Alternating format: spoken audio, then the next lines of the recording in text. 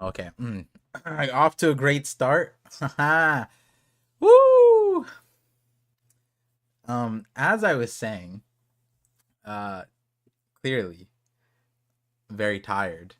Um, son had a nightmare last night, so not a terrible night because I just had to spend it with my son. But he was up since like 4 a.m. and he just wanted me, and I'm like, damn, because I was finishing the video, and then I was like, all right, guess it's not happening today, or not today, but this morning.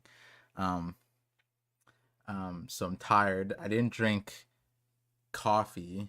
Didn't skip the caffeine, so this is full pure ADHD, pure sleepiness, no uninhibited, and we start off muted. That's great. Um, let me see. Let me see. There was something. Okay, so yeah, video, the Frankie video. That one I gotta finish. That one should be oh my god, please tonight. Um, then we have another one afterwards. That one's scripted. I've been prioritizing the Frankie one because it's just more important. Um, other than that, um, I think I could. Did Key announce? There's something happening Sunday, and it's really funny. Um, It's not a big deal. There's a WWE like SmackDown thing with like some One Piece creators. Like it's like a custom mod thing where like they made a character of me and a few other creators, and so they're doing like a stream where we're all fighting. Um it's been a while, but I posted a video of it on my second channel when I just like hopped on Cold Stream, and then they were doing that. I was like, wait, what? And then they pulled me up. So that's on Sunday. I think that it's being run by one of Cole's moderators. So that's an update. Um uh yeah, just man, I feel like there was something else I was supposed to say. Oh yeah, Sai, he went to sleep very late last night. I'm not gonna tell you. I'm not gonna dox what time. He messaged me. He's like, "Oh, like everything should be on schedule," and then like I feel like an hour later, he's like, "Oh, chapter's out. I was supposed to sleep," and so then he was, I guess, working on his video because that's how his like work schedule is, right? When the chapter drops, he gets to work, and then he's like, "All right, I'm gonna go sleep," and then he didn't go to sleep, and then he messaged me like 3 hours later. I was like, and then he goes, "I'm going to sleep now." So we're hopefully gonna get Sai in this stream. It's all up to if he wakes up, and if he does wake up, it's not gonna be prime Sai. You can say that for sure. Um, yeah, and then um, it was funny. It's funny because uh along with the tiredness, something else that's been delaying the video. It's not delaying the video. It's just obnoxious. I recorded like 15 minutes of the video, or like 12 minutes of the video or something like that. And then I had to go. There was like it was an emergency, but it was like a sort of emergency. And then I left. And then because I recorded half of it, then, or like most of it, then when I came back, my voice was different. I was like, oh no, like, why do I sound so off? So I was just like trying to clear up my throat and everything. But yeah, then I started recording some of it today. I sound better than I did yesterday, so that's good. Everything should be moving along again. Um, that being said, I think that's all the updates. Yeah, there's a secret game that I started playing, which may or may not be making it to the YouTube channel. Not YouTube channel, like Twitch channel, but like sponsored. But like maybe, I'm not sure. It'd be fun. It'd be crazy if it did. But yeah, that's gonna be an interesting thing. I just randomly got into something, and then I was just like, oh wait, this is bigger than I thought it'd be. Um. Anyways, all right. How are we doing? Wow, the intro is a lot faster. Man, I set up the intros to be like I start around 11 minutes because I sent out. Oh, I didn't send it on Twitter. Okay, hold on. Let me just send it on Twitter. Um, let me just do that. One Piece 11 hashtag. hashtag One Piece 1126, and then we got the stream. Hello. Copy paste, boom, send. All right, cool. So I sent it Discord, whatever, and then I wait till like 11:20. I do the chapter thing, so that way I don't have to do the timestamps. So then I'm like, okay, I'm just gonna start at 11:25, 11:26, 11:27. That's now the new timestamp system. And now we have 2 more minutes, but I think no, not raid, not raid. Absolutely, actually not absolutely, but like I mean, I love Raid. Woo, yay. They don't see these streams. It's fine. It's okay. Sweats profusely. Definitely taking the under for this chapter. It's a fast read. Oh no. Oh no. Expectations are being made. Oh, actually, this is a big one. This is a big one. No, like this is a game that I'm actually playing. Like I'm actually like I literally woke up this morning and told my wife about it. Like it's not a game I'm proud that I'm playing per se, which is why I'm like, if they hit me up, I'll let you guys know. But like I woke up and I told my wife, I was like, I've been attacked. And then she's like laughing because I'm just like my screen is glowing red. And I was just like, hey, I'm busy right now. Someone's attacking me. I gotta give updates. What was I gonna say? Damn, I forgot what the oh. Last weekend. Last weekend or yeah, last weekend. I watched some of it. I didn't watch all of it. Actually, no, I didn't even watch all of it. I watched the clip. I mean, this isn't spoilers for you guys, but if you guys didn't see the anime, you definitely should, because Emu's voice was on there, and I'm sure most of you guys have heard it, but if you haven't, you definitely should. This is crazy. It was crazy. Um, because I remember Sai told me ahead of time that it was gonna happen on the podcast, and I was like, it could still be anything. And then the voice came out. I was like, oh, this is crazy. It's crazy. So I was saving the thing for a watch party, but I got busy Saturday night. So I might be doing like I might do a One Piece marathon at some point where I catch up to like some of the main episodes. Like I'll have, yeah, I'll probably do a marathon of some sort, cuz I mean, I don't have to watch all of them. But anyways, 11:30 in thing, time since 11:26, it's fine. We're going to get started with the chapter.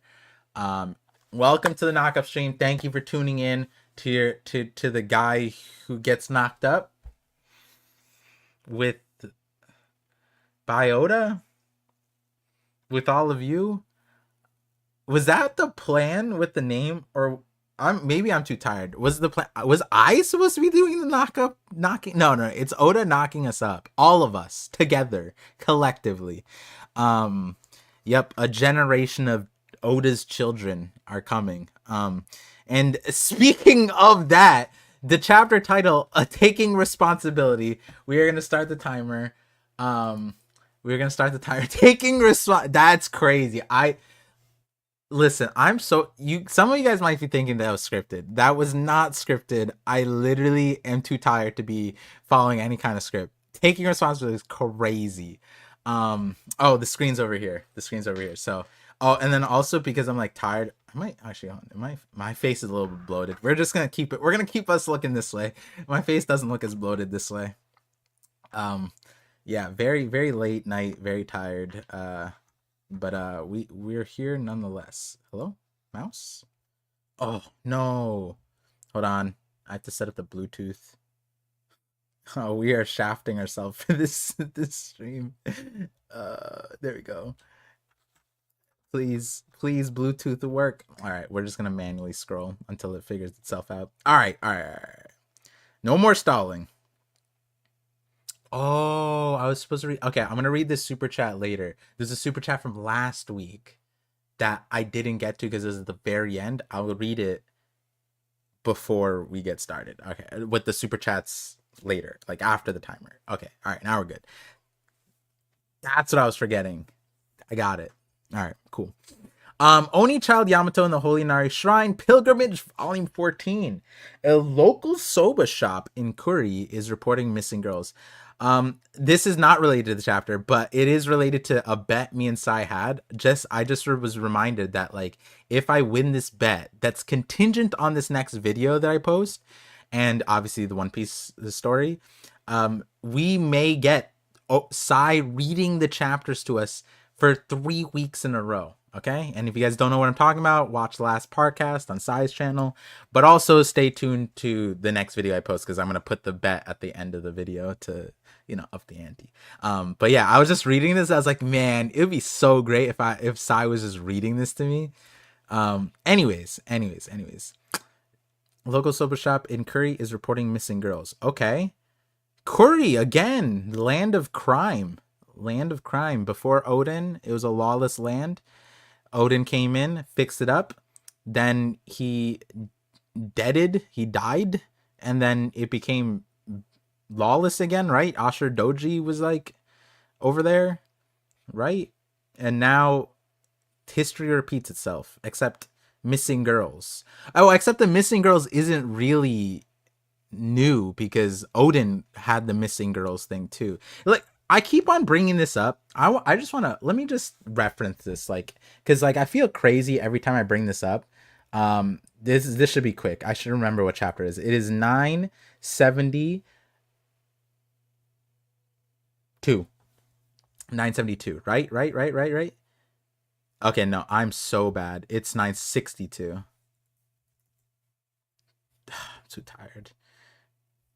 Oh, 961? No way. Oh no, it's 960? 960. Okay. Sorry. It's just, this is relevant to, okay, just real quick, this is relevant. I remember last chapter or last podcast, like, Sai thought I was on a tangent, but by the end of it, he was like, oh wait, the cover story probably is gonna follow this exactly. So let's just pull it up. Oh, right here. Okay, so this is a summary of Odin's life at the start. It seems that Lord Odin has no talent for sailing. He has attempted to break our laws and sets us and sail to sea. I believe this is 38 times now. I'm amazed he survived them all. To quickly sum up his life so far, before the age of 1, he threw his wet nurse to the ground. At the age of 2, he was quick enough to catch 2 hares at once. At age 4, he obliterated a bear by hurling a boulder at it. At age 6, he was regularly visiting the pleasure halls and spending the palace money. Age 6, Odin was going to the pleasure halls and spending money, the royal funds. That's crazy. Trust fund baby Odin. We don't talk about trust fund Odin too much, but we have to. At the age of 8, in a drunken rage, not only is he trust fund baby Odin, he's also alcoholic Odin. He engaged in a brawl with gamblers, which by 9, he was on the Yakuza blacklist, forbidden. He was in gang violence already. Forbidden from entering the gambling den. A gambler, a gangster, like, this dude is crazy. In revenge, he set fire to the den. Waged war on the Yakuza. At the age of 9, he was arrested for assault. Imagine getting arrested for assault against the Yakuza. That's crazy. And this was at just the age of 10. For rehabilitation as a prisoner, he was sent to the quarry where his talent blossomed. This is what I referenced for last chapter cover. In fact, he rose to the rank of chief stonemason. So that's what me and Sai were saying, like, oh, maybe Yamato learns to become a stonemason. Maybe, obviously not with this chapter. But then later, this is the important part. From there, he left prison, reformed his ways. Odin was 14. The capital was in drought. Unable to bear sight, people dried out wells. He curved the river itself to run through the capital. He flooded the capital, and he got arrested. And then Lord Odin attempted to ride that river directly out of the country, which he failed. And then he threatened the priest of a secluded temple into sheltering him. And this is the connection to this chapter. He would abduct women from the capital late at night to take them back to his personal harem. It's like something a spirit or goblin would do, I should add. However, the women were always free to leave if they wanted. This, however, broke the ire of men in those women's lives, fathers, husbands, hardy samurai. This is widely known as the harem war. So like, you guys get the gist of it. I'm not making this up. Every time I reference it, I feel crazy and I need to say it because, like, imagine if Yamato had an iota of that story. An iota of that story, bro. That would be crazy. That'd be so wild if Yamato did that. Yamato just steals what, like, all the dudes, everybody. No, there's everybody. Kids, and no, hide your wives, hide your kids, hide your what else? Hide your neighbors, like everything.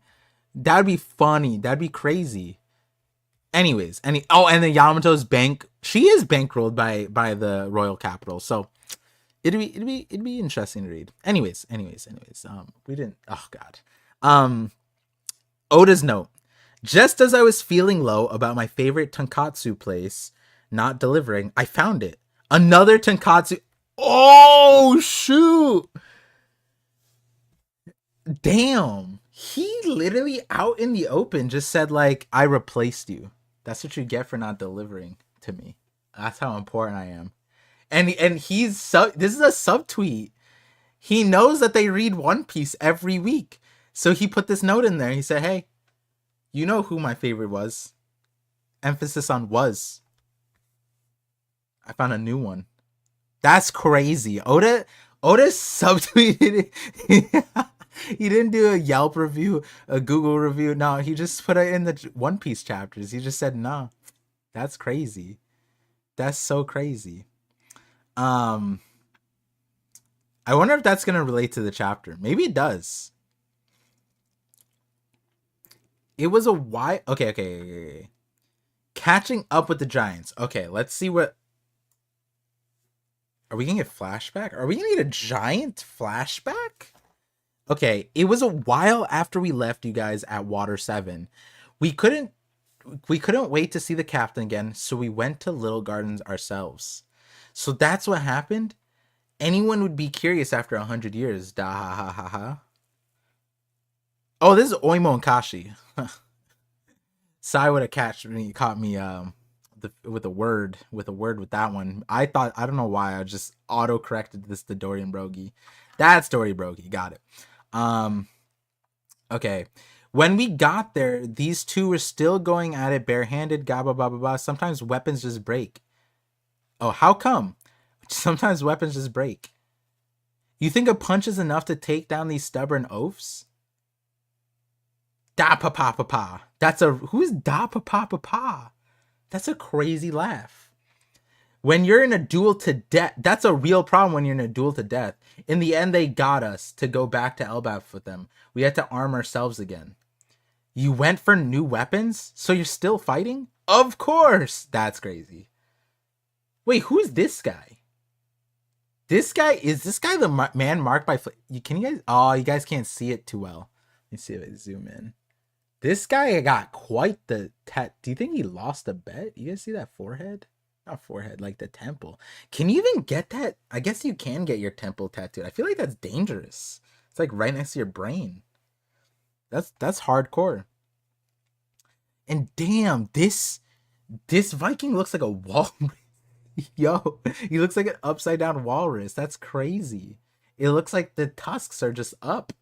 His neck be necking. That's crazy. You went for new weapons, so you're still fighting? Of course. I'm done. That's funny. Nami, that sounds so like modern.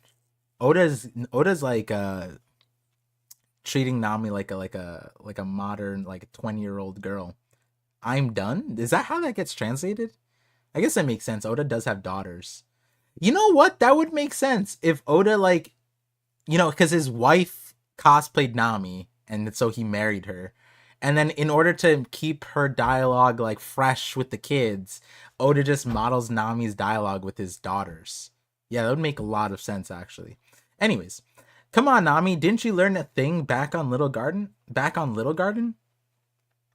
You tell her, Usopp. Who's saying that? Oh, Luffy. This is some strong booze. It's called Absinthe, the Green Fairy. Dang. I don't drink alcohol like that, but I always got to try once. You know what I mean? Like, you know, that sounds kind of cool. If someone tells me they got something called a Green Fairy, I'm trying that. Careful, there's a chance it'll make you hallucinate. Ooh, that's great. That's not alcohol at that point. What? Whoa, woo. That's crazy. Let's see. Oh, we got that Nika pose with meat. Okay, Nika pose with the Robin eating meat. Lilith too. Luffy jumping over the meat with meat. There's a lot of meat. Oh, and then Brook doing the Nika pose with the guitar. That's fun. Jinbei, Usopp, Sanji. Is Beardless Brogy? Or Beardless, that Dory, right? Beardless Dory. I always mix them up. Whatever. Frankie, doing the pose. Zoro, happy, smiling. We missed this. We missed this. Smiling Zoro? I feel like actually we've gotten a few smiling Zoros recently, right? Not like recently, but like, did we get a smiling Zoro in Egghead? I feel like maybe once or twice, right? Absinthe is prohibited where I live? That's crazy. Absinthe party would be expensive? Damn. I found out recently there's some crazy One Piece fans. Not it isn't a leak, but there were so I threw a One Piece party, and then I was inviting people, and then they were like, "Oh, sorry, I'm going to the One Piece yacht party," and I was like, "All right, whatever." Yacht party's crazy. Anyways, you guys will know about the One Piece party soon. I mean, you guys, if you guys are on Twitter, you saw it. But anyways, with like Cole and Brago and everybody. But anyways, we finally got to reach it together.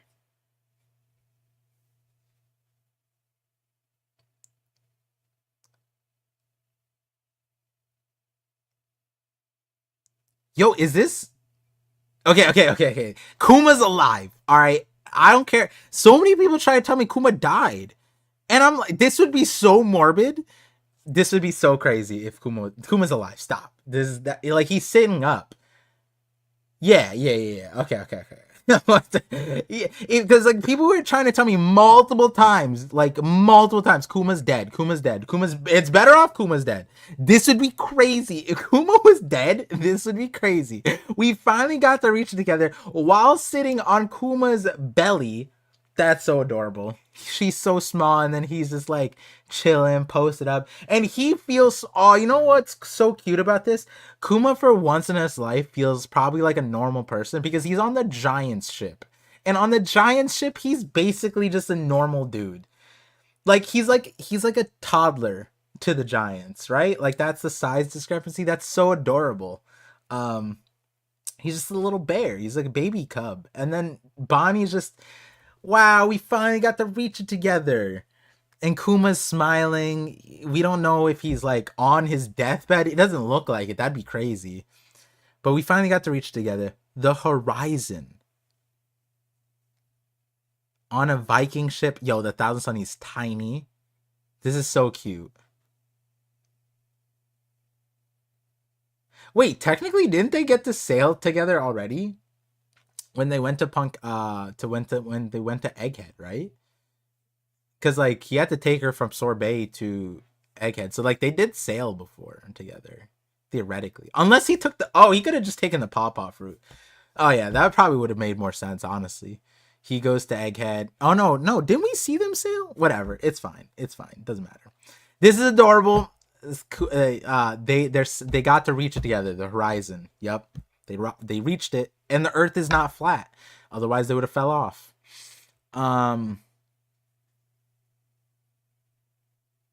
An incident occurred just over a month ago here at Gartle Island in the New World.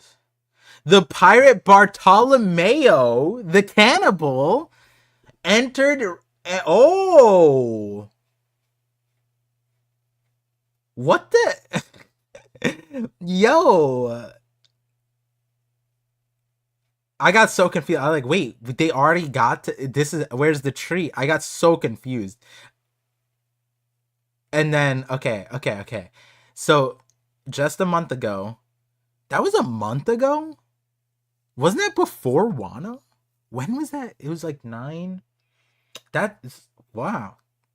Wait, this is actually crazy because then because this happened in the cover story. You can timestamp the cover story now. Because an incident occurred just over a month. Okay, I'll go back to that. You can timestamp the cover story now with this update. Cool. It's really could be important. The pirate Bartolomeo the Cannibal entered Emperor Red-Haired Shanks' territory and burned the city's flag, a blatant affront to the Emperor. Yeah, that's crazy work, bro. And then not only that, he puts Luffy's flag there.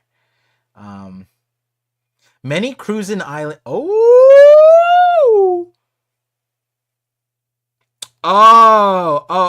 This is past. This is a month ago.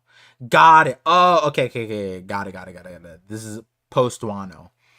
Many crews and islands rely on my flag. If I just let this slide, people would lose faith in it, and my friends and allies would become targets. Facts. True. You're absolutely right. Please forgive us. We weren't thinking. It was a foolish mistake. Yo.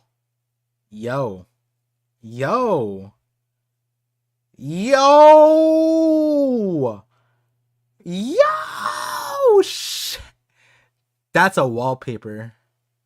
Shanks, sad boy Shanks, bro. He's so stoic looking. He's like a Greek statue. That's so crazy. This is a what? This is a deadly poison. See to it that Straw Hat Luffy takes this within a month? What? It causes intense pain. Blood erupts from the victim till they finally die? We can overlook this if your boss takes responsibility? There's no way we could do that to Luffy senpai? Yo, what is this chemical X looking bottle, bro? Look at what the yo, what? Yo, a Hondo. Okay, wait. This is crazy because like Shanks isn't handing it. This is a wait, hold on, what? This is a deadly poison. See to it that Straw Hat Luffy takes this within a month. Oh god. This is crazy. I feel like I'm hallucinating. Like I said, like I didn't sleep last night, and then I haven't taken caffeine. I haven't done anything, and what is happening? Hongo, see to it that Straw Hat Luffy takes this within a month? It causes intense pain. Blood erupts from the victim till they finally die. We can overlook this. This is the craziest. Like, if they like what? I'm trying to imagine like what this would look like. That's great. Oh shit! Oh god. Oh no. Huh? Gulp? What? Boss? I mean, that, I guess, like, that makes sense, right? Like, he would never give it to Luffy. But he also didn't need to, like, take it, did he? He could just break the bottle.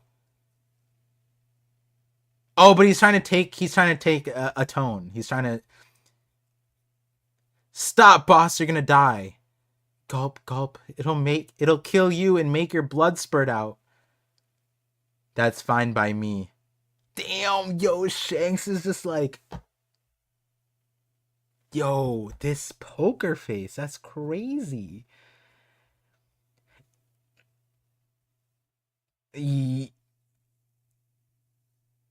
That's so... You know what's also, like... They just had this on hand. The poison pirates? That's wild. Okay, hold on. Luffy Senpai never asked us to Luffy Senpai never asked us to share that sake or take up his flag. I ain't gonna get him involved in my mess. His time is too precious to waste on someone like. But okay, hold on. Also, like, yo, like, imagine Luffy saw this. Like, he'd be so. This red-haired pirate. Like, remember Garp said, like, you don't even. Do you even know the red-haired pirates? Do you even know who they are? This is who they are, Luffy. His time is. This is crazy. What is happening? His time is too precious to waste on someone like me. I'm good being just another scrub who just got killed trying to show up an emperor. Aw, man, I wish I could have seen Luffy Senpai become Pirate King. Oh, hold on. And we got the famous theory crafted stare. Shanks is looking to the left. Or, yeah, to his left. You know that theory. Oh, wait, is he looking to the left? Oh, no, never mind. He's looking straight.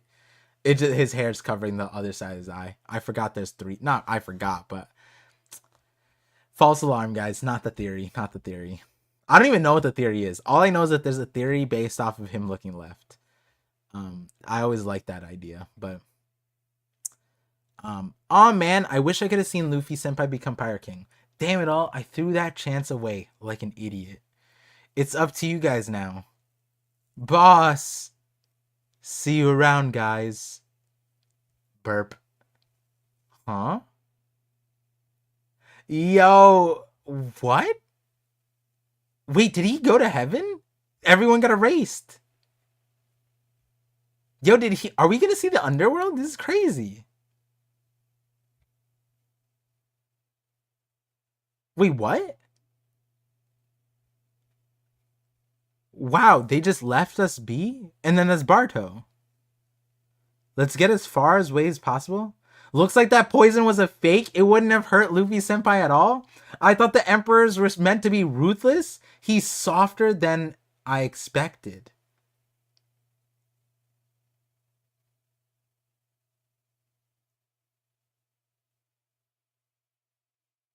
Oh, okay. So he was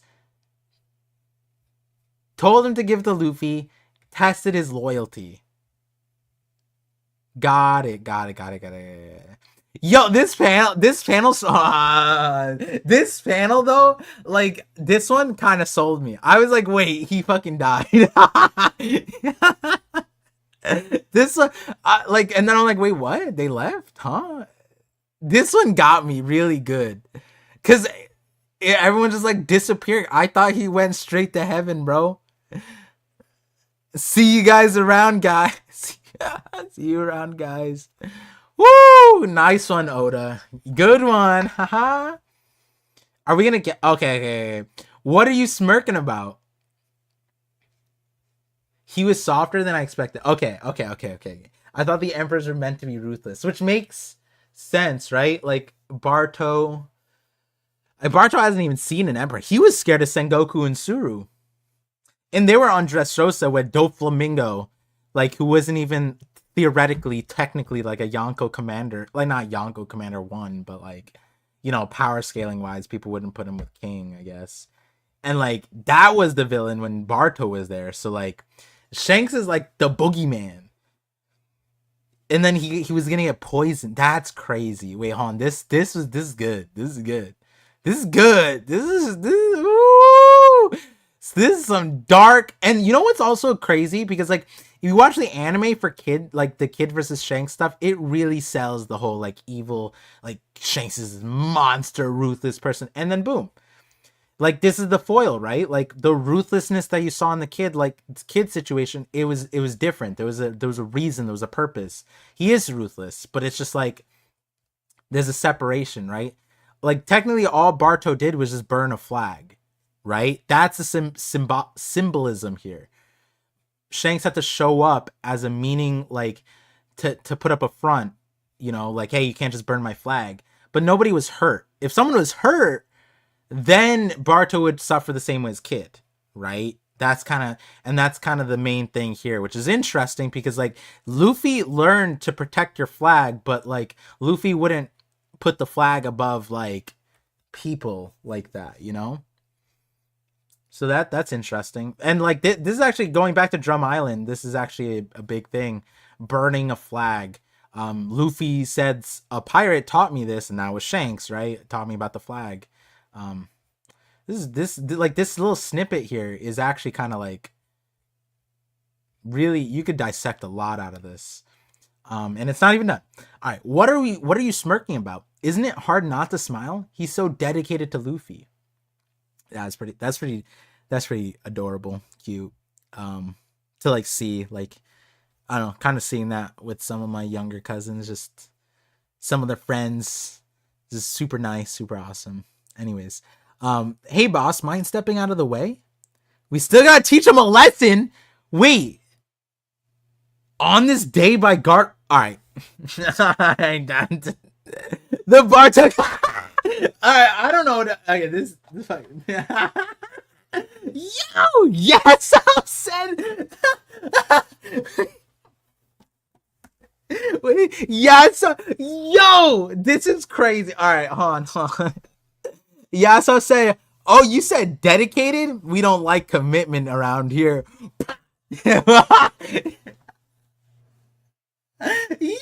Yasop said, "You're trying to make me feel bad." Usopp, boom. Imagine if Yasop has like a commitment like insecurity, like anytime someone shows like commitment, Yasop's like, "What'd you say?"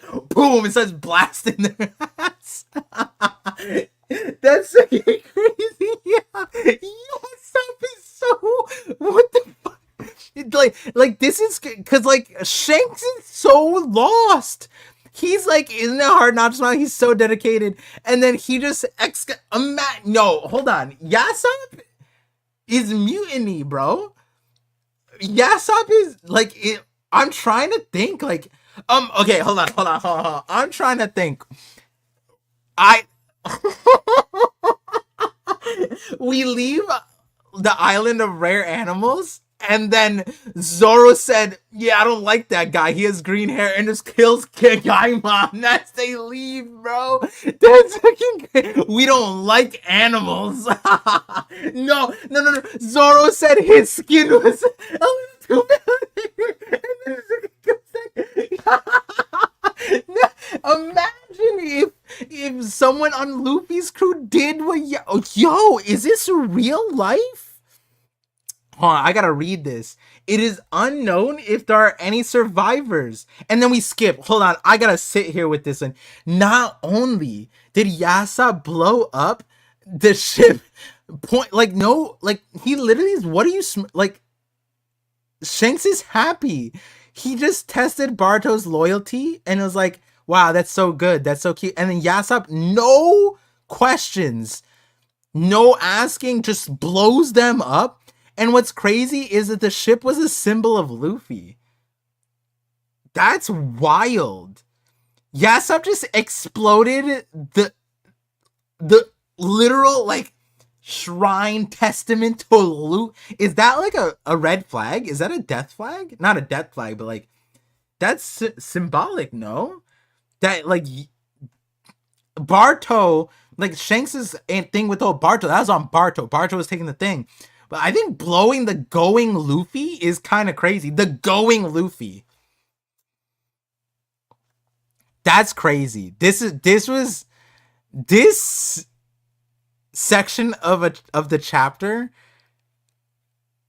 is 10 out of 10 for me. This is hilarious. This is crazy. A lot to dissect, but also what? Because the thing is, this happened against Kid. If you guys watch my shorts, I talked about this. I also talked about this in one of my recent videos. That Shanks, with like his alliance, nobody was listening to him. He told them to get the ships out of the way. Don't underestimate Kid. Move your ships, and they didn't listen to him. And because they didn't listen to him and they were frontlining, that's why Kid was antagonized because when you read the thing and go look at the short that fully explains it. But the point is that Shanks said, like, I don't want to start a war, I don't want to fight a battle, and he was personally going to go there and talk to them, and then but he was forced into dealing with Kid because Kid was about to blast his whole team, right? This situation, Yasop didn't even said, he's like, in the other situation, Yasop was like, don't worry, Captain, we'll take care of it. This one, he didn't even say that. He just said, step out of the way. Imagine if someone said that to Luffy, bro.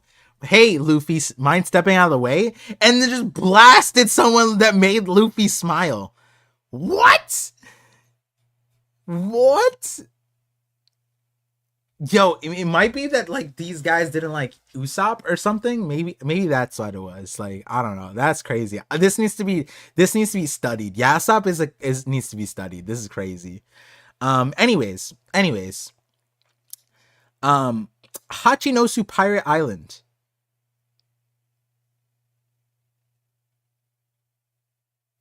How the hell did you let this happen, Pizarro? I haven't even been gone that long. It's not that simple. Nia. Okay, this is Pizarro. Who's this? And then he's all bandaged up. That's crazy that they put real bandages. That's wild. I know you could put bandages on rocks like that. Who's the doctor here? Doc Q? Fraud. That's crazy. Doc Q is putting bandages on rocks. The most quack doctor in the series, bro. How do you even get... where do you get a bandage this big? That's some crazy Amazon Prime right there. Anyways, didn't you hear the world is on the brink?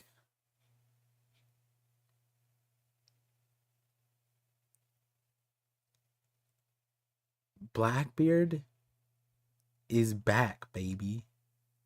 Damn, he's reprimanding Pizarro. Didn't you hear the world is on the brink? The Poneglyphs ain't an obscure secret anymore. We emperors are going to have to tear each other to pieces over them. You think the government and navy are just going to stand by? We ain't going to win unless we're ready. Kobe was our ace in the hole, and you're telling me he got away? I'm sorry, tweet. Just hear me out. It ain't like I just let him scurry away. Is he? Does Pizarro... I need to watch the anime. Does Pizarro talk like that? I'm sorry, teach. Just hear me out. Does he talk like that? That's crazy.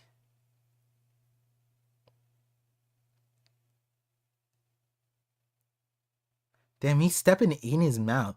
Like, imagine someone stepped on your tongue. That's fighting behavior, bro. I don't care who you are.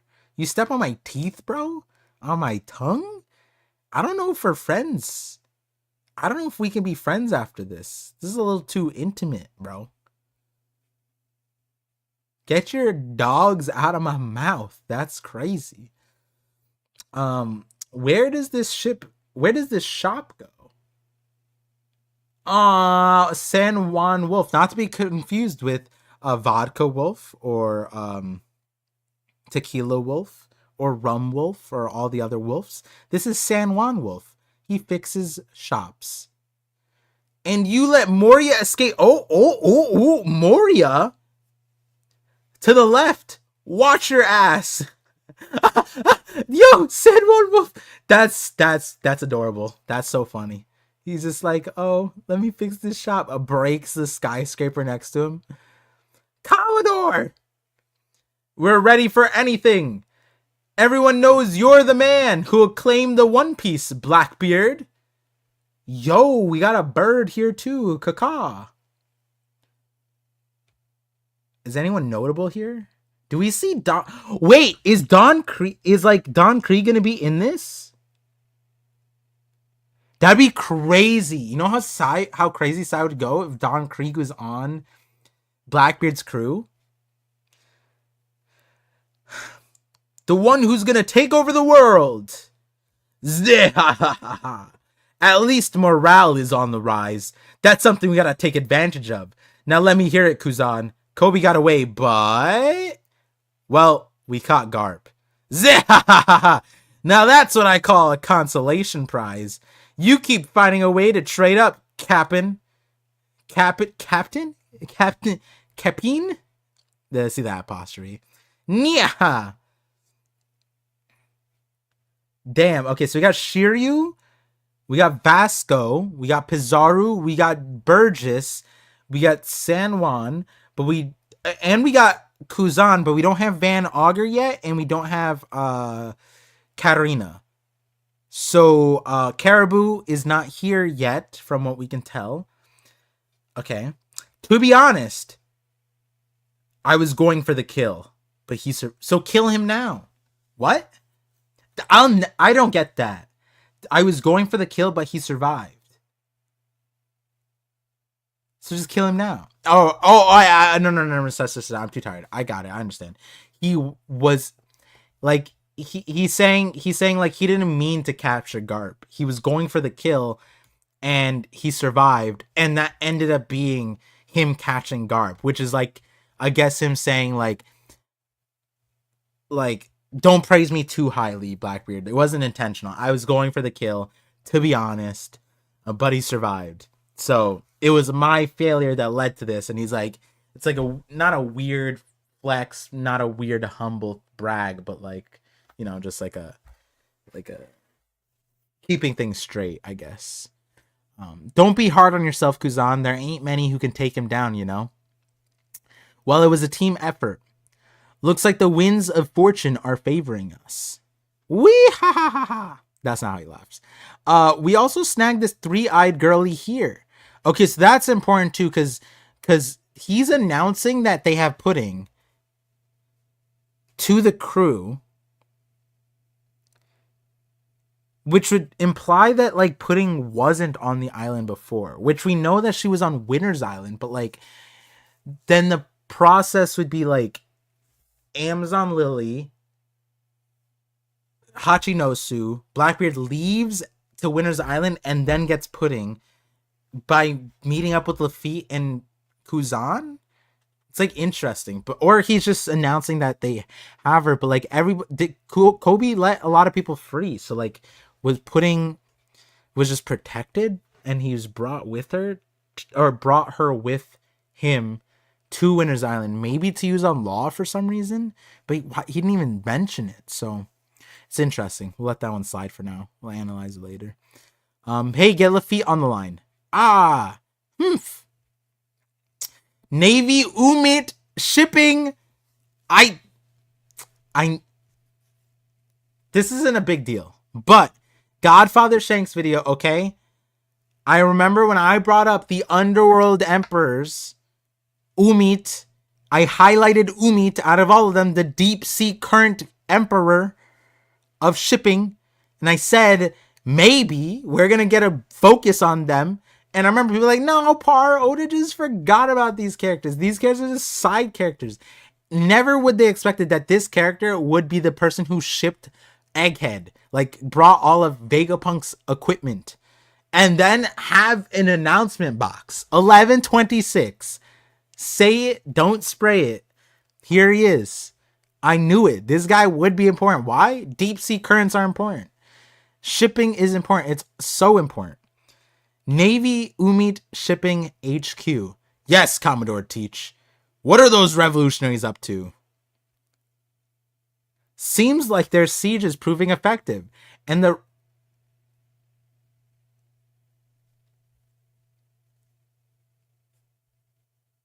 Oh my god, wait, I'm so tired. I didn't even realize. My brain autocorrected Lafitte to Van Auger, which is crazy because my last video is about Lafitte and about how we're probably going to the next chapter. All right. We got a next chapter update. Let's see what he's doing. He's literally giving updates on Meridois right now. This is... Seems like their siege is proving effective and the Red Port's gondolas keep breaking down. Whenever they try to load them with food, all supply shipments from foreign nations have been halted too. When the Navy manages to secure food, they can't stop the sabotage gondolas from crashing.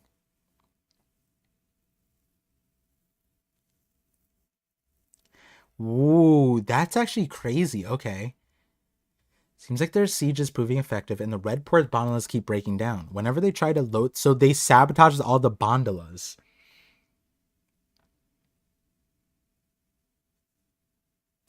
the thing is, there's such an easy way to sabotage it without like it breaking down. Um, so just really quick aside, the way the bandalas rise is with the bubbles, right? The bubbles from Sabaody. But the thing about Sabaody is those bubbles only exist within the mangrove because those trees are really special. So if you go back, the way they explain it is once it leaves the environment of Sabaody, the bubbles pop. And so the way Redport works is that there's two mangrove trees on the side to create the environment to make the bubbles go to the top, and it climbs up these ropes. So if it were me, I would break those trees. That's all you need to do. How long does it take to grow a tree? They don't know how to do that. I just cut down the trees over there. Then they can't even go up. But that's just me. That's just me. Even when the Navy managed, because like this is like blowing up the ship. You don't even need to do that. You just tear down the tree. Even when the Navy managed to secure the food, they can't stop the sabotage bandalas from crashing. The Celestial Dragons may really start to starve at this rate. It's all quite unprecedented, really, not to mention engaging. This ain't the time to sit back and watch. Get ready. Understood.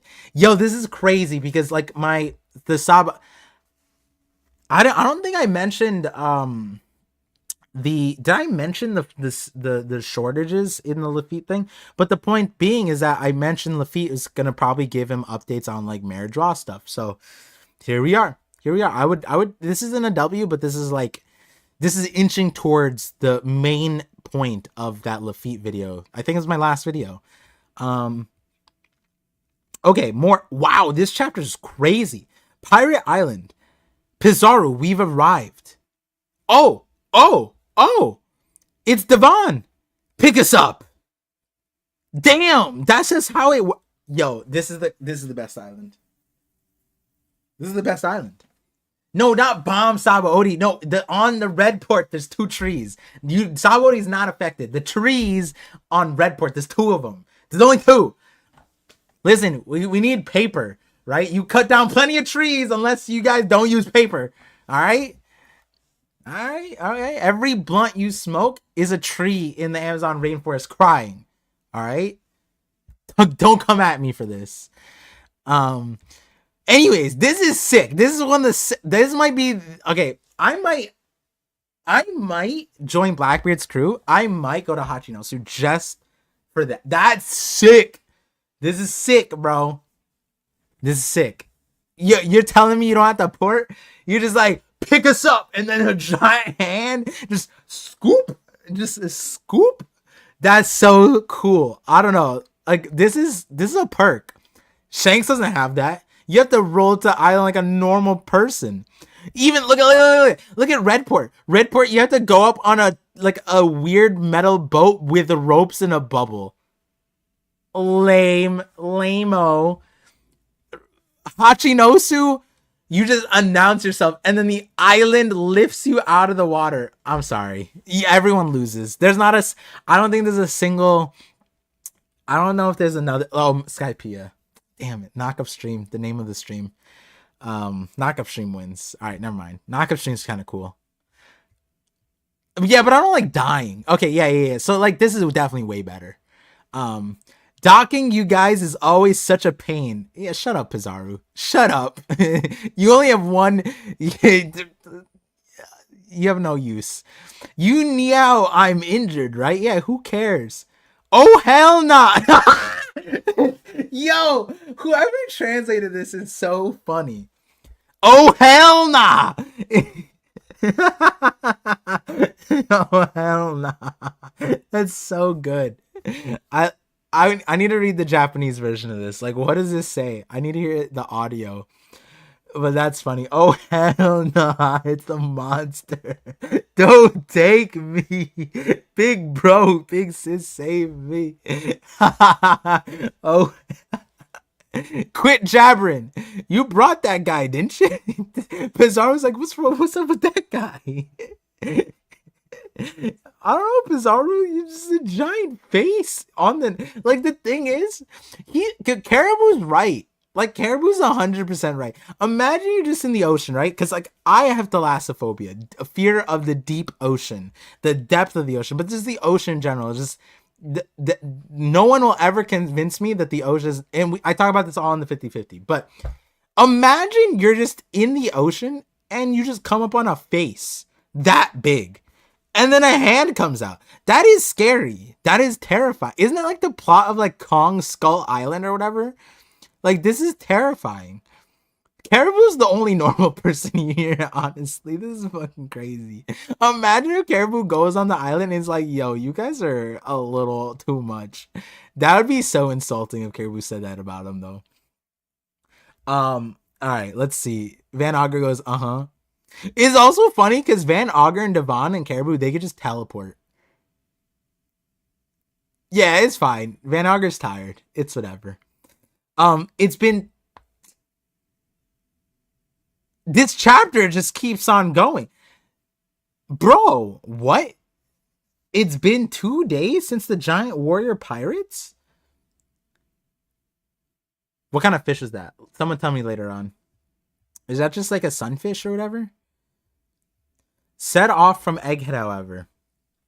Wait, it's been 2 days since the giant warrior pirates set off from Egghead. However, even with the sailing speed of the great Eirik, they have yet to arrive at Elbaf. Do you guys like my Norse accent? What's going on? Did we all Who's sailing the ship? You guys all can't pass. This is the most fictional part of the One Piece world, is that like they could just all be passed out drunk and like what, Nami's also steering their ship too? What could have caused this? Oh, this is a problem. They've yet to arrive at Elbaf. Wait, how long should it take? It's been 2 days. Oh, they got there in less than a day, right? Because the news went out, and then a day went by, and then the Giants showed up on Egghead. So it should take a day. 2 days. Oh, wait, what?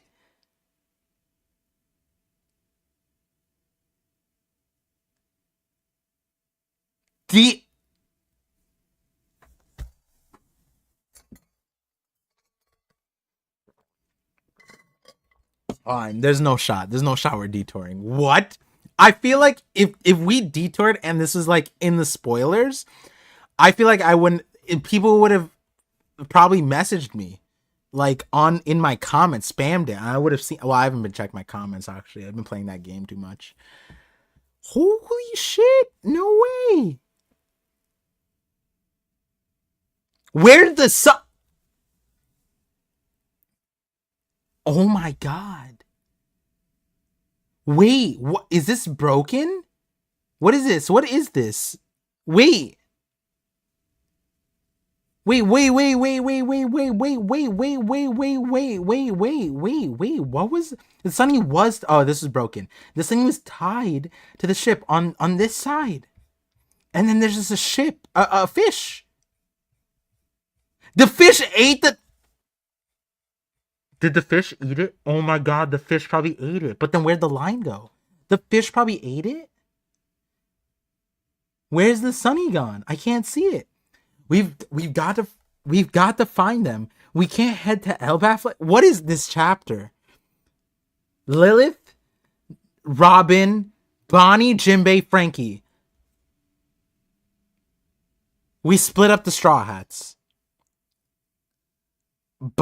Bonnie, okay, and Kuma, Lilith, Jinbei, Frankie, Robin. That's a good duo actually.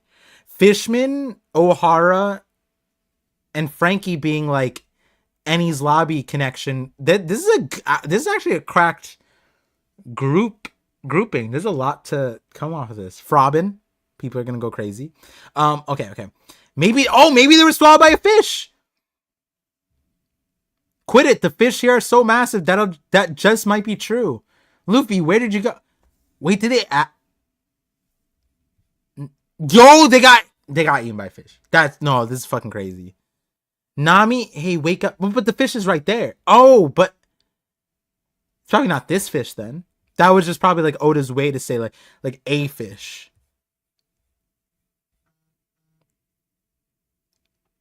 Nami, hey, wake up. Oh, I must have had too much to drink.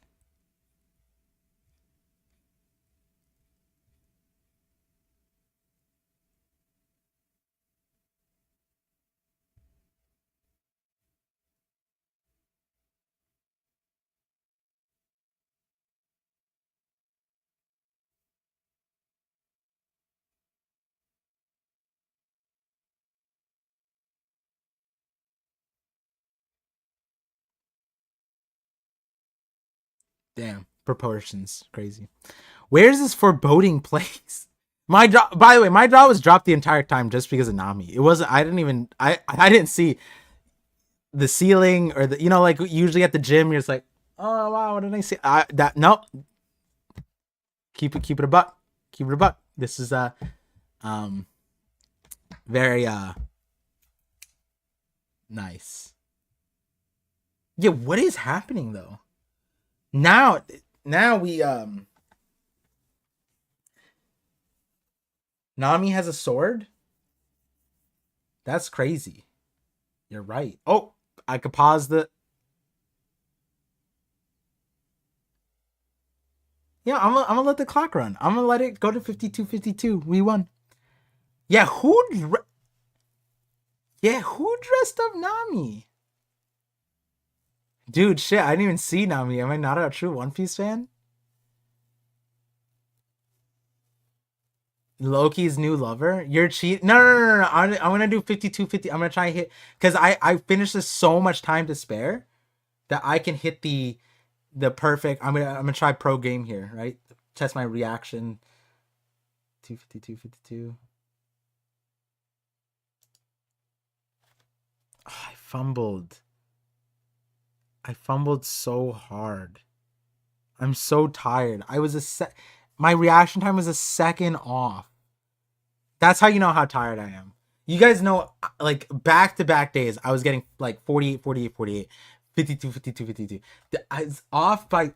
That's a joke. That's such a joke. I'm so terrible. I'm washed up. I'm a dad now. It's crazy. Okay. Okay. Okay. Okay.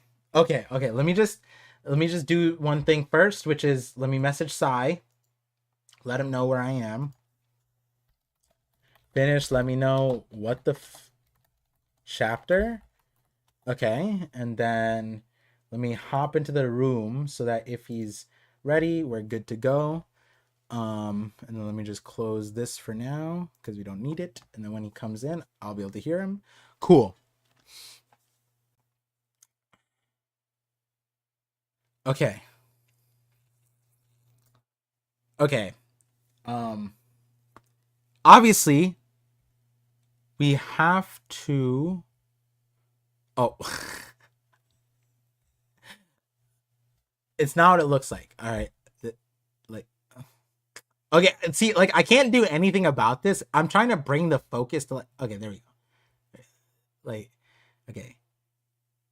I'm seeing what people are saying. Lego. Lego.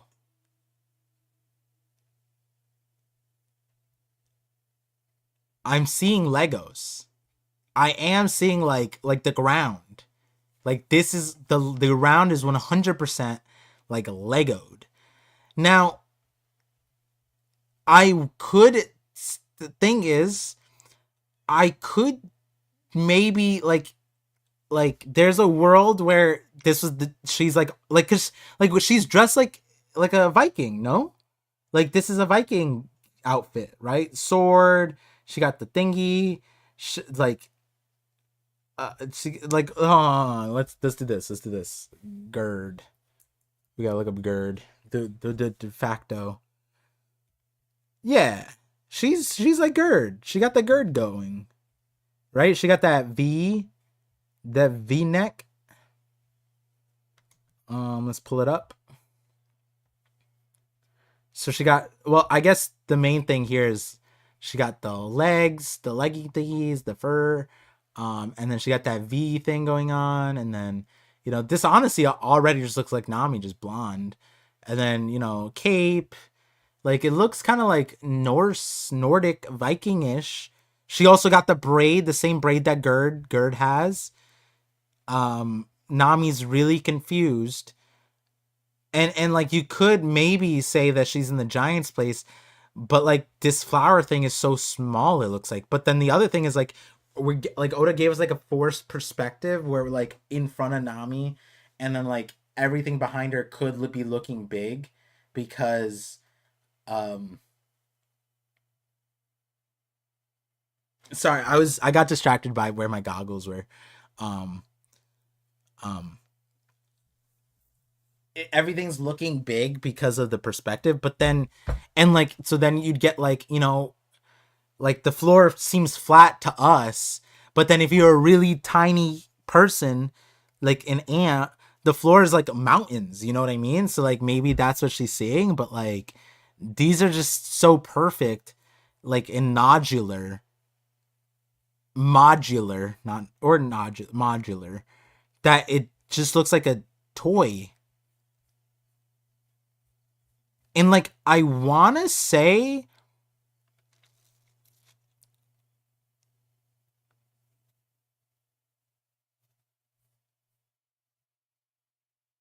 wait a second, there's somebody that makes sense for this. Hold on. Hold on. There's someone. Hold on. And this wouldn't be the first. The outfit is what's throwing me off, honestly. Like you guys get it, right? The outfit is throwing me off. Like it's crazy.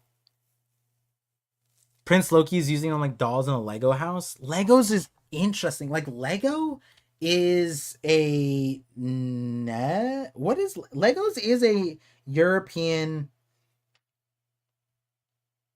That'd be really really crazy if Legos, like Oda was doing like an origin story for Legos.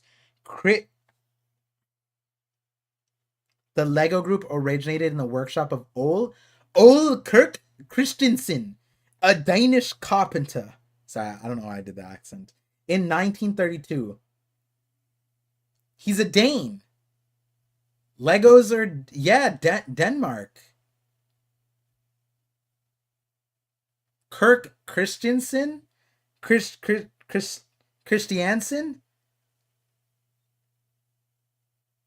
There is, Brandon King, there is. The most Viking ass name. Yeah, dude. This guy is straight Viking. Hold on. Give me a second, guys. Let me just.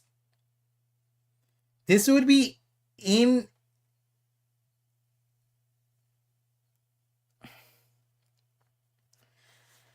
The Lego Group began manufacturing the interlocking bricks in 1949. Molding is done in Denmark, Hungary. Okay, but history. The Lego Group began in the workshop of Ole Kirk Christiansen, a carpenter from Billund, Denmark, who began making wooden toys in 1932. Lego.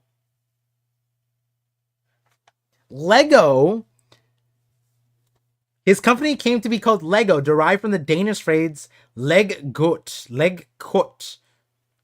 I'm proud. Laj Kot. I don't know. I think that's how you pronounce it, which means play well. But it's spelled God. The leg god. That's what it literally says. Leg god. Can I like it is? Oh wait. Did it show up? All right. You know what? Why am I doing this? Why am I? I have an entire. Forgot Lego Wiki. The leg god. Okay, here we go. Really quick reading, guys. Okay, we're gonna read this as quick as possible. Okay, which means play well. In 1947, Lego expanded to begin producing plastic toys. In 1949, the business began producing blah blah blah blah blah, calling them automatic binding bricks. Kitty Craft self-lock. Okay, this is all useless. I don't need this. Ooh. Lego Group's motto: only the best is good enough. Danish, det best ikke for gut. Oh, yeah. I nailed. Oh my god. Holy shit. I'm Danish. I'm so good at this. Det best ikke for good. The best isn't excessively good. Christiansen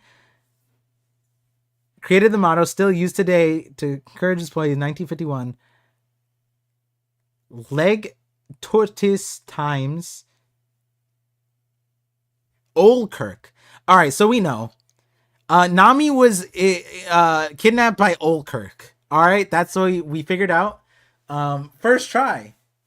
I'm fucking crazy. Ask Jay to share in. Wait, Jay finished streaming? Wait, does Jay want to talk? Did Jay message me? Yo, Legoland is crazy.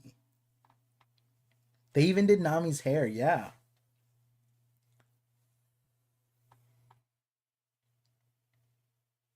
It's pronounced Christian son. That's what I thought too, but it's Sen. I thought Son would be like Olaf son. Oh, but it's probably like the Danish spelling. I probably have seen like other spellings. Outfit looks like the Beast Pirates. A little bit, you're right. Reminder that Danish is even a weird sounding language among Scandinavians. Oh, so it's supposed to be like it's supposed to be okay. Don't cancel me. It's supposed to be did best ear. Wait, no, like this actually kind of sounds like the only hard part is like Ike. Det best bedeste best. Nah, I did it. I nailed it the first time. I don't even know why I tried it. One Piece Lego collab. Wait, did One Piece have a Lego collab actually? Now I think about it, like, did One Piece have a Lego collab? I don't even know if they have. Wait, but there's a Legoland in Japan, right? Or is that's Nintendo? It's your family name? Christensen? That's a sick. Wait, are you related to Lego Man? Are you Trust Fund too? That'd be crazy. If we have Mr. Lego the 15th in the chat. Imagine how uncomfortable laying on that floor would be. Yeah, it'd be actually no, but like if you're tiny, it's probably not that bad, right? Oh yeah, because that's the thing, right? Like the Legos look big. Like it's not like she's stepping on a Lego, right?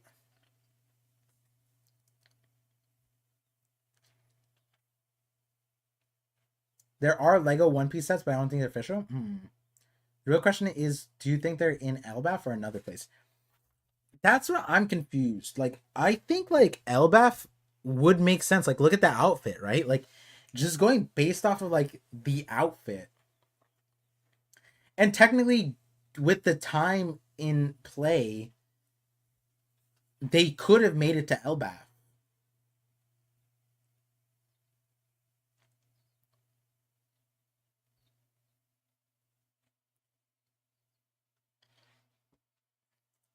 Who on the crew has the connection to toys?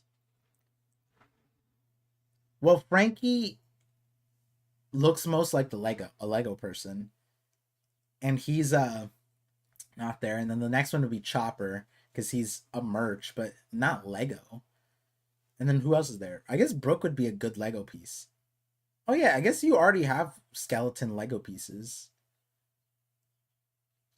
Luffy would be forbidden because glue is not allowed. Wait, no homo? Ayo? Wait, what? Wait, what did I say? I didn't say anything. Robin and Par might be right. Maybe a fish ate the sunny, but doesn't explain where Nami is. Yeah. Frankie's dad is the man marked by flames? That'd be crazy. Chapter 622. Okay, perfect. Thank you, Franco. And I will get the super chats. I will get the super chats. Actually, let me read this one. Alejandro Souls with the $2 super chat says, "Man marked by flames is a Lego man. We're gonna get a building arc. A detour from Elbaf is wild. This is like insane. Insane behavior. Also, really quickly, let me just get to Red's me name because I'm pretty sure I missed this last week, and I feel really awful that I missed it. But Red's me name has been a member for 13 months. He said, "It's nice to see the revolutionaries actually make a difference for once. They are ready to move. So we will get to see Dragon actually do something around 2035. Oh, wait, no, did I read that? I think I did read that last week. Never mind. I remember the 2035 joke. I just wanted to make sure. Yeah, if you guys super chat, I will always make sure to read them. That was just wanted to double check and make sure. But yeah, on that note, like it's this chapter was wild, mainly because we saw how Barto was dealt with. He's not on Elbaf. We know that like Shanks has left Elbaf, so then the Strats are going there, and then they're not there, and then Blackbeard went back. Like we got so many updates, so much context. I think every section of the chapter was amazing, and then Oda just ends it with Legoland, and then like I ain't never seen a Lego piece built like this one, the one that's on the screen right now. Like you guys see where the vision's at. Lego, take note. Take note. Barbie X Lego. Yo, Nami as a Barbie would go crazy, right? One Piece X Barbie, that'd be crazy. That being said, give me 1 second because I'm investigating a character that I feel like I remember. Oh, 622, 622, 622. Let me do that. Manga. Let's do digital color. Digital manga. Okay, we're not going to do color. We're just going to do 622. 622. This is what I'm assuming is the cover spread. Here we go. One Piece. Lego blocks. The Sun Pirates.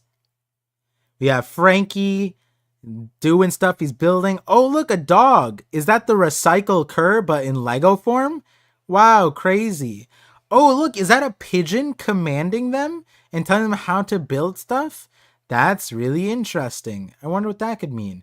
Luffy's shirt says dog on it. Ooh, that's really interesting. Wait, these blocks have nets. Bags. We see Chopper. Can we get anything from this? There's a crane. Sanji, Zoro, Robin, Frankie, Chopper, Usopp, Brook. There's no Jinbei, but that's because Jinbei is probably in this chapter because it's 622. Oh, this is the Sun Pirates. Soul Hat. Interesting. Lots of doves, lots of birds. I'm seeing birds, and then, oh, this might be it. Food being brought. No, that's Sanji. Never mind.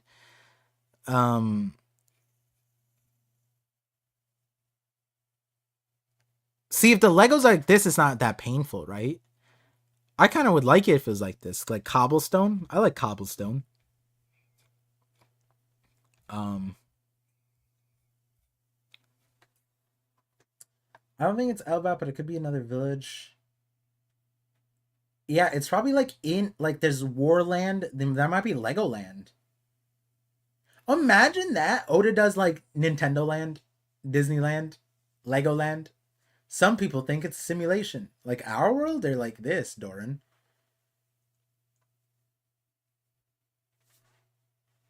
Icelandic is the Nordic language that is the closest to Old Norse.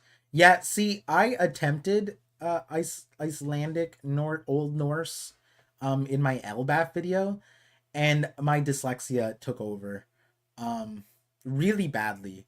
Like I I always encourage people to correct me on like pronunciations, but at the same time give me some leeway because like not only do I have a fat tongue that prevents me from pronunciating things, it was a diagnosed thing when I was younger. I had to get a tongue cage to stop like an overbite underbite thing. But yeah, and then they just said like I had a fat tongue or whatever. But yeah, that's what I tell all the ladies too. But anyways, oh god, what was I saying? Oh, and then I'm also dyslexic. So on top of having a fat tongue and dyslexic, the Nordic language is just like, yeah, we can't do that. You know what I mean? Loki Land, Legoland, yeah, yeah. Yeah, I'm super okay. Here again, I gotta next time I put it on. I gotta put a par status. Oh, you know what? We're gonna do that this time. We're gonna do that this time. All right, just really quick. I need to do this and set this up for not every stream for this stream. Par status window. That way, it throughout the stream, I don't need to update it. And like if I'm too tired, par status. No sleep, crying baby with nightmare, no caffeine, off pill, ADHD. I'm not hungry, so that's good. I'm not thirsty. Yeah, I mean,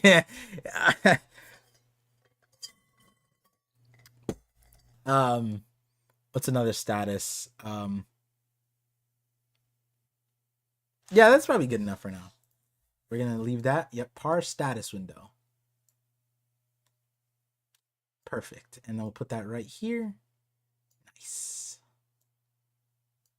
There we go. That way, like, if you don't understand, like, I'm not on my A game. I don't, not that I don't come to the streams with my A game, but I don't need my A game, like my lasered in ParVision for the streams. You know what I mean? I don't need to do all that. But anyways, give me 1 second, really quick, to investigate the character that I think might be involved here, because if I'm right, then this would be insane. There's a specific character that sticks out that I'm forgetting who. Ooh, is it this one? Okay, new. Could be this one. New. Not that one.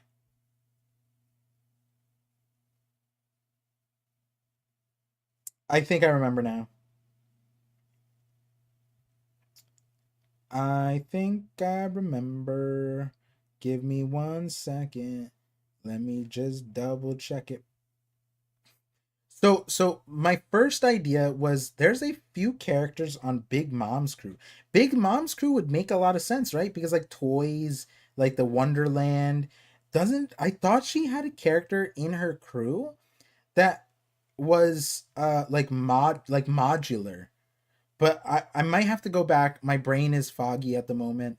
Um and like some of her land was kind of like this. I mean, obviously there's a food motif, but like I feel like I remember there was a place or a person that was like kind of like toyish. Um, and like you get food, you get candy, toys. Um, toys also makes me think of Doflamingo, right? But what about this character? Hold on. On this crew, let me just double check this crew because it could be this guy.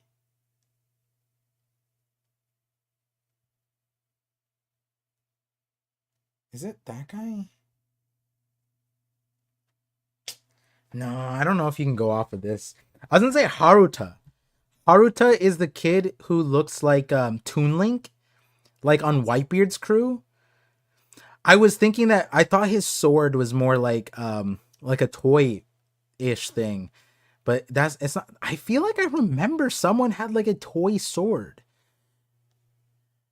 Let me see. Did someone ethereal. Oh, a few seconds ago. Okay, hold on, let me pull up the super chats. Let me not get super distracted. Uh, uh, uh, uh, uh, uh, uh, uh, uh. Oh, damn, there's 400 people watching right now. Like the stream. Thank you for tuning in. Thank you for being here. Appreciate all of you.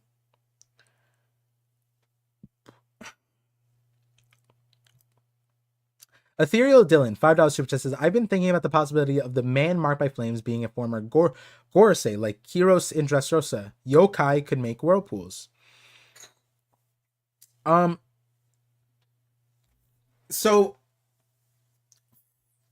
former Gorosei is not like okay. So then you're saying the guy who Jupiter replaced?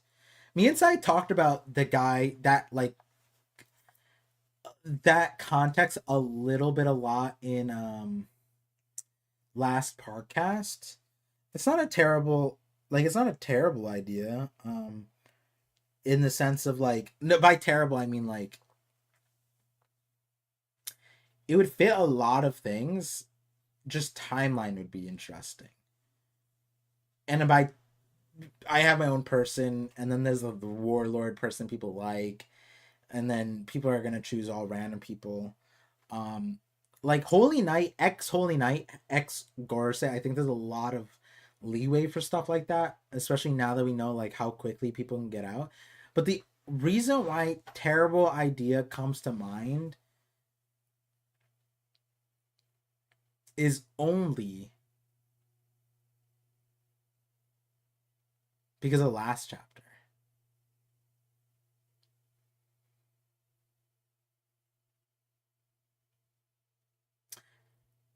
Now, we don't know the context of last chapter.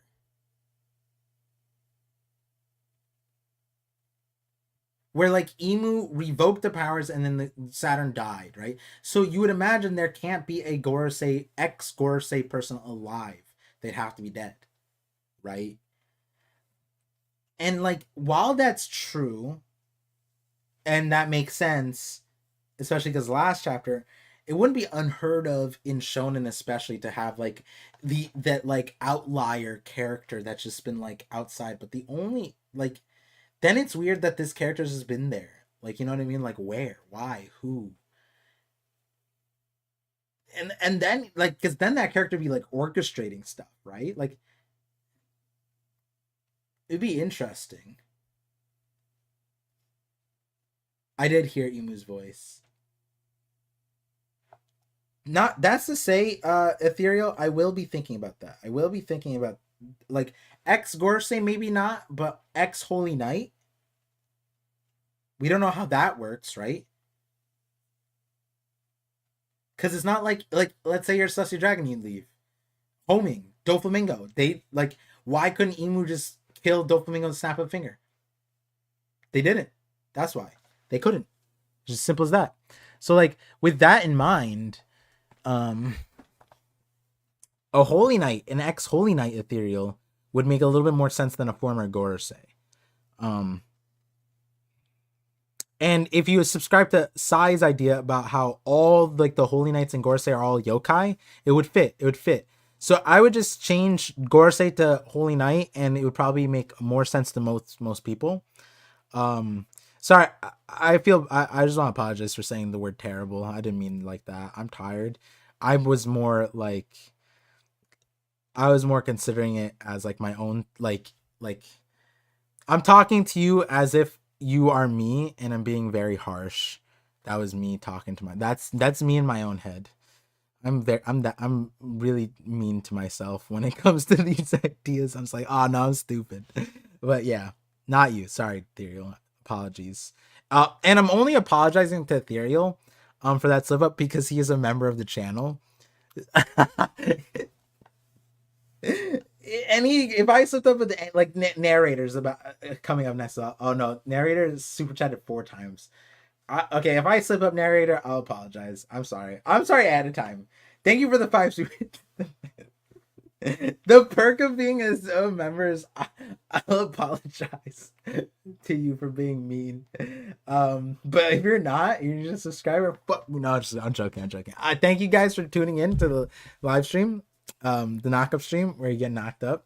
Again, my status is I'm no sleep. I've been up all night since like 4 a.m. No caffeine, off the pill. My eye bags are bagging. Anyways, narrator, $5 super chat says the devil fruit are hockey. Oh, narrator. I saw a Discord thing, but I didn't get to read it. Because sleepless nights. But anyways, I did see the Discord thing. I've been wanting to get back in the Discord, but I just haven't time. So I'm assuming you're posting it here. Thank you for the super chats. Devil fruits are hockey, and lineage factor is a conduit for hockey. Also, hockey is a soul will. The flaw of Smiles is devil fruit hockey didn't integrate with the user's DNA. I agree with this so far. Eating 2 devil fruits results in explosion without trace because you only have 2 DNA strands for native devil fruit hockey, but Blackbeard has 2 DNA from the absorbed twins. Interesting. I have a different version of that, but I like the idea. It'd be crazy if you just said like, oh, he has 3 DNA strands. Like it's not a helix or whatever, a double helix. It's a triple helix. Imagine. That'd be kind of wild.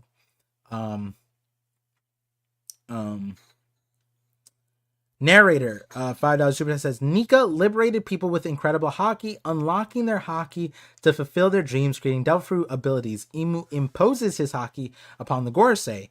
Shanks's crew has Haki and no devil fruit because they want their original powers, but before they could decide who would eat the Nika fruit, Luffy did, so they bet on him. Interesting. I don't know if I agree with the last one, but I like that perspective. I like your perspective. And then the fourth one, Nika liberated people with. I don't think people with incredible Haki. I think people with incredible dreams, and then like a lot of people can have the same dreams, and then like I guess you'd say the Haki would be the willpower to achieve them, but like it's weird because it's like a mixture. I like not that Haki isn't end all be all, but like I guess I'm just locked into how the community talks about Haki like from a power scale perspective. I don't think about Haki like that. I don't think Haki is contingent on power. And if you agree with that, the like strength, like physical strength, that's not what Haki is about, then I would agree with this. But when if you say Haki in the community, a lot of people just assume like just physical, like just pure raw strength, but I don't think that's the case. Like I think the Haki is way more nuanced than that, and we're gonna get that in the last saga. That's also like, you know, elemental Haki and all this stuff. Like from the very beginning of the channel, a lot of stuff that substantiate and support your theory, your ideas. I definitely like them. I like the black, because the Blackbeard and Shank stuff, that those are things that are different from my ideas, and so those are definitely cool to see. Definitely cool to not just see, register like that. That's a cool understanding of how it could go down. Dead Kirby. Wait, why Dead Kirby? I like Kirby. 22. I like 22. $5 super just said thoughts on Tyr, Balder, and Heimdall being Yonkos on Elbaf. Love the streams. So here's okay. I think all those names are relevant. I don't think there's gonna be Yonko commanders. I think that the Loki that we see isn't the Loki god. I don't think it's the god Loki. We might get a god Loki in the past. We might get a Thor in the past. I think the Loki, and I referenced this at the very end of my Elbaf video, where at the end of my Elbaf video, I talk about how there is a Loki of Utgard, Loki of Utgard. So Outer Yard Loki. And what this Loki was, I can just bring it up. Loki Utgard. Let me just bring it up. Instead of waffling around Utgard. Utgora. Alright, we're not woo! No more. We're not trying that one. It's Utgard Loki. Ruler of the castle of the Outlands. So like this would be outside of like, you know, Midgard and Asgard. It'd be outside of that. And like I contextualized it with what that would mean in reference to Iceland. And then I don't know how to pronounce this one, but people called me on this. I said Skyrim. It's probably like Screamer, but I said Skyrim because that's my dyslexia. So I read, no shit in my script. It's written as Skyrim. That's dyslexia at its finest, bro.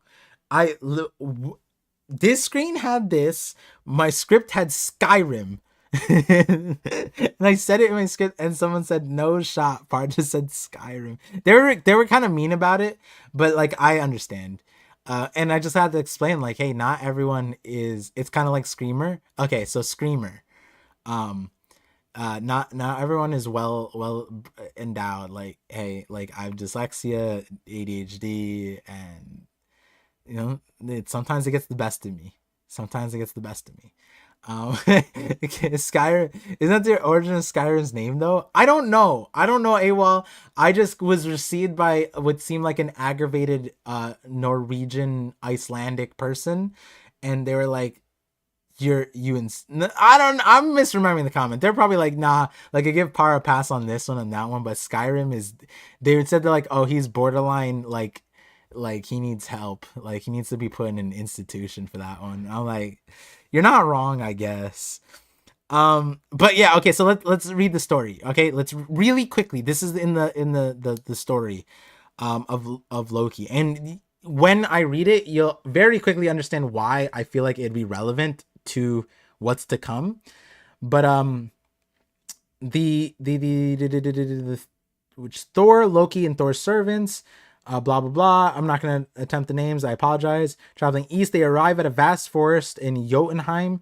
They continue through the woods until the dark. The four seek shelter for the night and discover an immense building. Finding shelter in a side room, they experience earthquakes through the night. The earthquakes cause all four to be fearful except for Thor, who grips his hammer in defense. Now, grips his hammer is a crazy innuendo. If Psy were gripping his hammer, you know. If Shaq was gripping his hammer, you know what that means. Is all I'm gonna say. I know what they meant. That, like, we know what the Vikings were meaning when they were gripping his hammer in defense. Yeah, okay. Mjolnir isn't a heat-seeking, isn't a magical hammer. No, that's not what it is. You guys, Odin bestowed upon him a crazy thing. The thing is, it's all innuendos. And when you, like, a lot of the Norse stuff, like, there's literally one of the stories, and I will reference this. One of the stories is like, I think it's like with Heimdall and Odin. Like Heimdall, like there was like Odin loved hearing stories, and then like for whatever reason some stories were shit shows, so like birds started pooping from the ceiling or from the sky, and I think Odin ate one or something, or it pooped in his eye, something like that. It's something like the bird pooped on him, and it was like a reference to a shit story or something like that. And I'm like, what? But yeah. A lot of snakes, a lot of hammers. I sometimes grip my hammer, so I'm a Viking. Exactly. Oda's gonna do that. You guys, like, the thing is, Oda's gonna do that 100%. Finding shelter in the side room, blah blah blah. The building turns out to be a huge glove of Screamer, who has been snoring throughout the night, causing what seems to be earthquakes. So they were in his glove. Thor wakes up in the middle of the night. A series of events occurs. Blah blah. Screamer wakes after each attempt. Thor attempts to blah blah blah blah blah blah blah blah. Hold on. This isn't the part that I want to talk about. Okay. Utgard Loki says that no visitors are allowed to stay unless they can perform a feat. Loki, standing in the rear of the party, is the first to speak, claiming that he can eat faster than anyone. Loki competes with this is the god, like Thor's brother Loki, and then there's Utgard Loki. So Loki competes with a being named Logi. Logi, I think, means fire. Oh no, is a sun. I think Logi meant fire, which, like, Logia. I remember thinking about this when I was writing the Elbaf video. To consume trencher full of meat, but loses. Loki loses eating meat. I wonder whose meat he was eating. Anyways, Utgard Loki asks what feat the young man can perform, referring to Yalfi. I mispronounced that. Dalfi? And Dalfi, I'm sorry guys, says that he will attempt to run a race against anyone. Okay, so now we have an eating contest, a running contest, and then finally, we have a third race. So lose by an arrow shot, win by a third race, and then a drinking contest. So a running contest, an eating contest, and a drinking contest. Doesn't that sound crazy? He is a fire Jotun? Yeah. That's the one. Yeah. See, I would remember this a lot better if I was awake. But I'm basically sleepwalking at the moment. Loki would be vegetarian, interesting, and a wrestling contest. So, oh yeah. There, I don't think the wiki, maybe the wiki doesn't mention the wrestling contest, but I think the other website I used did mention that. There was some kind of, I remember there was a girl. Wasn't there a girl involved too? I feel like there was a girl involved. And so, like, the idea being that Nami is probably the girl. She's always the girl. I mean, like, like Nami's been abducted, it seems like, right? And like now they're gonna fight over the girl. Um, am I religious? Nah, not really. Do I care about religion? I do. I'm conscious of it. I'm conscientious of it, but I wouldn't call myself religious. Yeah, I sound tired. Yeah, yeah. Hence my status update. I gotta make that like I'm gonna make this really nice. I'm gonna that's another thing. I'm gonna change the layout now that we're off of Elbaf and we're post or not off of Egghead. We're post Egghead. The layout's gonna change. This honestly is more appropriate for Elbaf, but I'm gonna change it to an Egghead theme. Um,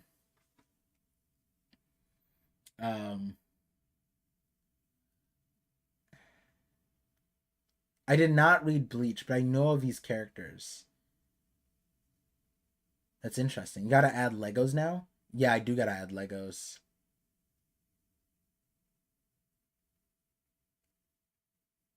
Call Sai to lift the mood up. Sai is sleeping. Sai is sleeping. He went to sleep like an hour ago. And he said he'd wake up in an hour. Let me hit him up and see if this goes through. Boop boop boop boop boop boop boop boop boop boop boop boop boop. All right, and then let me hit him up. This is the equivalent of me bonking him on the head right now. All right, cool.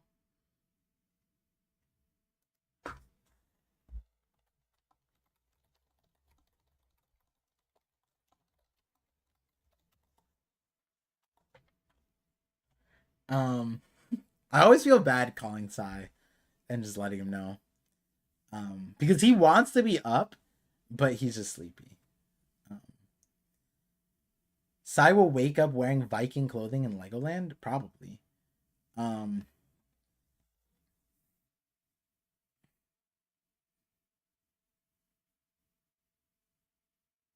oh wait, hold on. Oh yeah, going back to your super chat, Dead Kirby. That being said, Tyr, Balder, Heimdall. I think that there's another place in the Elbathian story that we're gonna get to that will make sense for oh my god, wait. Oh my, why don't you guys tell me that this is what we were stuck on? Jeez, guys, you guys are crazy. Oh my god, Nami. There we go. That's uh child safe. Um let's see. I will be mentioning Heimdall at minimum. At minimum in a coming theory. It's a theory that's already been scripted technically a long time ago, but uh permanently updating. I just want to get some of my Elbath videos out before Elbath. And now I don't even know if we're gonna go to Elbath like promptly. Seems like the crew split up, which makes sense. Robin going to Elbath to see Saul, Frankie going there for the Adam Tree, Bonnie Kuma going there for Nika lore, Jimbei because he's Jimbei. Pretty cool. Pretty cool. Dead Kirby with the $10 super chat says, what if Usopp eats a Thor devil fruit and it's tied to Mjolnir, but nobody believes Usopp ate the devil fruit until he raises the hammer and liberates Elbaf, bringing on the age of Ragnarok. Final War, laugh tale. Hashtag ParDGoat. Appreciate you. A Thor devil fruit would be interesting. It will be interesting also in the sense of like, something that Oda did was that he said that Nika was a Elbathian legend. So in that context, like Nika is we don't know Nika from like Norse mythology and stuff like that. So it might be that Oda's making Elbathian stuff separate from Norse mythology, but has Norse themes and references. Now, Loki, I think it boils down to Loki. What Oda does with Loki kind of shifts things, because if Loki is supposed to be the god reference, then that changes things. Then I think we can put more stock in what you're talking about. If or more or less stock. It depends on the context of it. Because if it is supposed to be the god Loki and he's like powers, right? Then it'll be interesting because then a Thor devil fruit might not exist because a Thor would exist in the current timeline, right? It could be that this is a Loki that isn't like a god, right? Because like I was saying, like this Utgard Loki is just a giant. He's not a god. I mean, giants are like godly, but they're not gods. They're mythological. But there's Loki as god, and then there's Loki, Utgard giant. I'm thinking that it's the outer lands, outer yard giant Loki that is the king that we were referenced to. And if that's the case, then that would put a little bit more stock possibility in there being like a Thor Loki devil fruit type of thing. I am like, I've always been more or less hesitant on the Mjolnir idea, but I like Mjolnir's like idea in the sense of like Oda can create like a heat-seeking, home-seeking bullet hammer with hockey. Now that we have magic, like that, all that stuff can exist, so it's not that crazy. But yeah, it will be interesting to see how Usopp plays in, because now it doesn't even know, we don't even know if Usopp's going to Elbaf yet, right? Because he's not on the ship. He's, if it's Frankie, Robin, Bonnie, Lilith, Jinbei here, there's no Usopp. Oh, Brook is here. Brook is here.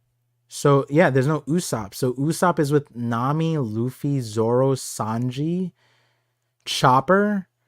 So, and, like, if this isn't Elbaf immediately, then Usopp's not there yet, which is crazy.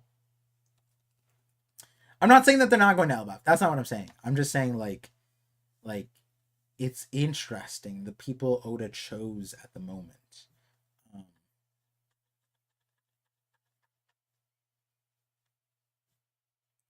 Usopp gets Mjolnir to contrast Mjolnir. That's a good one.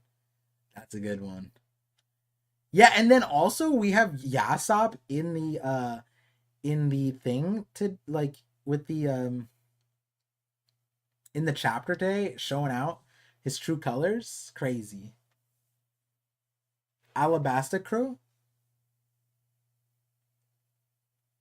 Minus Robin, yeah. I mean, like, Robin, yeah, isn't the Alabasta Crew, but she was on Alabasta, right? Usopp getting Loki Devfruit is more suitable as both lie and deceive. Possible, true, shapeshifting. Technically, Chopper could be like Loki's Devil Fruit, because Loki is a shapeshifter. And the funny thing about it is that Loki has lore where he shapeshifted into a horse, and he procreated a horse, and that horse that was his kid ended up being Odin. Odin ended up riding Loki's son as a horse, right? I'm pretty sure that's how the story went. Yeah, so and you know, Chopper's a reindeer, and he's a shape-shifting reindeer into humans in all these different forms. Could be that yeah, I knew I was gonna get a question mark. Loki horse child. Yeah, this is a story. This is a story. Okay, we're not. Yep, Sleipnir. Yep, Sleipnir. He is the son of Loki. Loki disguised himself as a horse. Oh, Sleipnir's Odin's steed, not Thor. Oh, yeah, no, I said Odin. Yeah. Yep. It's a thing. Loki turned himself into a horse, got banged by another horse, as this Reddit commenter put, gave birth to Sleipnir, and yeah, and Sleipnir is an 8-legged horse, ridden by Loki's dad. Yep. He slept near a horse. Yep. Loki is Loki. Interesting, right? Brandon's One of my favorites, always. I mean, I still subscribe to Brandon King's One Piece theory, being breakfast. It's one of my favorite of all time. Um, Brandon King. Oh, speaking of favorite people, Brandon King with the $2 super chat says Loki stole Nami to get to Lola because they're friends.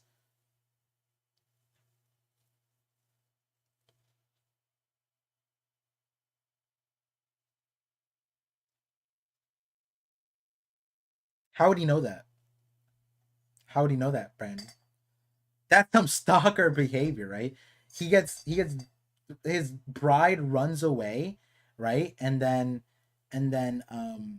he stalks her, finds out she got turned into a corpse in Thriller Bark, doesn't save her. Then finds out that she's friends with Nami, kidnaps Nami to get to Lola. That's crazy. Did Loki smell Lola? Not yeah, that's crazy. Um but I think that Nami will be multifaceted. Like the not the version I was thinking of, but like so the earlier on in the stream I was thinking about the Whole Cake Island route, where like Big Mom Pirate was somehow connected to this because then it would be stealing Nami somehow correlates and then it would relate to Loki, and so like it would be their way to Elbaf, but like then obviously I didn't say it out loud because I was like I don't know where I go with this. Um, Loki is kind of a stalker in Norse mythology. You're right, Tayante. You're not wrong. Like, yeah, you're actually right. Loki is a stalker. Yeah, you're right. No, actually, I like. I mean, I just told you guys about how Loki, like, literally was in the stables. He's like, unironically, Loki unstable in the brain, but he was sleeping in a stable. Like, unironically, sleeping in a stable so long that he had a horse child with 8 legs, um and had his dad ride it. Anyways, the point is that yeah, Loki is canonically creepy. um no, I mean Luffy did lose Saba's view card and seems to have never noticed, or he noticed and never really worried about it. Be interesting. Loki is the first pirate of the gods. Is he really, Dorn? I didn't know that.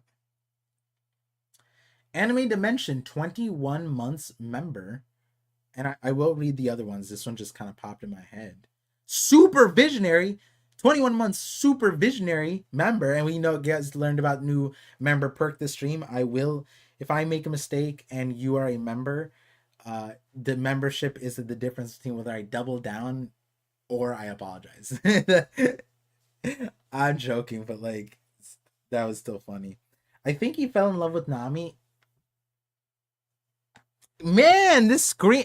Yo, my laptop is trying to get me demonetized. That's crazy. There's no way YouTube can figure out what those are, right? They're just like cylindrical, right? Spherical, globular. As we talked in the booty theory video.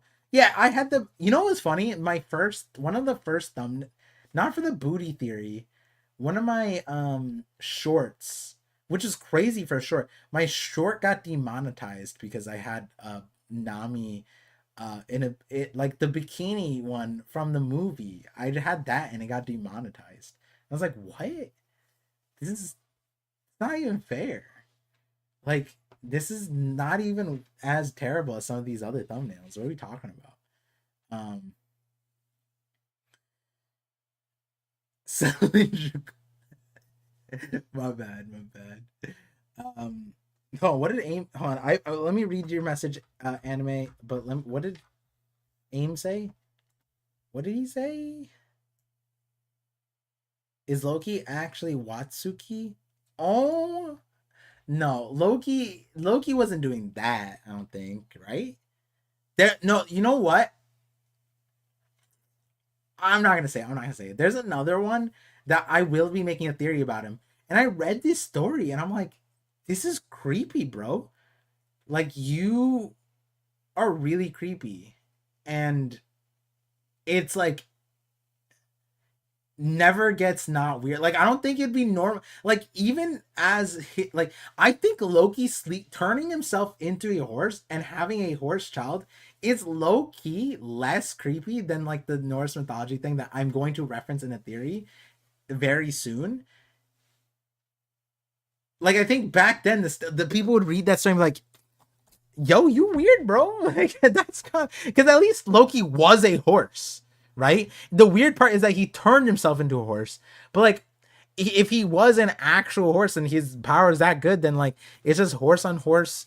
Is his nature. Is his nature at that point, right? The eight-legged part is the weird part, I guess, out of that. But like, um, anyways, to dig ourselves out of this hole, um, animated mention I think he. Oh wait, I did read. I'm so tired. He's similar to Big Mom, who wants power. So by marrying Nami, he will get Yonko Straw Hat's power. Oh, that's interesting. He wants to make Luffy the king of Elbaf. That would be crazy. If and then Luffy's like, no, I don't want to be king. But then like Loki's like, no, but Joy Boy or not Joy Boy, but Nika was king and Joy Boy refused and he died. Like imagine that's a story. And then like Luffy also refuses. And then if he refuses, then Ragnarok, like the end of times, like Luffy has to become the king. And then he goes, no, I want to be king of the pirates. And then Loki's no, you have to be king of the Vikings. That'd be crazy. Oh, and then Viking kind of like means pirates. So like that would be interesting. That would be interesting. Hey, Thor's the only one that can shut Loki down. For some reason, Loki's scared shitless of Thor. Yeah, and guess who has the hammer? Luffy. Luffy has L Thor.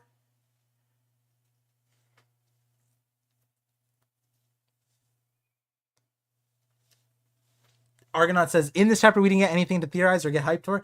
I disagree. I disagree. One, my Lafitte video. I made a Lafitte video like 3 weeks ago or 2 weeks ago. And that one stocks up, stocks W. The Shanks one, you can analyze, dissect a lot about that one. That Shanks snippet was really good for a lot of reasons. Especially now that we know like contextually, like Garling, and then like Shanks might have a twin. His relation with the Gorosei, where he might be, where he might go. Barto, Yasop, there's a few things there. I think the Yasop one is more interesting though. But there's a lot of snippets that you can learn from.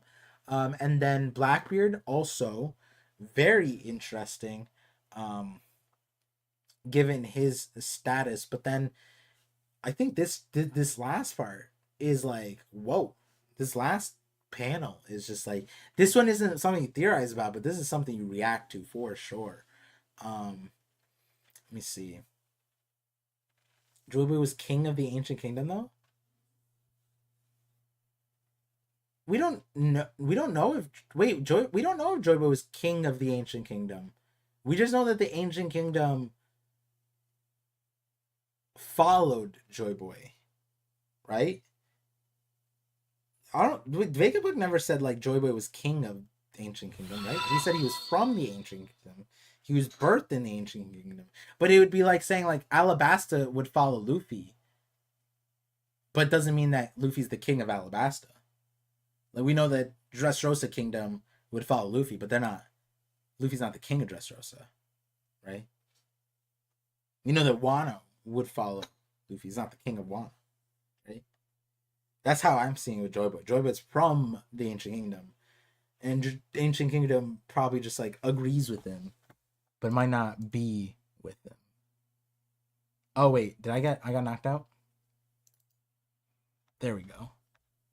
Sai should be coming in very soon. Let me see. Let me get back to this one. Narrator $2 super chat. Oh no. I skipped a few. Skipped a few.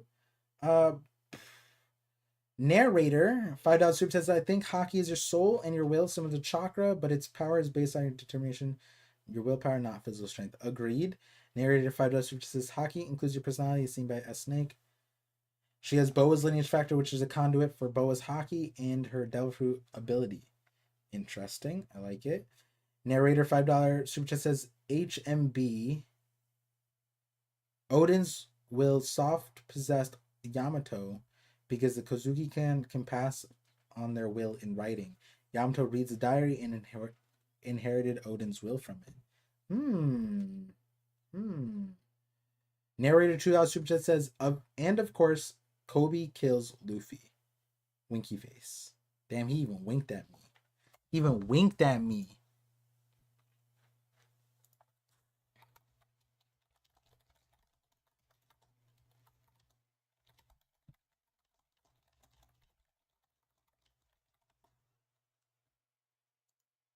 All right. See? Hello, ParVision. Hello. What a chapter. What? Yeah, it's a solid, like, what, 5 out of 10? Solid 5 out of 10 times 1.5.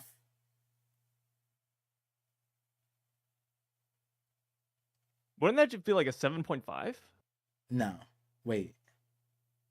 No. Wait, times 1/2? Divided by 2? Wait, what? Well, Wait, okay, is it? now I gotta do math. Yeah. Wait. Okay, calculator.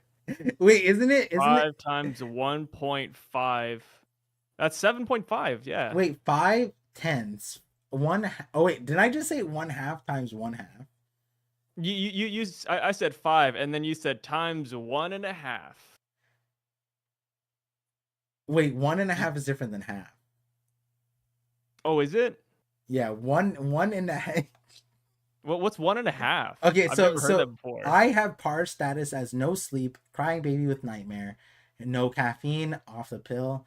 And I already told them Side went to sleep like an hour ago, and he wanted a 1 hour power nap before stream, and then here he is. So that is why. See, we both are. Wait, I said 1.5 times 1.5. No, wait. So I said 5 out of 10, and then I said times a half. 5 out of 10 is a half. Okay, hey, Mason, what do the numbers mean? I don't know, brother. Let's just go with 10 out of 10. Okay. I was just trying to be lighthearted here. Let's just say 10 out of 10. I was trying to do the thing where 5 out of 10. I was trying to do the thing where like you flip the fraction and it becomes like 50 out of 10. But then yeah, it didn't work. Yeah. This is some dope content. Yeah, so we are proving. We're just proving that we're idiots. Oh, I was gonna say we're proving the stereotype is not true. Asians are not good at math. We're not born that way. You said were whipped that way. I heard the 1.5. Yeah. But like but the point is, the moral story is that we weren't born that way, we were whipped that way. With the right smack in the back of the head, you can be good at math too. What can I say? We were Wano slaves at one point. Wano slaves under the helm like the good old Wano slaves. Yeah. We went missing in curry, as they say. Yeah. Yamato, we're waiting for Yamato. We are. Where's our savior? I still was underneath the time frame, this chapter, and I took a 7-minute detour reading chapter 960. Okay. The Odin intro. And remember I referenced the Odin intro? And like, but then I reread it and it's crazier than I remember. Do you want me to reread it to you? Oh yeah, go for it.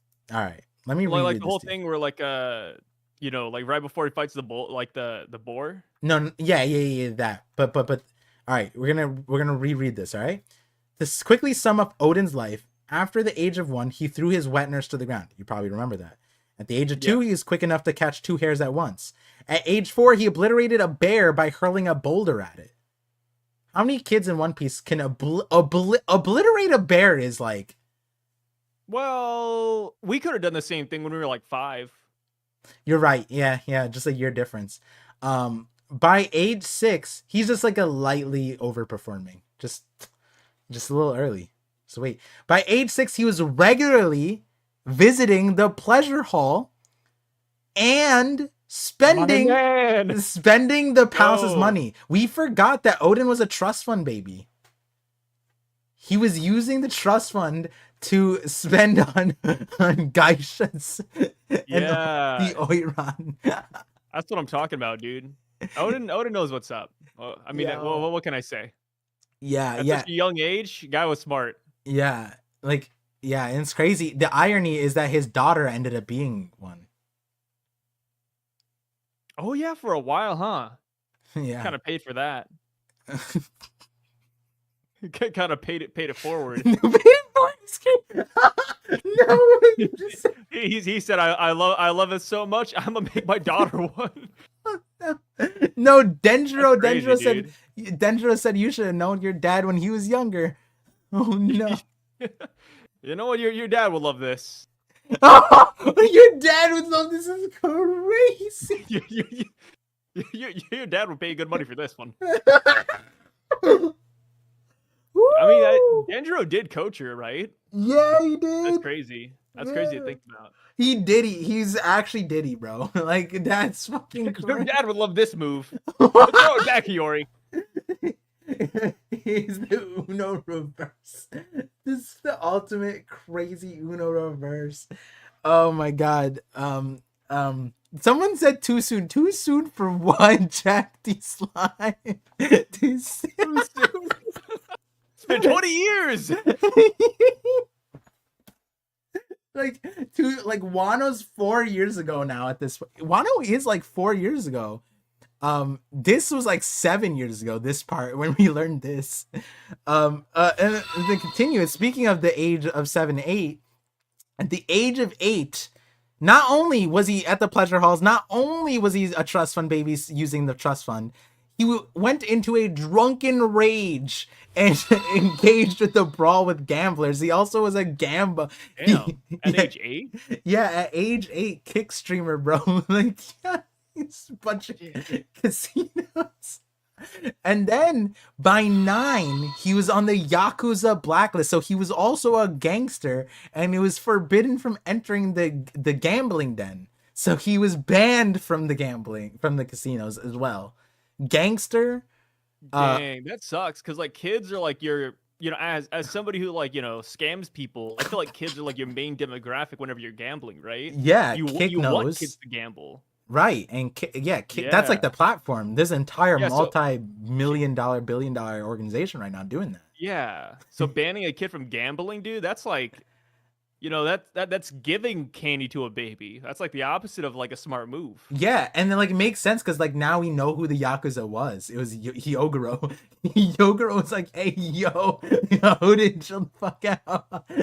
He's like takes the pacifier out of his mouth. Stop that! Stop it, Odin. You gotta get out of here, dude. Yeah, like when Hyogoro said we went way back, like with Odin, he banned him from the casino, and he lost a fight to him at 9 years old. I would admit, if I was on the receiving end of everything Odin dished out as a kid, I'd probably just kill myself. But they couldn't. Like if Odin beat me at like 4 years old, stole my women, beat me at gambling, I'd probably just, you'd see me like, you'd see me in the closet, dude. I don't know. I wouldn't be around anymore. God, that's embarrassing. And then it gets worse, right? Because for rehabilitation. Oh no! In revenge, he set fire. So arson. He set fire to the Yakuza. He burnt down the gangster. So he was doing like the crime enforcement. So like they were like, oh wait, he's fighting the Yakuza. Like that's good. He burned them down, but because he burned them down, it was so bad that they arrested him for assault at the age of 10, and they put him in prison for rehabilitation, where he was sent to the quarry. So slave labor. He was also a slave, and then he rose the ranks to chief stonemason. So like he had an entire arc, and like it not only that, but then at the age of 14, he saved a town. He saved the capital by rerouting a river and flooding it. So he saved the river from drought by flooding them, where he was then arrested again. In order to escape, get this, Lord Odin attempted to ride the river that he rerouted out of the country. So he's just like surfing it, like he's like Wukong, bro. Like his story is straight up like Wukong. I don't know. It's so like familiar exaggerated, yeah.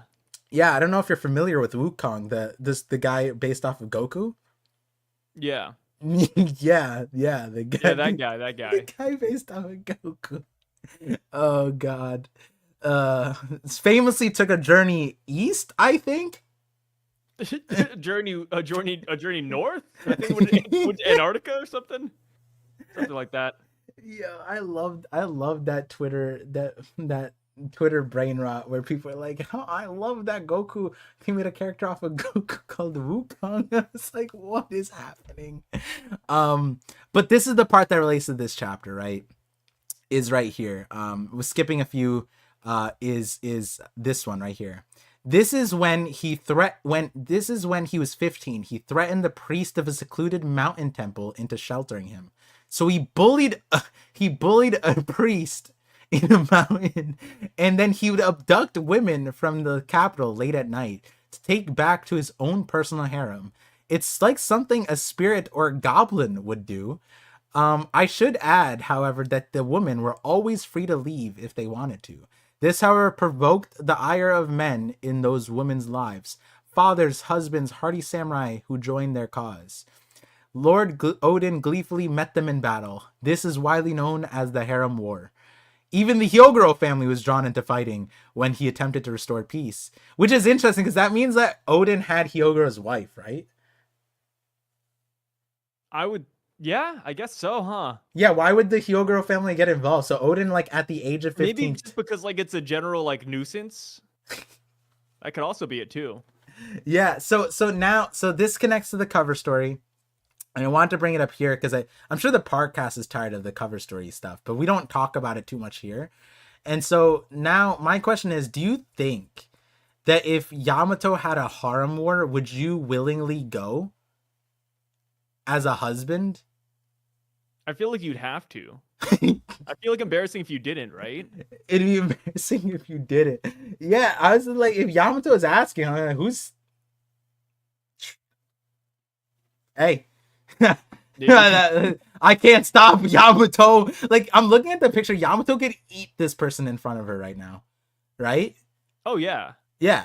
Like, So how do you Yamato's say like what, like 9 feet tall or something? no? Yamato has to be like 12 feet. We're doing this again. Yamato? Yeah, how tall is Yamato? Yamato's like 12 feet. Come on. Let's see. Yamato is 8'8". What? That's Yeah. not a. What is she? 4'4"? What is that? I mean, she is a Wano citizen. No, the person next to her. That's a Wano Yeah, citizen. it's a Wano citizen. Yamato's barely a Wano citizen, bro. She was an Onigashima prisoner. She never No, no, got. no. Yeah. I meant the lady next to her is a Wano citizen, so she's Yeah. short. No, Wano people are tall. Not this one.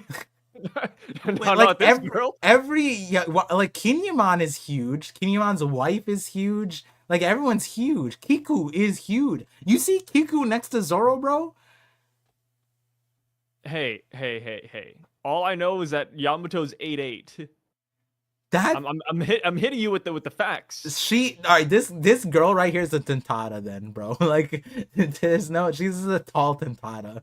She's a stretched out normal proportion tentada. That being said, do you think that do you think that Yamato is going to confront someone like Odin that's just been in Wano? Do you think Ashura Doji's fine? Do you think Ashura Doji's just live? We buried his ass. Yeah. Do you think it's Pedro then? Nah, his ashes wouldn't come back to life. That guy needs to stay dead. I'm just wondering, like, maybe it's someone that we thought died, but like is just chilling on Wano, or not died, but like we never like kept up, like Apu. Like, what happened to Apu? Maybe it's that, or like Guernica. Oh, this is a good one. Viva cards came out, and I saw. Maybe you can verify this for me because I just saw like maybe 2 or 3 tweets. But was it said that Guernica was the strongest Cipher Pole agent? Apparently, according to Sandman, it's more like ambiguous. Okay. What does more like ambiguous mean? How do you say he's stronger than So Sandman said, I just checked the Vivid card. It's ambiguous whether or not Guernica is the strongest member in CP0. We're not sure if he's stronger than Lucci. And he said it's also just flavor text, so take it with a grain of salt. I don't. He doesn't really go into detail, but that's what Sandman said about it. Ooh, Sandman called it flavor text is crazy in the Beaver cards. I'm gonna use that. I'm gonna use that. But you know, hey, he's saying like strong, like very strong. So Guernica, you know, let's just say he's relevant to Lucci. You think he's dying one hit to Kaido? What if Guernica's on Wano? Just stealing, he's just, because what was Guernica doing? Guernica was in the yacht, like the underworld of Wano too. He knows what's Yeah, up. I feel like it would just have to make sense for like why they're stealing. You know what I mean? What do you Like mean? why steal the women? Cypher Pulse was stealing children. They're known for, Well, that's yeah, their but MO. that They was, that stole was to, like Ginny. recruit them into like Cypherpole and stuff. But no, but Ginny was stolen for wives. So do you think Guernica's doing that right now? For if he's off duty right now, we don't know what he's like. This guy is I don't know. I feel like if Guernica's here, he's probably just wondering how to get back home. okay. So I don't then the think it's last stealing. option, Kosuna brought it up. Damn, Kosuna, you didn't let me breathe, bro. You think Orochi's still alive? No, like with the Orochi, like you got to think back to that silhouette of like the weird person like running away from Yamato. Yeah. Doesn't seem like Orochi. Mm-hmm. Mm-hmm. Oh, what if it's tall, skinny Big Mom? Yeah, they wouldn't run away from Yamato though. True, Big Mom would beat her ass in. Oh, that's crazy. You're right. Damn. Where does Minatomo fit in this? Oh, that's true. It's Minato. Oh, it's Minatomo, bro. He's kidnapping all the women. Yeah, but he just doesn't fit the figure that was running away. Like unless he's hiring other people to do it for him. He I could think that's build what's so one. weird about like the Wano kidnapper. He's so cracked at building things, he could build a woman. Japan is known for building women. Oh yeah, the Viva card did say Guernica's confirmed dead. Oh. Yeah, that's a sad one. That's a sad one. Hey, rest in I peace, didn't get to that Guernica. part of the Viva card. I was stuck on the Frankie one, or the Queen one, sorry. Olinsland, like the largest of moms. Yeah. Very large, very in charge. But yeah, that's enough of the cover story. We'll talk about another 45 minutes about it, or 26 minutes. I think people are clocking us at the podcast. Um, Hopefully we figure out who this Pokemon is. And that takes us straight into the chapter. Now, chapter had a lot of things. One, let's just lay it out front. Kuma's not dead. Kuma being not dead. He's not dead. I will admit, I think we should just burn him at this point. See, this is He's why kind of like Annabelle. this Right? is like, why like the cursed doll. why I brought it up at the beginning when this came up. I said, nah, this is crazy because if everyone try to convince me 9 different chapters Kuma's dead part, Kuma's dead, just let him be dead. You're mean for letting him keep him alive. I'm like, all right, whatever. I think he's still alive. And then imagine if he was dead in this panel right here, in this strip of panels. Bonnie is just sitting on the corpse of her father saying, we finally reached it together. And like Kuma's just sitting and just dead. Like that wouldn't make sense. And so now Sai's at the part where it's like, all right, part, he's not dead, but he should be dead. We should burn him alive while Bonnie's sitting on him. Like, is that what you want, Sai? What do you want? What do you want from? The thing is, you don't want anything from Kuma. That's why you want to burn him. No, it's just like Kuma lives in this weird perpetual state of being alive or dead. Like at this point, like Lilith could literally walk up to the group and say, "Hey, I can bring him back," and it's like, "Oh, cool, awesome." Or Lilith could walk around and say, "Hey, yeah, we can't do it," and it's like, "Oh, cool." Like, what do Well, we do with him what if now? they Like can? if we can't bring him back, Yeah. are we just gonna lug around his dead body like Weekend at Bernie's, or are we eventually gonna say, "Hey, Bonnie, you gotta set your dad ablaze, dude. Like, you gotta burn this thing. Like, this is scary, you know?" I think him dying like them going merry could make a lot of sense, but um but the thing is, like, I don't think he'll ever come back to Kuma, because that's what Vegapunk was saying. Like, he erased Kuma and it's beyond his science that he's still working, which that's the confirmation that it's beyond his, whatever Kuma's exhibiting right now is beyond his science. Now, I don't look at it as like Lilith being integral in that, in the sense of two reasons. One, Vegapunk already admitted that Kuma's beyond him, but then two, Lilith doesn't have the lab. So like without the lab, I don't think that they could like figure out things. Like even with the Seraphims, they have to run tests and diagnostics and all this stuff. So they need the lab. With the lab, maybe if they were sitting on Egghead or Punk Records or Labo Phase, and then they just had Kuma and they just couldn't do anything, that's one thing. Also because they had the memory bubble, right? That's the where it's weird, is the memory bubble. But like because Vegapunk said like, oh, like there's nothing, I have no idea what's happening here. This is beyond science. That's why I'm like, I think he's fine. It's just weird. I agree with you in the perpetual state. I would agree that like some kind of like confirmation would be good, but I think it's leans itself to like when you go back to the end of the chapter, you see Brooke, Frankie, Robin, Jimbei, Bonnie, Kuma, Lilith. They're all going to, or they're all on the Elbaf ship, presumably.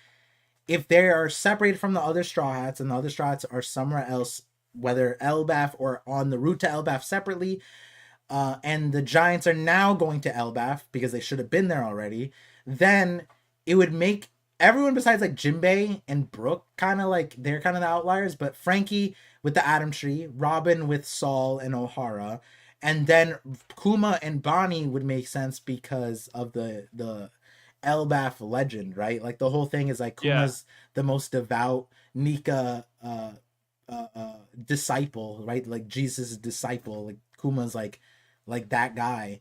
And so now he gets to go to the Church of Nika, like the origin. He makes what, the pilgrimage to Jesus's birthplace, Nika's birthplace, and that would be Elbaf, technically, theoretically, from what we know. Um, and so that's why I'm like, I think it makes sense, and it might be that only when we see like Nika stuff that like Kuma like sparks up and stuff like that, and I'm fine with that if it's just like he's running on instinct.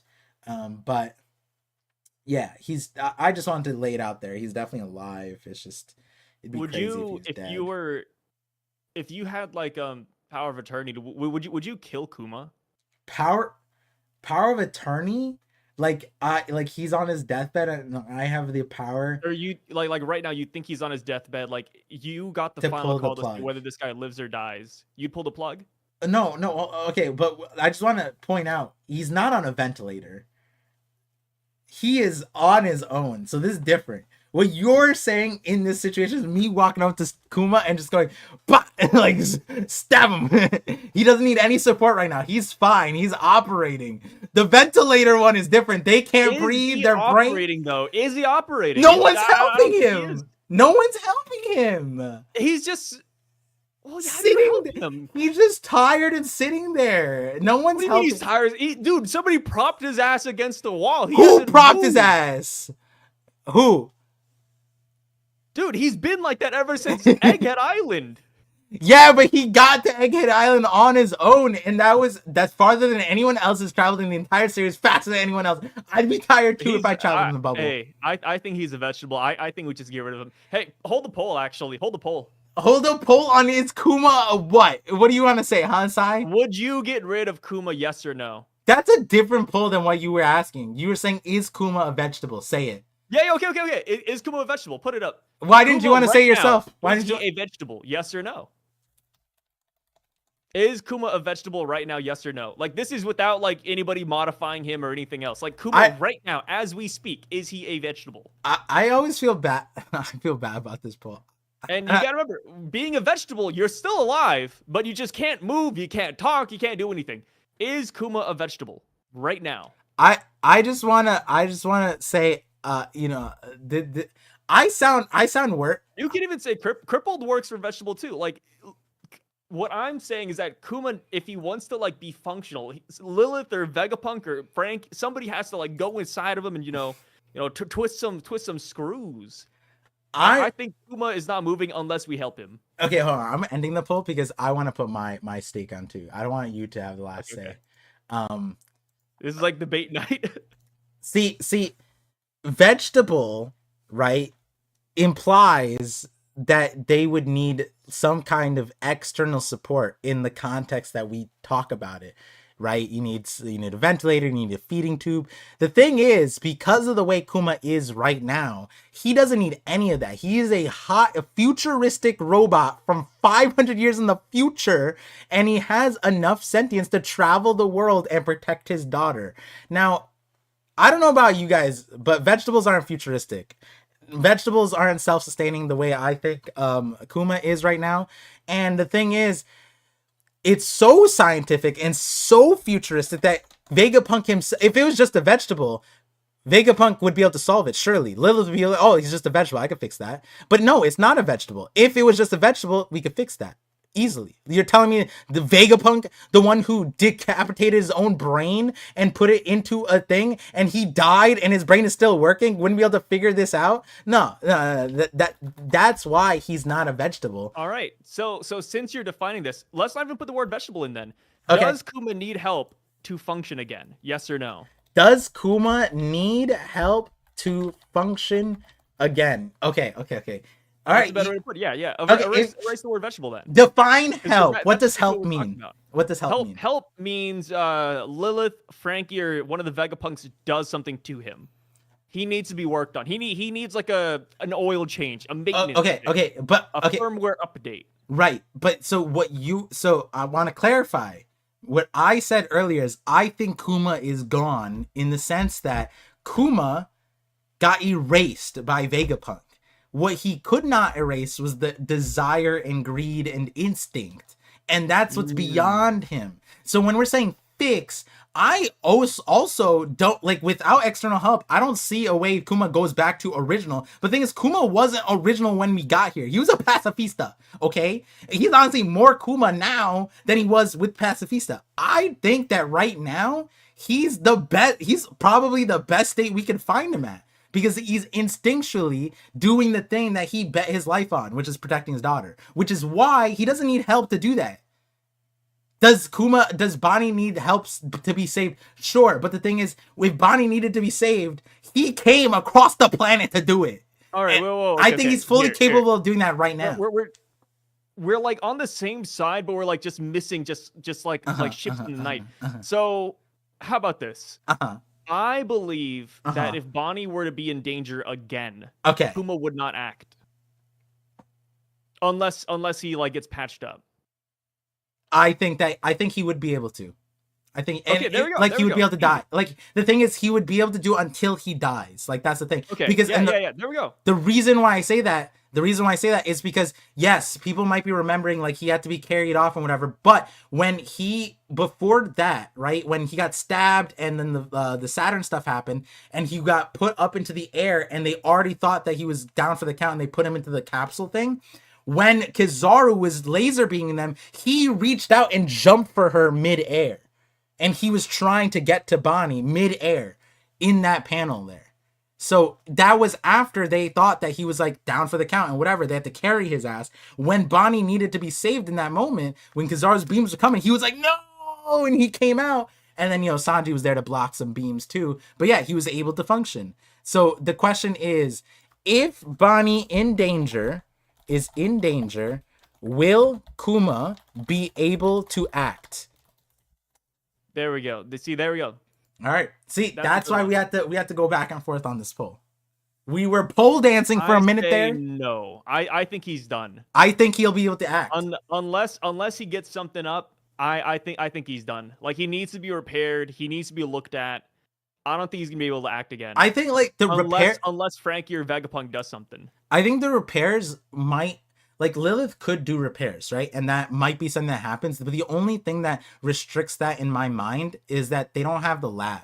They don't have money and they don't have any resources. So like until the one way I see it is like Zoids kind of, where like the Labo phase comes down with like the Shaka Gagon and just like, here's Kuma, and then they fit Kuma with like a new body and then it's like crazy.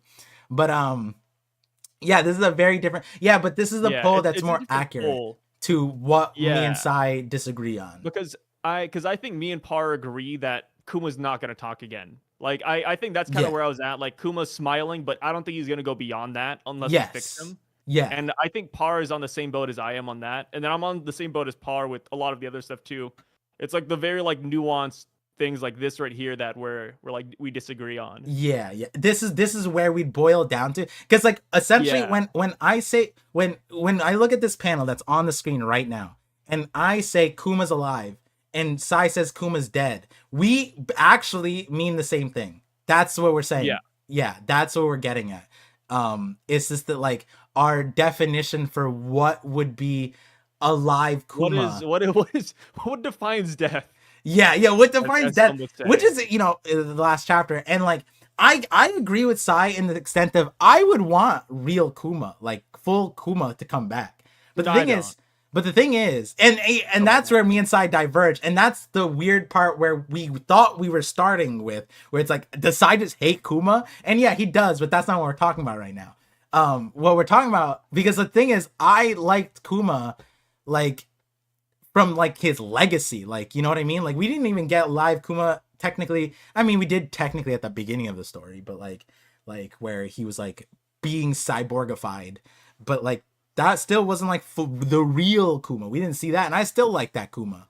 I like the legacy of Kuma. I think the Kuma is functioning right now, and that willpower that he has, that's his legacy. That's why I think he's still alive.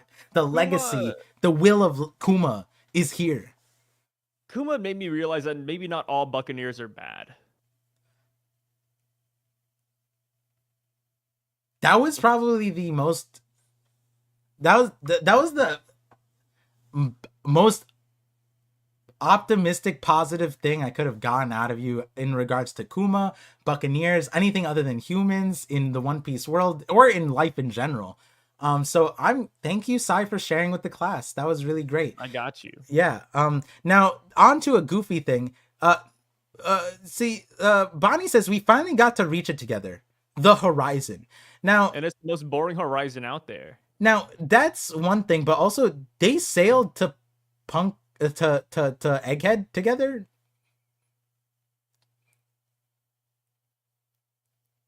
Wait, what? Like, didn't Kuma and Bonnie sail to Egghead? Oh yeah, they did. But I mean, like Bonnie's cured now, though, right? Yeah, I was. Yeah, You're Bonnie's good. cured. Dang, see, Sai actually cares about Bonnie. That's crazy. I care about these characters. I just don't like them sometimes. Yeah. Bonnie's okay. I give Yeah. her like a 6 out of 10 on the life scale. Sai's racial views improving. Ray. But that's that only was. Kuma though. Like I think the rest of Kuma's like lineage might just be a little bit scuffed. Like you see Clap, dude. Have you No. seen Queen as a kid? Queen as a kid? Yeah. No. He's a Buccaneer. 100%. You think Queen's a Buccaneer? Look at him as a kid. He is just Kuma. Unless I mistook who that was, I'm pretty sure it was Kuma. Unless Oda put Kuma on the panel with all the Toby Robo and the calamities for some reason. It's just Kuma. I mean, it's just a Buccaneer. Do you see it? I do not. Hold on, it's definitely there. Hold on. Let me see. It might have to go to the. Oh, wait. I see it. See it, right? Oh wow, he does look like Kuma. Maybe he's just fat though. A lot of Asian kids kind of grow up like that. Like he could just be like Hmong or something, right? Is what? Hmong, right? He could be like Malaysian. No way you Even- just brought out lineages, bro. I could see a little bit of Filipino in this guy.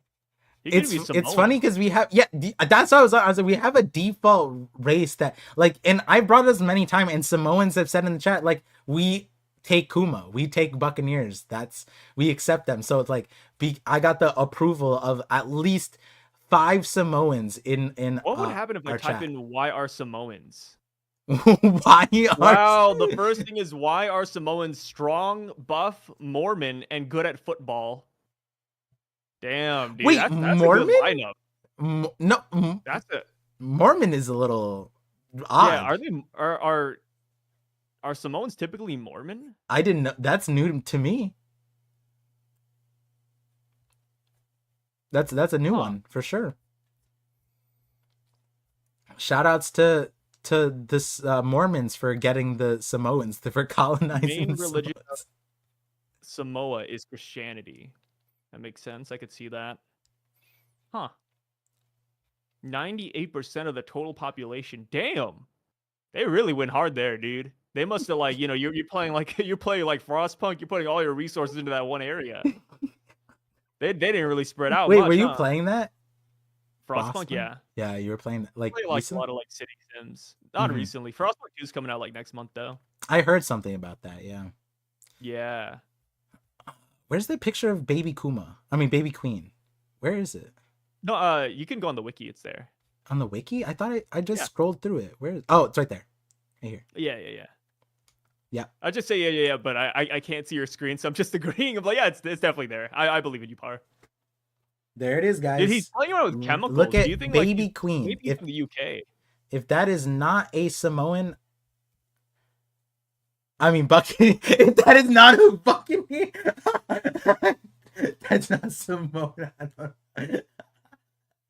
I'm hiding behind side because I'm cosplaying the racial views right now. But yeah, the point is that Buccaneers went crazy. They're going crazy, and Baby Queen is just a fat kid, not a Buccaneer. Hey. That's what I think, dude. I think he's just a fat kid, dude. You Listen, see, like, no, but he's the thing missing is, the neck and everything. I don't know. see, because everyone at the start of the stream at least knows I have the Frankie Queen video coming out, my response, my reaction, dive deep, and I told you a bit about it, and it surprisingly on the podcast, a lot of people actually agreed. Which is usually on when I say a theory on your channel, everyone's like, "Oh, Pars has guano or something." Like, I can see that. No, don't say you can see. What do you want me to say? I'm agreeing with you. Or as guano, I guess so. I mean, hey, you guys said it, not me. I didn't say it. You could agree with me, not the comments. Par has COVID. Just, like I said, like I'm just agreeing with you. I didn't say that at all. But the Queen thing, I think him being a Buccaneer could make sense because Vegapunk said he had Buccaneer samples before Kuma. So like, who are the Buccaneers that he was around? Well, if Mads had a Buccaneer on the crew, that would make a lot of sense. And then it would also make sense because then Kaido would have had a Buccaneer, a Fishman, and a Lunarian. Isn't it crazy that like Oda like gathered up all the fat people and made them their own race because they're just not human? They're not fat. Like, okay, like that's like say no, because they're all Mikado like Avocado would be a Buccaneer. No. It's like saying Thor, like the strongmen. The strongmen, you wouldn't say that they're fat. They have big bodies, but they're not fat. Like they're eating like 12,000 calories, but it's because they're maintaining muscle mass and like insane, like it's default strongman. And like I'm honestly surprised that a Samoan isn't like there. Is there a Samoan strongman? There has to be, right? I mean, there has to be. Like that was the first that popped up on Google, right? I'm talking about like the Thor and Samoan strongman. Oh, Kiora. Why are there no Samoans in the World's Strongest Man competition? Oh, snaps! Wait a minute. Yeah, see, Really? I keep up to date with them. I keep. You saw that recent clip. They participated in like the rabbit hunting tournament. The Celestial Dragons saw they were getting too strong. Yeah, what did you say? Wait, what about rabbit hunting thing? Who said this? Did you say this?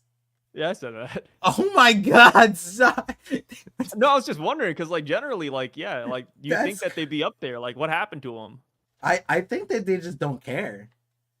But like, I forgot the guy's name. Is like Mike or something Hall. Eddie Hall. Manoj Chopra. He's 6'5" and very strong. He can rip apart telephone directories and twist wrenches. I could probably do that. Who's that? But yeah, Eddie Hall. Did you see that recent thing where like they had like two normal fighters try to fight this strongman, and he just like moved his arm from left to right, and it looked like a guillotine. Like the guy flew, and he was fighting both of them. I think they're brothers or whatever. And then like one of them, their tactic was like hold them by the knee or something, and then he literally had them lift through one and just went like this, and the other one just flew. And I'm like, that's crazy. And like, you can't, that's not fat. That's strong man. Buccaneers are strong man. Yeah, That's like, I mean, okay, okay, if you had to be a race in One Piece, what would you be? Would you want to be like a buccaneer? Because you're like hyping them up really hard, but would you want to be a buccaneer? Because personally, I'd want to be a Lunarian, dude. would I want Zoro to hunt me? Like that's the thing. Like, would you want to be a buccaneer? Because you're over here saying you love the Buccaneers. They're really great people, but like I don't think you'd want to be a buccaneer at the end of the day. I Like think I I think would. Lunarian's an easy Wait, pick. you said that they're good with soccer, right? Samoans? Yeah, didn't you say that they play a lot of soccer, or was that football? Because I don't know a Samoan I that think plays football. it's like football, not like Oh, football soccer, uh, uh, which I guess is a crazy way to put it. if there was a race that I want to be, maybe fisherman, only because then I could get over my fear of the ocean. Because Would you actually, if you were a fisherman in real life, would you actually swim at night? Because I don't think you like. It's dark in there still. but it's probably Like, less scary. It's probably just like being a person walking out at dark, right? Like, are you scared? Sai, as a human being, are you scared to go outside at night? Like, I feel like that's what it is for fish, right? They could just go outside. I mean, sometimes it depends where I'm at night. Yeah, I mean, but that's with anything then, right? Like, yeah, Yeah, maybe but some. there's not like other like people that could potentially help you or you could talk to. Like when you're a fisherman, you're just like Wait, in you the could. water, Yeah, dude. but you could talk to fish, and there's other fishmen. I don't think it's worth it, brother. Like if I'm in the real world, yeah, but then I'd just be Aquaman, and I would be able to talk to like sharks and whales. Maybe Would you want to be Aquaman? you're the one who said that you want to start breeding shark people races and have them fight. You want that to I never exist. said that. I remember. Okay, I remember you said that you would love to have like a Unit 731 experiment where like shark people came to life, No, and I'm I was not on linking. board with No, that. no. The crazy thing is, I don't even need to 50-50 podcast. A 50, not the gaslight is crazy. Who is Coach D'Angelo? Who is this side? We need to up our game. We're not on the top clicks on YouTube. Let me see. Oh, Dax is streaming. 50-50 podcast.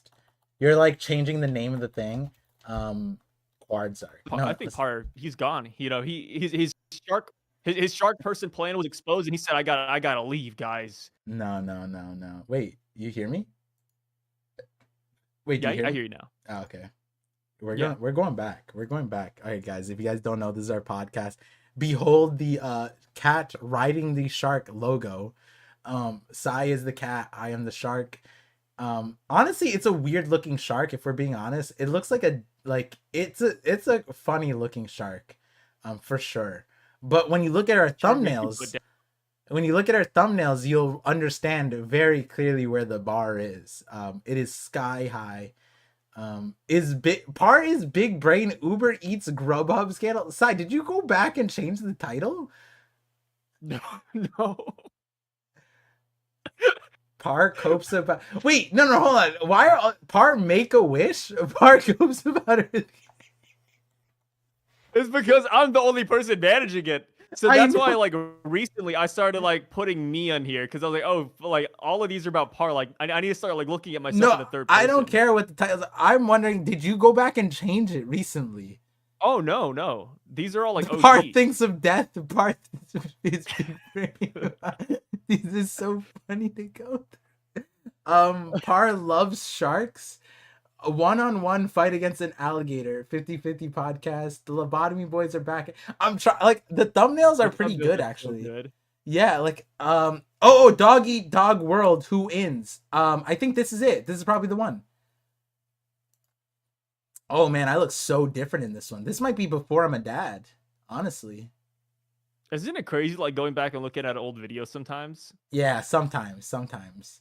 Yeah. Oh, that was definitely before you were a dad, dude. Look at that smile you had. What do you mean? Look at this.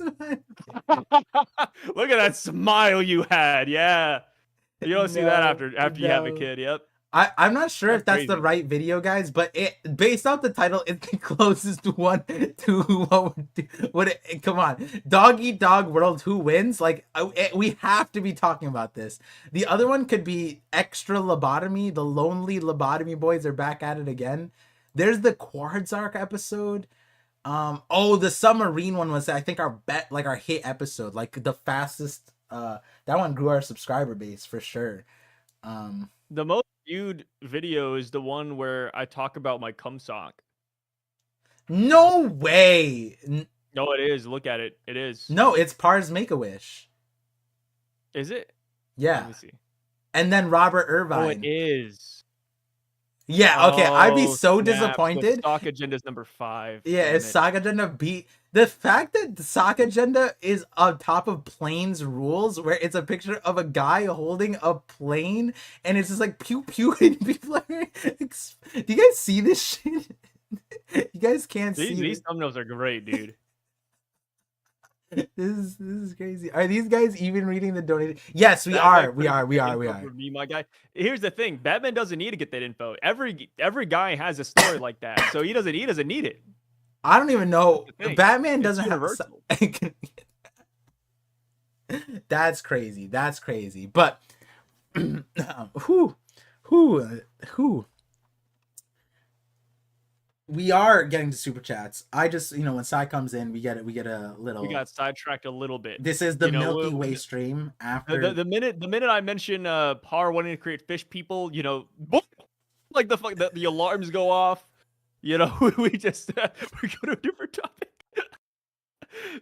You can't help it, I like it right now, like the green screen's cutting off my like neck part, and it just like looks like I'm a floating head.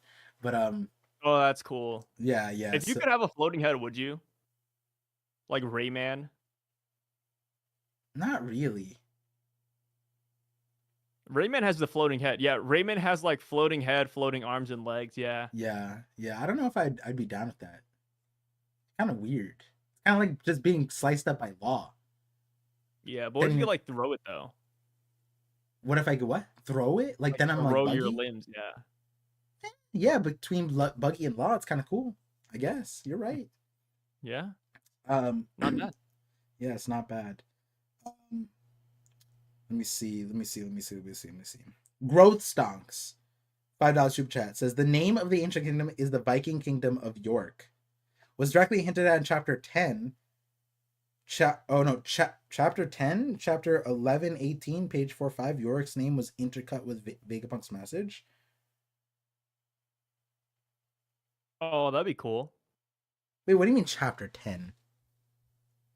What do you mean by that? That's Buggy, right? It could be, well, I don't know what they're referring to. It could be like the end of the chapter where like Oda gave like the Viking lore stuff. Gotcha. Yeah. That's Vikings part 1. Oh, gotcha. Oh, I don't know if this thing has does it have the bottom stuff, the SBS? Or not, the pre-SBS.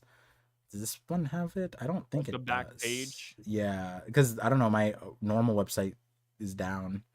Crazy. TCB does. TCB has them? Yeah. Wait, but they have chapter 10? Yeah. What? They go that far back? Yeah. Huh? Yeah. TCB has every chapter. What? Really? Yeah. I always knew use TCB for a lot of backtracking. Oh. Wait, how do I go view all chapters and then I just scroll? Oh my god. It's because I changed the URL on my website. I changed the URL instead of like going to a drop down or whatever, because all you do is change the chapter number. But on this one you can't do that.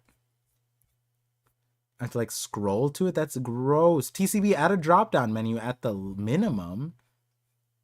I don't know. Scrolling is kind of easy. Just scroll wheel and you're there. Like So is just entering the number and it just goes to the it goes to the page. I'm not gonna lie, dude. I'm not about accessibility. So I don't know if I had a website, I don't know if I'd add that in. Mine isn't even accessibility. That's just the URL. I changed the literal. It just, the website I use has the URL and then it just has the chapter number. You just change the chapter number and then you're at the chapter. That's it. This is simple, super simple. You can't do that with TCB's website. Oh yeah, you can't. Yeah. I've never seen anybody that does that either, though. Yeah, it's because I'm like, I'm part computer. Guano? Sure.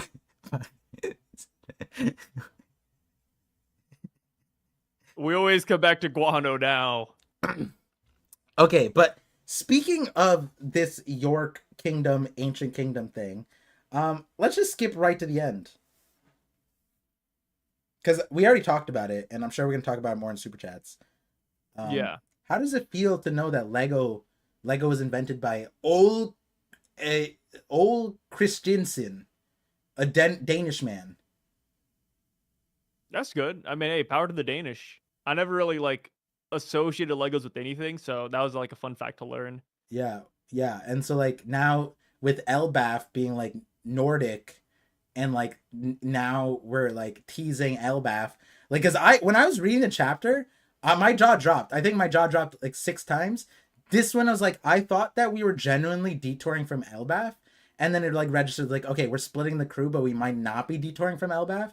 But like then you look at where Nami is, and it's like there's a lot of like lines of logic you could play with and use and whatever. End of the day, that shit's Lego. Like you can't. I don't know. There's not much counter. That looks like Lego. Yeah, Oda has another cover story. It looks like Lego. This is Lego. So Legoland, and now it's cool because then like yeah, my first thought when I was reacting was, wait, is Lego like invented? Because I remember Lego being like European. Obviously, that makes sense. But I watched a video recently because pink isn't a color. Pink is like you wouldn't like pink is like baby blue. Baby blue isn't a color, it's just light blue. So pink is just light purple. And for that reason, Lego refuses to label anything pink. Their pink Lego blocks are light purple. And so I remember watching that, and I remember I was like, is it Netherlands or is it Nordic or whatever? And it turns out, yeah, Danish. He's Danish, and so that's kind of related to this Nordic Elbaf thing. Do you think, where do you think we are with this Nami room? Are we on Elbaf? Because 2 days have gone by, and so they should have hit Elbaf. Because on the way to Egghead, they got the news, and then a day later, the Giants are already on Egghead. So it took 1 day. So then 2 days have gone by, the ship is not there. When I saw it, I was like, wait, the fish ate it. And then we saw the room. And I was like, wait, what? And I was really confused. But then when you think about it, it's like maybe they did hit Elbaf and then they were abducted. Maybe they were abducted beforehand. So do you think this is on Elbaf, off Elbaf? This is another island around Elbaf? Like, what do you think is going on with this Nami room? um, I think all the above is, they're all good options, but I think Nami, if I had to put a guess on it, I'd say she's on Elbath. Mm, With what is the context? She's in the capital and she's being used as a Barbie doll. Oh, so this is like a playhouse. And Yeah, it's because it's a regular sized room. So I was like, okay, why would there be like a regular sized room, right? There's not a lot of humans there. And then also like why are there Legos? So it's like it might just be like a kid's toy, like an actual dollhouse, and they put Nami in there. And that's why Nami's there specifically, because she's the only girl that's missing in the group. so damn, what does that mean about Rob? It's crazy because Robin went if they abducted and they didn't take Robin, like damn, they're like damn. I don't think they were abducted. So they drank a bunch of alcohol and Uh, then passed out and hallucinated, right? yeah. I think what happened is that Luffy simply just took the Thousand Sunny for a ride and then ended up on Elbaf first. Oh, like he turned gear I don't, 5 and he bounced him into the capital or something? maybe not even that. Like just a coup de burst or just like a change in direction. I feel Oh, like a there's a cool. lot of ways that it went down. I don't think they were abducted. I think they like willingly came here and And willingly they, did everything they wanted. Well, not willingly, like they were, under the influence. Like even the person that says "Wake cuz up, Nami," like we don't know who it is, but it seems like they're familiar with their like somebody put it in the best way possible. Like they said, this is literally just like The Hangover. yeah, yeah, that's true. That's true. So now two things, right? So you said so they got hungover and they made it to the Giants Island, whether by shenanigans, whether by normal thing, and then they're here and it's like completely normal and it's like a misunderstanding. Maybe it's like the Giants, like the Robin, Frankie, all of them, they left and there was a plan and they just forgot it because they're all drinking. And like that would be honestly, that's kind of cool that Oda would do something like that. Yeah. I like that. I don't drink, but like when they said absinthe, and hey, like I don't drink, but like I try everything once, so like Yeah. I'll take a swig of that for sure. Some people said it's Shout out to illegal. absinthe. Some people said it's illegal, and I'm like, hey, where is it not? Right? Because yeah. And so, we could try some green fairy. Would you try some green fairy? No. Wait, why? I don't like anything that makes me hallucinate. So I typically don't try stuff like that. You're right. I did know that. Okay. Yeah.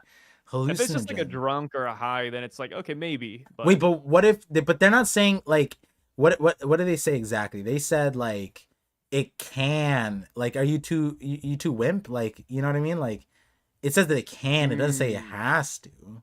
Like, are you I just soft? wouldn't. Like, I, you're I wouldn't want to lightweight? risk it. Oh, you're there. See, it says that there's a I chance. played pretty safe actually. Like I don't smoke at all anymore. Like I just drink and that's it. Yes, when I met you, I think the first time we spoke was after you started another bottle because you were done with the entire handle of, like, I forgot what you were drinking, but you finished the handle and you lift up, oh par, I'm done with this. And then we proceeded to talk about rate hentai on Twitch, which I is don't remember that. yeah, I know why you That's don't probably a remember that. different time period. Yeah, definitely different time period. A different Side timeline in general. goes deletes the VOD when he admits that he had a cum suck chapter in his life, and that video is still on his channel. And that, yeah, whatever, fine, it's fine. We tomato. Zai is just like splitting hairs here. He eats tomatoes but not tomatoes. That being said, um, so okay, they're here on their own volition. They just forgot all this stuff, all this shenanigans. So that eliminates the Nami changed herself. A lot of people were very worried that someone changed Nami. Very interesting. Your play of events, Nami did it all on her own, and I agree. I think like them being in Elbaf of some sort makes sense given her clothes. It just like looks Viking. We compared it with Gerd, the only like female giant that we really know of, and then the other part of this that I want to ask is like it's hard for me because like I could see Oda given the perspective. I mean, we really looked at the perspective really in depth. Like this Oda went hard with the perspective, correct angles here of the room where Nami. Oh wow, surprise, Nami's there. I didn't even notice Nami the first time, honestly. But I like how you always say that whenever there's like a girl on the page. You're like, oh, I didn't notice, Nami bent over with her ass cheek spread open. I was what are you admiring the distance. reading? Hold on, Oda. What are you reading where Nami's bent over there? I've never read anything of the sort. There was a color spread where like Sai Nami's, got like, caught lacking. That's cool. No. There was a color spread where Nami's like posed up and like, legs wide open. And then Par was like, you know what? I didn't even see Nami. I saw everybody else. And then I saw Nami. And No. the biggest thing in the but that one was that one was real because I just love how like this is a reoccurring thing. No, like, whenever there's a girl like scantily clad, you're like, you know what? I didn't even notice the girl. I don't even see women.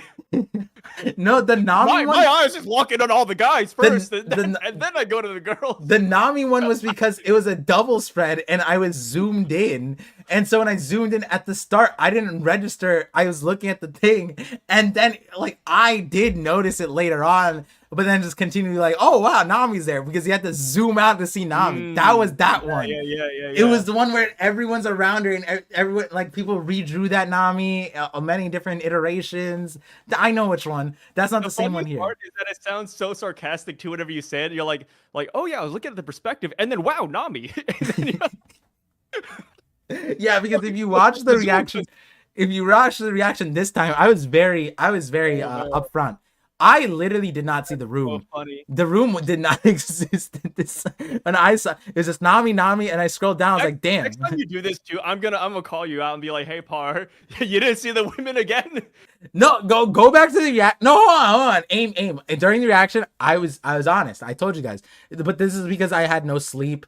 I was up late. This is late night part. State of mind. Yeah, I'm hallucinating. In his right state of mind, he does notice women. Yeah. Gotcha. Okay, Par. Yo, It yo. all The, makes the sense best now, part is brother. my wife just walked across the room renting this There conversation, we go. Hey, bro. perfect cover. Perfect cover. I was saving your ass. I got you. No, no, no. Like I wish you were on speaker so she could hear your side of it and hearing other things. I'm probably gonna play this part afterwards so she can hear it. She loves seeing those things. We were just like, she's like, what are you guys even? Because I take the things out of context. I'm like, hey, what did you think about this? And then she's like, what were you guys even talking about? I was like, don't worry about that. Don't worry about the content. It's fine. I'm excited for the Blackbeard pudding fan fiction where people start shipping them together. Shipping is a It's like Beauty and the worrisome word. No, not quite the same. Pudding is Stockholm syndrome, dude. Like, watch. Come 16. like, oh, never mind. Yeah, never mind. Dude, I don't remember some of these people, brother. Yo, the realization. Hey, I'm gonna tell you right now, dude. I don't look I don't I don't look that up. I don't confirm it in One Piece. Yo, He was about to get married at 16. That's crazy. yeah. I mean, but marriage is legal for Yeah. yeah, marriage and the Well, so other how about this? thing. Instead of shipping, maybe she gets married to Blackbeard, and then Blackbeard becomes a member of the Big Mom family. Yeah, not that I support the marriage at that age, and I just want to put I'm just saying it. In some states, I think it's like 14 with parental consent. So like, I don't know which where that goes on, but yeah, wouldn't yeah, I don't know. Japan is Japan like that too? Yeah. Yeah, yeah, it is. Yeah. Yeah. But yeah, putting in Blackbeard though, like I guess Wait, he I want to talk about theoretically, he Legos. could literally become like a member of the Charlotte family. True, Blackbeard, Charlotte D. Webb. No, wait, no, the Charlotte. Linlet. No, that's her name. What would it be? Charlotte Charlotte Marshall. D. Teach. Charlotte D. Teach. Yeah. Yeah, Charlotte D. Teach would be his new name. Mm-hmm. Oh wait, no, wouldn't pudding That. be Marshall D. Pudding? Oh yeah, she take over his name. Yeah, Yeah. Marshall D. Pudding. Yeah. That Yeah. sounds like a real thing, right? Marshall D. Pudding. Sounds tasty. Like Whoa! She's 16 par. no, I meant like the put. Like, oh, Jesus okay. Christ. I meant like food. I meant food. It, like, alright, ooh.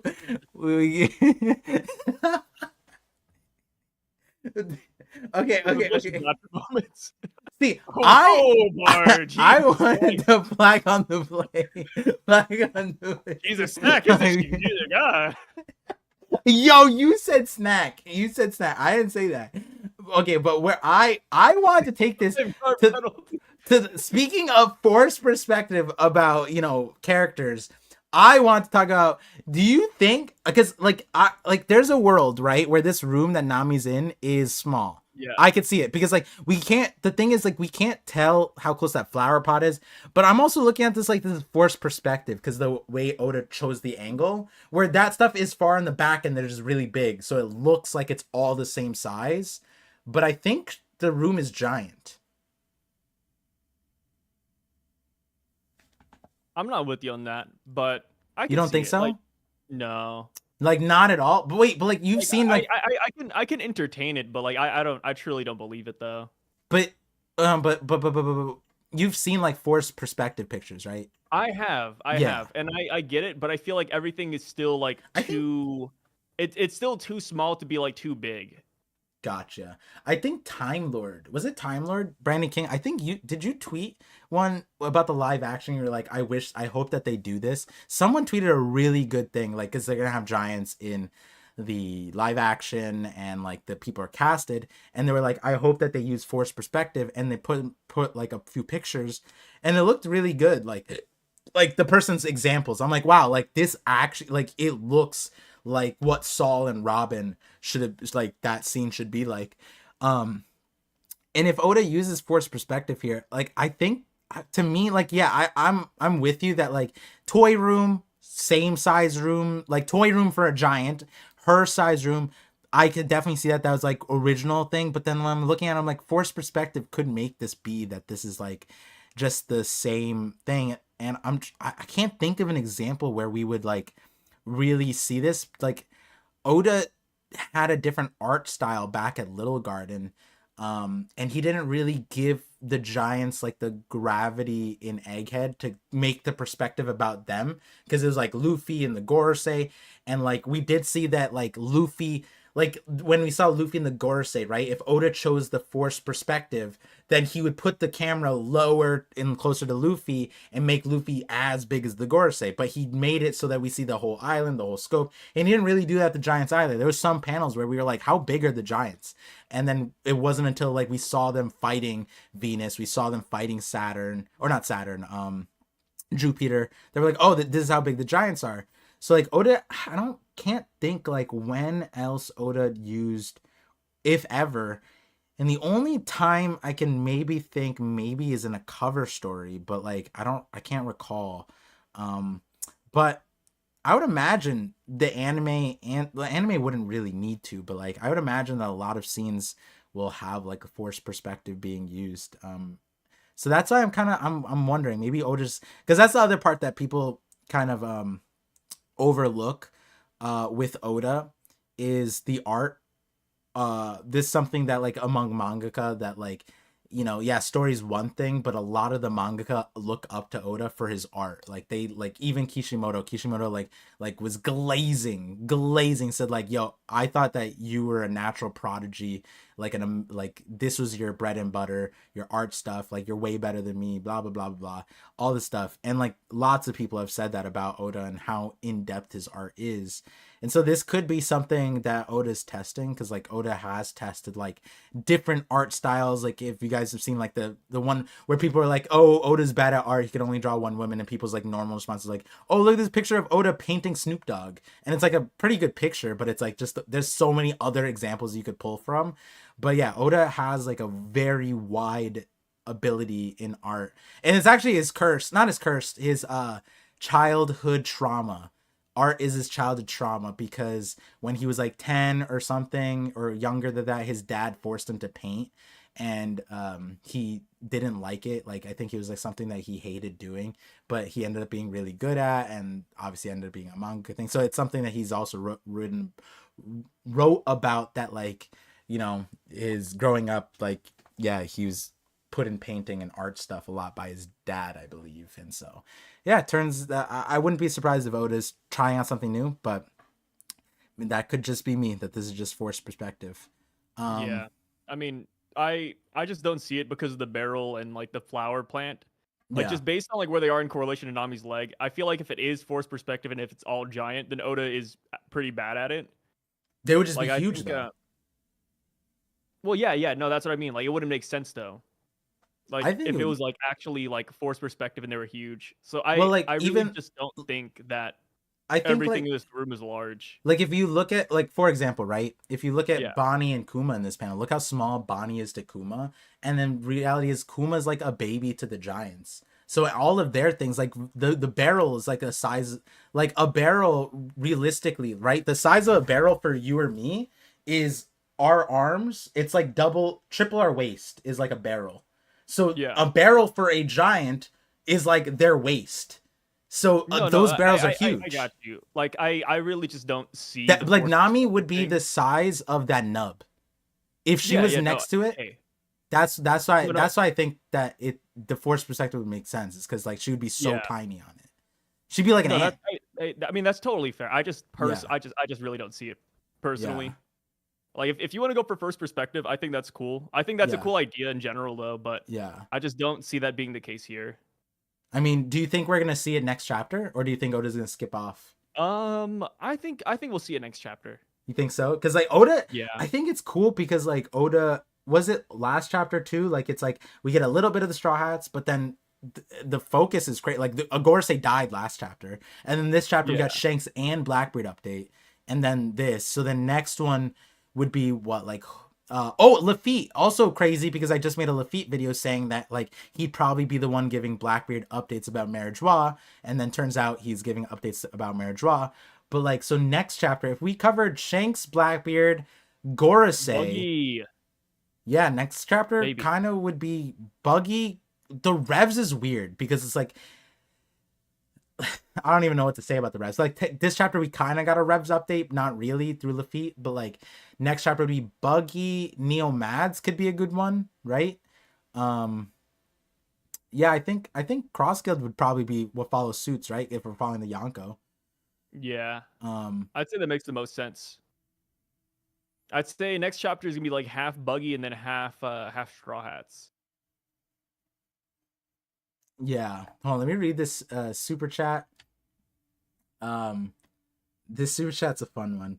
First super chat on the live stream. Habibi T? Habibi T? Maybe I'm reading that wrong. But $10 super chat says, "Hey guys, I've been watching for a while now. My wife and 7-month-old recognize you by face and voice.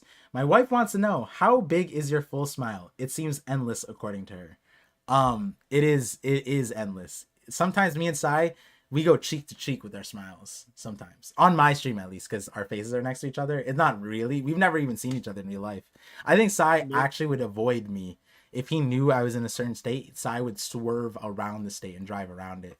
They'd be like, "Hey, sorry, I'm not passing by. Actually, Yeah, yeah. there's another road." Um, but that's awesome that your 7-month-old recognizes us by face and voice. It's funny you say that because Zen recently met a bunch of the YouTubers like Brago, Jay, Cole, uh, Hidden, and a few others, Chestnut, Hime, and he remembers all their faces and everything. He asked like, "Oh, I want to see Brago. I want to see Jay. Where's Jay?" And he like, I think someone like we showed Jay like Jay's short because like Jay has a lot of shorts with his face, and he's like, "I want to watch Jay," and Jay's just like super animated, so it's like perfect. Yeah, yeah. If you want someone to watch where your kid will ask for them again, definitely Jay's a good recommendation. The Jay one where Jay's reacting to Garp versus Kuzan, that one is phenomenal peak reaction, Oscar worthy. Grammy, which one's the acting one, Oscar or Grammy? Oscar. I think Grammy. it's Oscar. Yeah, Oscar, yeah. Who knows, who cares. yeah, um one of those. yeah, cheek to cheek sounds steamy. Yeah, it's definitely I do need to turn on the fan, that's actually true. um But also, thanks for the message. Yeah, thank you. It means a lot. And I hope you and your family are doing well. I appreciate you guys watching. Um, um, I feel like we have a hopefully, lot of super chats too. yeah, we do. There a lot piled up. I went through half of them. Like when you came on, we were done with 90% of them, and then you came on, and then more piled up, and then yeah, here we are. Let me see. Where are we at? Oh, okay, Dead Kirby, $5 super chat says, "Crazy theory, but I think there are ancient weapons and anti-ancient weapons. Like weapons being hidden away as foils for Uranus, Pluton, etc. Thoughts?" I agree. Agree. I mean, the blueprints that Frankie had were technically the anti-Pluton. We don't know if those were just like anti-Pluton by name, right? Like, or by function or by time frame. Like we Yeah, don't know if Pluton was. It's like if Lelucia happened. Let's just say that was Uranus, and Vegapunk theorized what Uranus was, and then afterwards he created a countermeasure for Uranus, yes, and called it anti-Uranus. But the only difference here, or the main difference here, is that according to Enies Lobby in Water 7, the same shipwrights who built Pluton were the ones who made the anti-Pluton. They made Pluton and said this is too destructive, and so they also were like, we need to make a countermeasure, and made those blueprints. Like from there's like two realms of understanding for that, but like yeah, I think it's like chapter 344-ish is where it is. 344 is I think when Robin and Lucci are talking. That's when it is. Robin Lucci conversation. But yeah, it's a cool idea. But yeah, I totally agree. I think Vegapunk will make the anti-Pluton, and as far as the anti-Poseidon, I think we've already seen that with the with Hody and Vanderdecken in a way. What do you mean, like the Noah? No, just because they're guys who wanted to kill Shirahoshi. Oh, but how would that But be the? I feel like there might still be like an anti-Poseidon in the future. I think anti Poseidon's super easy. Yeah. What do you know what I'm thinking of? Two exists already. Volcano. What? I was thinking about a volcano because fish won't survive in a volcano. I mean, some fish do. There are sharks that live in underwater volcanoes. Like in the lava? Yeah. Damn. Like in the heat or whatever. Not like in, but like in like the thermal vent or whatever. Not like swimming in the molten lava. Oh, Not okay. like, I was gonna say like I was like in the molten lava, like that's like something out of Minecraft. no, but I think there are microorganisms in there, so that there are organisms Yeah. there. But yeah, I think was it the Greenland shark or whatever? That's definitely there. But yeah, the anti Poseidon's super easy. The two exist already: Corazon and Law. The quiet room. Oh, you meant like just like erasing her orders. Yeah, you just silence her. The same way Big Mom couldn't order her homies. And Big Mom was kind of shit out of luck after that. She was just free falling. She's like, "Wait, save me! Wait, nobody can hear me." That'd be the same thing. Just put Corazon claps respectfully because Shirahoshi's also 16. He doesn't clap Shirahoshi, just claps in the vicinity. And then boom, quiet room, and then yep, there we go. Wait, was his power clapping or is it snap? Wait, how did his power? I thought it was this, right? Didn't he clap? Or am I forgetting? I think he clapped. Yeah, I thought he clapped. But yeah. So they can exist, and they also don't have to be as like absurd as you might think. Also, Pluton is the one crazy one because we have that canonically like in the story as it being so crazy that Frankie couldn't even fathom building it, and then on the flip side, Pluton being able to destroy an island. So like on that end, like we know anti-Pluton at least would be crazy, and then the Pluton we don't know. Uranus, if we follow logic, we know what Poseidon is, and we know that Pluton is a ship. There's a world where Pluton is the cloud ship, and then that would make my theory right, and that would be really crazy. But let's just say that, like, you know, I think most people think it's Uranus what happened to Lucia. So Uranus is the big one where it's like, how do you counter Uranus, right? Like, how do you counter that? A toilet bowl? I don't know. So the point is that there's a lot of ways you can think about how to counter these things. It could be in the names, it could be in the function. We don't know yet.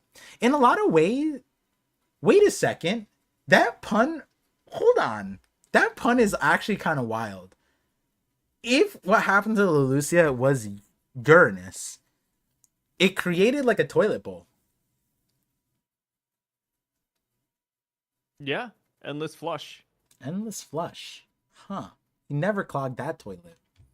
Wonder what kind of... Yeah, that's... And Emu does think the that ass piece lives. Yeah, and Emu does think that the revs are shit. So she would... Emu, we don't know. Oh, based off the voice, what do you think? Oh, Cyborg. I feel like we don't really know anything. Yeah, to be that's honest. what I was saying. Remember, like, I mean, we didn't really learn much. Yeah, last chapter or last podcast, you know, you're baiting me. You're like, oh, but parts of male voice. I like they're probably gonna manipulate it. It's gonna be crazy.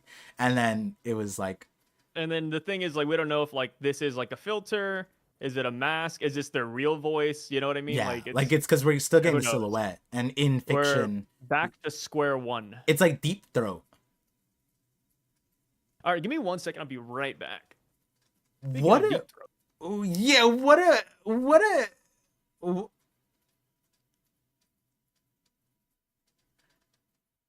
Maybe dancing powder can counter Uranus. Hey, dance powder, baby. Dance powder, baby. We talking about the Ancient Kingdom video they made. Yeah, I don't know why when I said Deep Throat, I was talking about the Watergate, right? The Watergate scandal, Deep Throat, and then I'm back. That was good. How you, Par?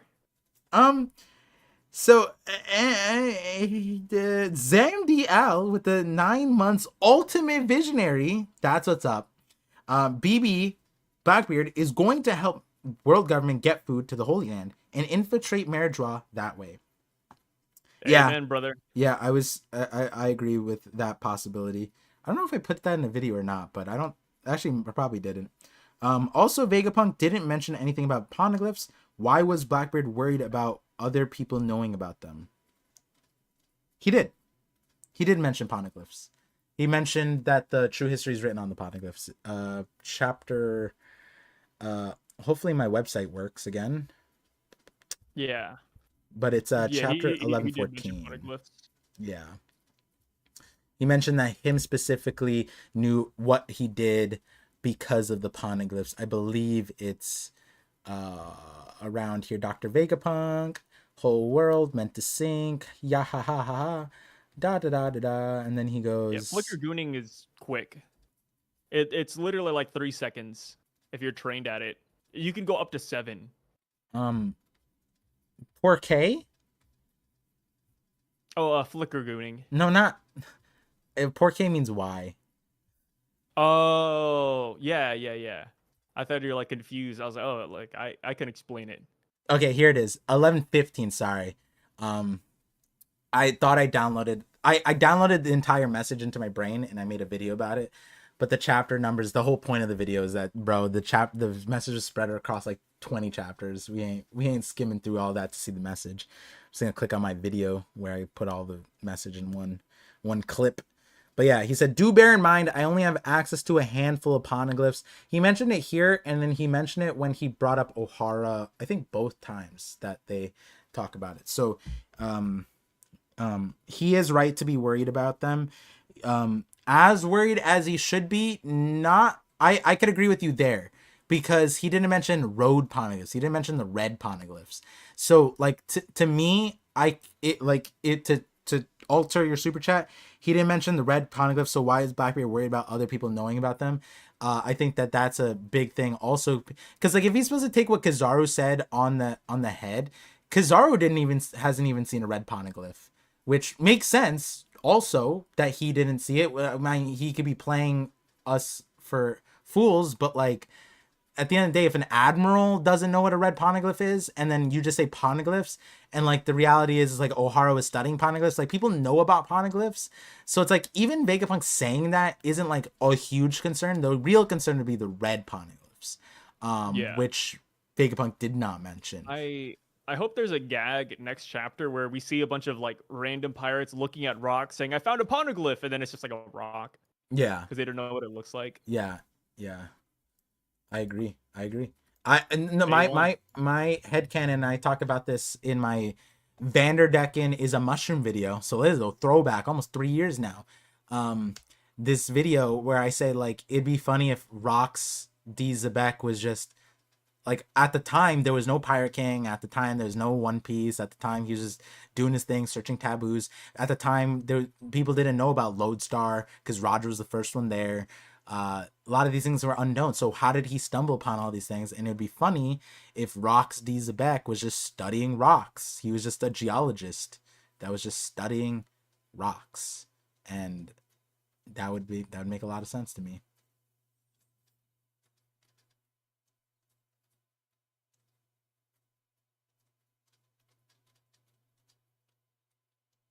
I think 2 weeks ago, Par hit 100K. Huh? Why did you say that? Oh, somebody asked like, when did you reach 100K? Oh, I was trying to do the U thing by freezing and then acting like I was frozen, but I forgot my camera's not on, so it doesn't like look as thing. And then you stun locked me back by just randomly Yeah, no, I praising me. realized that you weren't saying anything. It was like, oh, let's just talk. Yeah, and then you just randomly praised me, and that like I don't know how to respond to that. But when did Par reach verify? Yes, it is. I just haven't messaged my Google.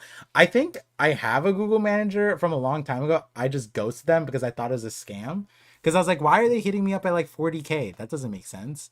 But you can have a manager before 100K, but apparently you need to get that manager for the check mark. They need to, like, I think they need to shake your hand or something.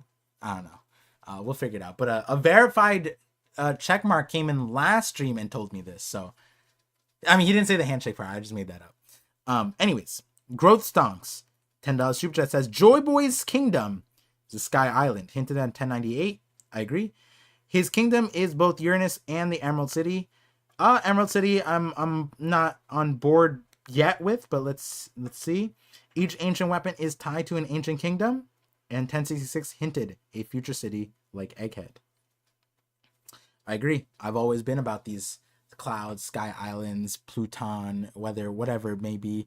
But I definitely think, like, even in the podcast last week, we were talking about how, like, where were the holy nights, but also where did the bridges connect? And like, I'm still wondering where the holy nights are to this very day. Yeah, and like, but like an idea for the bridges would be like, hey, what if they're connecting sky islands? That would make a lot of sense as to why they're not like so. Because the reality is like we, Whitebeard, Roger, Kuma, like everybody when they're sailing, they pass by these bridges. We had assumed they were all the same bridge, but now we could actually go back and maybe Oda doesn't tell us it's Tequila Wolf every single time. It might be that Roger passed by Rum Wolf. It might be that Whitebeard went by Vodka Wolf. It could be that each one was different. But so now that would make way more sense. But the question is, where are they going to? Because if they're not connected to Marriage Raw, then like you would think that if you were trying to build a bridge somewhere, you would start with the end, like where you like would you start at the various endpoints and connect to the end, or would you start to the connection point where you own and go to the endpoints? Or maybe they're connecting lands already, like one's connected to a sky island and maybe they're making it to Marriage Raw, which is why it had to be made on the sky island first. I don't know. It's really interesting with those bridges. We've only seen the bridge part. We haven't seen the land part, which is like kind of important for a bridge. It's not a bridge if it doesn't connect things. At that point, it's just like, imagine they just build it in the middle of the ocean to like to really confuse us. Yeah, like at that point, is it a bridge or is it just like a really tall door? Multiple doors. That's fascinating. What? Wait, what was fascinating? Tall doors. You just like you're lucky I can't read the super chats. I was gonna say like I just go to the next one. Like, all right, time for the next one. Wait, I think you can't. You can read the super chats. I don't think I can. I can't see them. So if you go to at the top, it says top chat, right? Yeah. Wait, when it hits it, fan funding. What? Yeah, you can see them too. It's just that if they get wiped out, you can't see them. I don't think. Oh, okay. Yeah, so you could probably see the last 3. I can see like the last 15. Oh shit. Oh, it might also be because you're a moderator too. Yeah. Yeah, it might also be because I made you a mod. Time to revoke that. No, I'm joking. Insatiable Hunger $5 super chat says, history repeats itself. If Nami or Robin gets Celestial Dragon kidnapped, Ginny, that would be more tension than Ace, One Chopper, Dragon Scale, and Sanji new Cannibal Celestial Dragon dish. See, you had me sort of at the start, and then Insatiable, you lost me at the end. I'm gonna read this word for word. That would be more tension than Ace, One Chopper, Dragon Scale, and Sanji new Cannibal Celestial Dragon dish. What's the O? I see what he's saying. All right, hit me with it. What is he saying, Sai? He's saying that, like, Nami or Robin getting kidnapped by celestial dragons, that'd be more tension than Ace, Chopper, Dragon Scale, and Sanji new Cannibal Celestial Dragon dish. Yeah, no, you're right. Do you think it's obviously it's more tension. Nami, Robin, we get Eni's lobby, right? But more tension than Ace is interesting because like personal tension, yeah, but like global tension, Ace was like a world war with a Yonko, right? So like that's a different kind of tense, I feel like. But what One Chopper, Dragon Scale, and Sanji. So Sanji, Whole Cake Island, Dragon Scale. Bonnie? Chopper got kidnapped. Chopper. Oh. Foxy. Chopper. Foxy. Yeah. And then Zoro says, "Shut up," and just stop talking. And then yeah, that definitely way more tense than the Chopper one. New cannibal celestial dragon. So they're gonna eat Nami. We're like trying to decipher this, huh? Yeah, Insatiable Hunger is one of my day ones. Like Insatiable Hunger was there from TikTok. My TikTok days. Is he trolling you with this comment? No, I think that there's just like You think it's like autocorrect that came in and messed it up? The limit, the character limit. They're trying to fit in the message as small. I'd imagine that's what the Poneglyphs are about too. Like they had to fit all the Void Century on the side of a rock, right? Like surely they had to come up with a new language to like put that shit together. They had to come up with a whole new glyph. They couldn't write normal Japanese. That shit would never fly. 100 years of history on the side of a rock. Imagine, crazy. My God. Yeah, we'd have to come up with new. That's what Insatiable Hunger is here doing there, and I respect it. But I'm not a Kozuki, nor do I want to be. They have a crazy lineage and history, so yeah. AIM PDX. Oh, 5 gifted memberships. Yeah, 5. I saw it earlier. I was gonna say something, but I was like, you know what? I salute in silence. Thank you, AIM PDX. Sure. I remember like one of the first movies I watched was I forgot what it was. If you guys know what I'm talking about, please let me know down below. But like, it was a movie where this white guy went to like a Asian massage parlor, and they give like happy endings there. And then she was like, "Ooh, you're a little soldier boy standing super tall." Oh yeah. Wait, what? I know what you're talking about. I don't know why. Yeah, it sounds familiar, right? It's like one of those memories that everybody shares, but we just don't know where from. Yeah, I said Rush Hour and then forgot there's no white guy there. There's a black guy and a Chinese guy. So I missed the main thing that you said. Yeah, close enough. Very, very true. AIM PDX, we get that 5 salutes. I think that's what I'll do. I'll do 5-second salute. All right. Thank you, AIM PDX. Was it Rush Hour? Soldier Boy? Was it Rush Hour? It might have been Rush Hour. Maybe I got that wrong, but yeah. Yeah, maybe it was a Psy doesn't see color. Just like I don't see women. Hard to see women. That's such a good one. Oh god. Oh, he said no, I'm kidding. Probably just a shared memory that we all OG3's like that's not it, like the things that growing up like in middle school and elementary school that Sai and I had growing up, there was some collective memes like viral memes that existed that we won't repeat here, but they're legendary.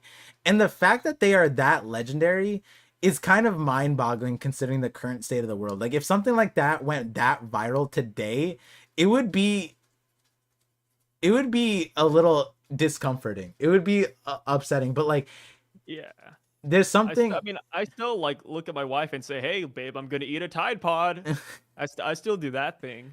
When we weren't we weren't even kids when that.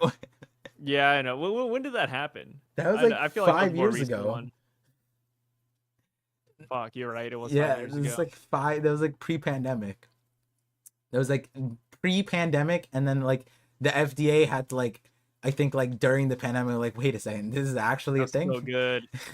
Like between vaccines and detergent, what do we do here, guys?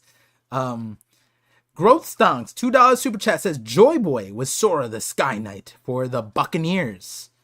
I'm assuming Sora the Sky Knight, you're referring to Gonfall the Sky Knight, and you're saying that like Gonfall, and I'm saying this, Gonfall's gonna make 2 appearances in future videos. Just wanted to put it out there. Gonfall had a whistle that said, "Hey, whistle, and I will come protect you." And you're saying that Joy Boy was that for the Buccaneers. That's not a bad idea, honestly. Joy Boy not being a Buccaneer also confirms that. He's not a we saw Joy Boy, so that confirms he's not a Buccaneer. Not that any confirms any of this. It's, plausible. But yeah, I could see that. What do you think about that, Sai? Yeah, I don't think that's bad. I mean, it's just like a reference, right? Yeah. Alejandro Solis, $2 super chat says, He already has that sloppy toppy with the twist. I agree. I could totally see it. You know, she's been working the fields for a while now. I think Zoro, out of all of the Straw Hats, might be the most well taken care of guy post series. But then again, you know, putting with the 3 eye is kind of crazy. You know, triple pink eye attack. Like I think that would go nuts. But yeah, I think Triple yours pink might eye be best. attack. We don't ask questions. So his next super chat says, Wait, "Wait, I just want to throw. This is a culturally relevant thing. Is that not the top Oiron didn't have to throw it back? They were too pristine. Yeah, she did not. Yeah, so that was luckily Denjiro. But yes, you know she's heard like the talk around the town though, right? Like, yeah, people talked about her, but that's all they did because she's the top Oiron. No. I mean, like, you know, she's with the other girls who did have to throw it out, so it's like, she probably like learned techniques from them. Yeah, but I just want to throw that contextually with. That's probably why Oda put Hiyori in that position. We have to be lore accurate. Yeah, that technically the top geisha and the Oiron were too high product. They were just product to be either the top geisha were married off, and the Oiron was basically the headliner that you never sold unless it was like the king of the country. If the king came down themselves, or the emperor or the shogun came down, then it's like, all right, then I can boost up my brothel house because my top Oiron was sold to the last shogun, and then that's kind of like political, insane money kind of thing. It's like the barter system, but on crack. Alejandro Solis 2 Super Chat says, "Wait, did they just party with Vegapunk's corpse around?" Yep. Dude, if I had Vegapunk's corpse with me, man, I'd be like tossing it around a little bit. Luffy would go gear fit, just, you know, stretch that guy out a little bit. They probably had him like, because it's almost Halloween. Yeah, it's almost Halloween. They used him as like a masked head. Oh, that'd be so cool. Because they lost the back one, remember? Yeah. That ship? Yeah. That's a dark joke, but like I wouldn't say so. No, if Vegapunk went out, I think he'd be happy with that. Yeah. Do you think they ate the apple? I feel like somebody at some point must have tried to eat Vegapunk's head, right? Yeah, like, because the thing is, it's an apple. It's edible. Would you try? If nobody's looking, then yeah, I'd probably like take a bite just to see if like what would happen.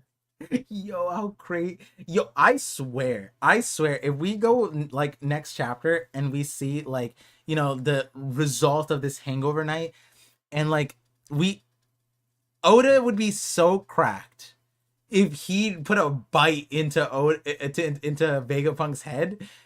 Oda would be so insane for that. Yeah, that is a thing, right? Like, people have talked about like emergency food sources. Yeah, like Chopper and Jinbei. Like, no, Vegapunk would be literally that guy. Yeah, you just bite his apple. Do you think his head is the devil fruit now? I don't know. You guys doing drugs before you start these streams? No, the drug is sleep deprivation. Fun facts.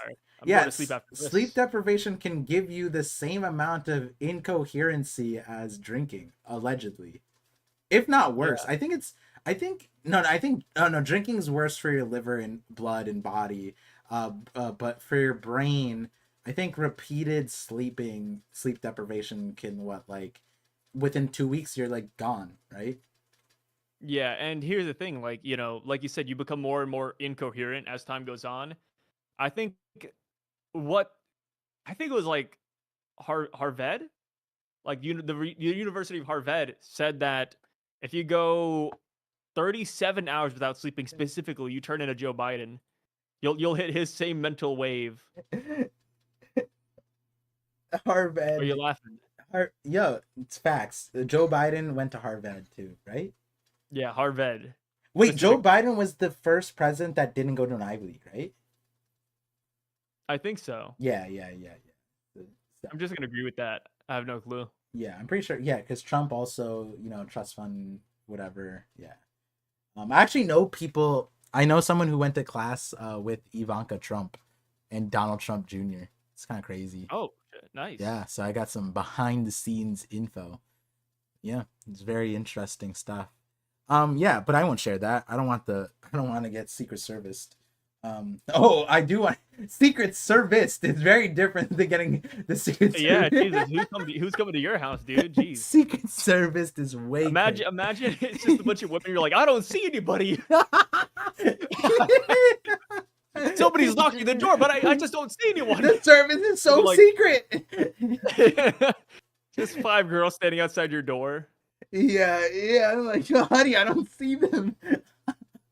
That's fucking crazy. Secret Service. Yo, someone just start. I feel like you could be like a whole ass movie like that, where like the Secret it's just Service. a guy and they just don't. No, a guy that just doesn't see women. Yo, no, but that's straight up that what the chatter was saying. It's like maybe you guys saw this on like Pornhub, like the Secret Service, but it's just like the parody. It's like Air Force One, like they have that movie, and then instead of that, we have Air Force One Secret Service, and it's just that. Ooh, it does not hijack the plane. I can already imagine like the posters, like 2 people posed up like this, cheeked out. Yeah. I can already envision it flying off the shelves of Walmart. Yo, we need to become directors of what? I don't know, but we played this idea in the 50/50 podcast many of times. But it's just too funny. I think we'd get some good laughs for sure. I think we would. Yeah. Baby Pluto, $10 super chat said, in classic Blackbeard fashion, the Revs are going to put in all the effort to secure higher ground, and Teach is going to swipe in and take it all for himself. Right? What do you think? The Revs are gonna put it on. I think so. Yeah. That sounds legit. Yeah. But also, does he need that? Like, no matter who he plays, like whether it's the Revs or the Holy Land, I feel like he's always gonna end up on top somehow. Like he's never aiming to be like somebody subordinate. Yeah. So like, even though I think that he is going to appeal to the world government, I do think he's going to say, "Hey, I'm gonna fuck you guys up in the end." Yeah, I agree 100%. We talked about this with like the call with Brago, Cole, Zonin. But on top of that, does he even need that? Because I'm surprised Pizarro is still like water level. Like he could just like stand up, and then the island's just huge. Yeah. And then they don't want to worry about it. And then they just transport Pizarro to every. Do you think that he's locked in on that island forever? I don't think he. No, that'd be the worst. That'd devil be too fruit. Detrimental. Yeah. That'd be. Pika is not locked. Yeah, and that'd be because the thing about Pika is like Pika can control the buildings on the island, right? But like in effect, Pika was like half the island by the nature of how his devil fruit worked, right? And if Pika could do that, then like, yeah, Pizarro could easily, because like Pika got sliced in half and it's still there, and like that's all you need to do with Pizarro. Pizarro just makes himself big and then just like morphs out. And like that was also what was weird about this. Why did Doc Q put the bandages on the building? Is he the worst doctor in the series? No, it's funny. Oh, it's just funny. Okay, it's funny, goofy. Okay. See, that's what I just let a man have his fun, brother. All right. I'm with you on that. Okay. See, this is how we get on the same page, right? With sometimes some things are serious, some things aren't, and then, but that's all good and dandy. But Sai, can you do me a favor? Yeah, what's up? Okay, so I'm gonna count the pages. Hands wet. Don't go for it. Okay, so after we didn't talk about my favorite page of the chapter. Okay. So when we get to Hachinosu, right, he says it's not that simple. Then Blackbeard is stepping on his tongue and his teeth. First question, would you let a friend do that to you? Probably not. Yeah, you'd fight, right? Like if someone stepped on your tongue with their shoe. It depends, like, it depends on gender, and then it depends on how good the foot is. But shoe. Oh, shoe. Still. You would let it. Gender specific. Shoe is non-binary at that point. Really? Yeah, no shoes in this house. I know you said you're like a big Emma Watson fan, so you wouldn't let Emma Watson step on your tongue? When did I say that? I hate Harry Potter. I think you said it in like in a dream of mine.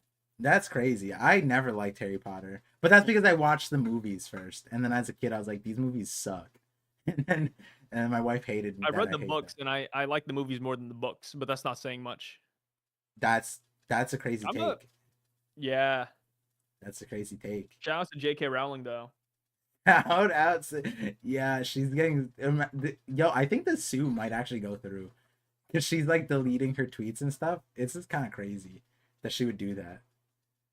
She Yeah. should just double down. I think she should have doubled down. Like, how much is the money gonna even be to her? She's like a I don't billionaire. think the suit's even gonna be anything. There's no way. I no, but it's in Europe. Europe, you can sue for crazy shit like that.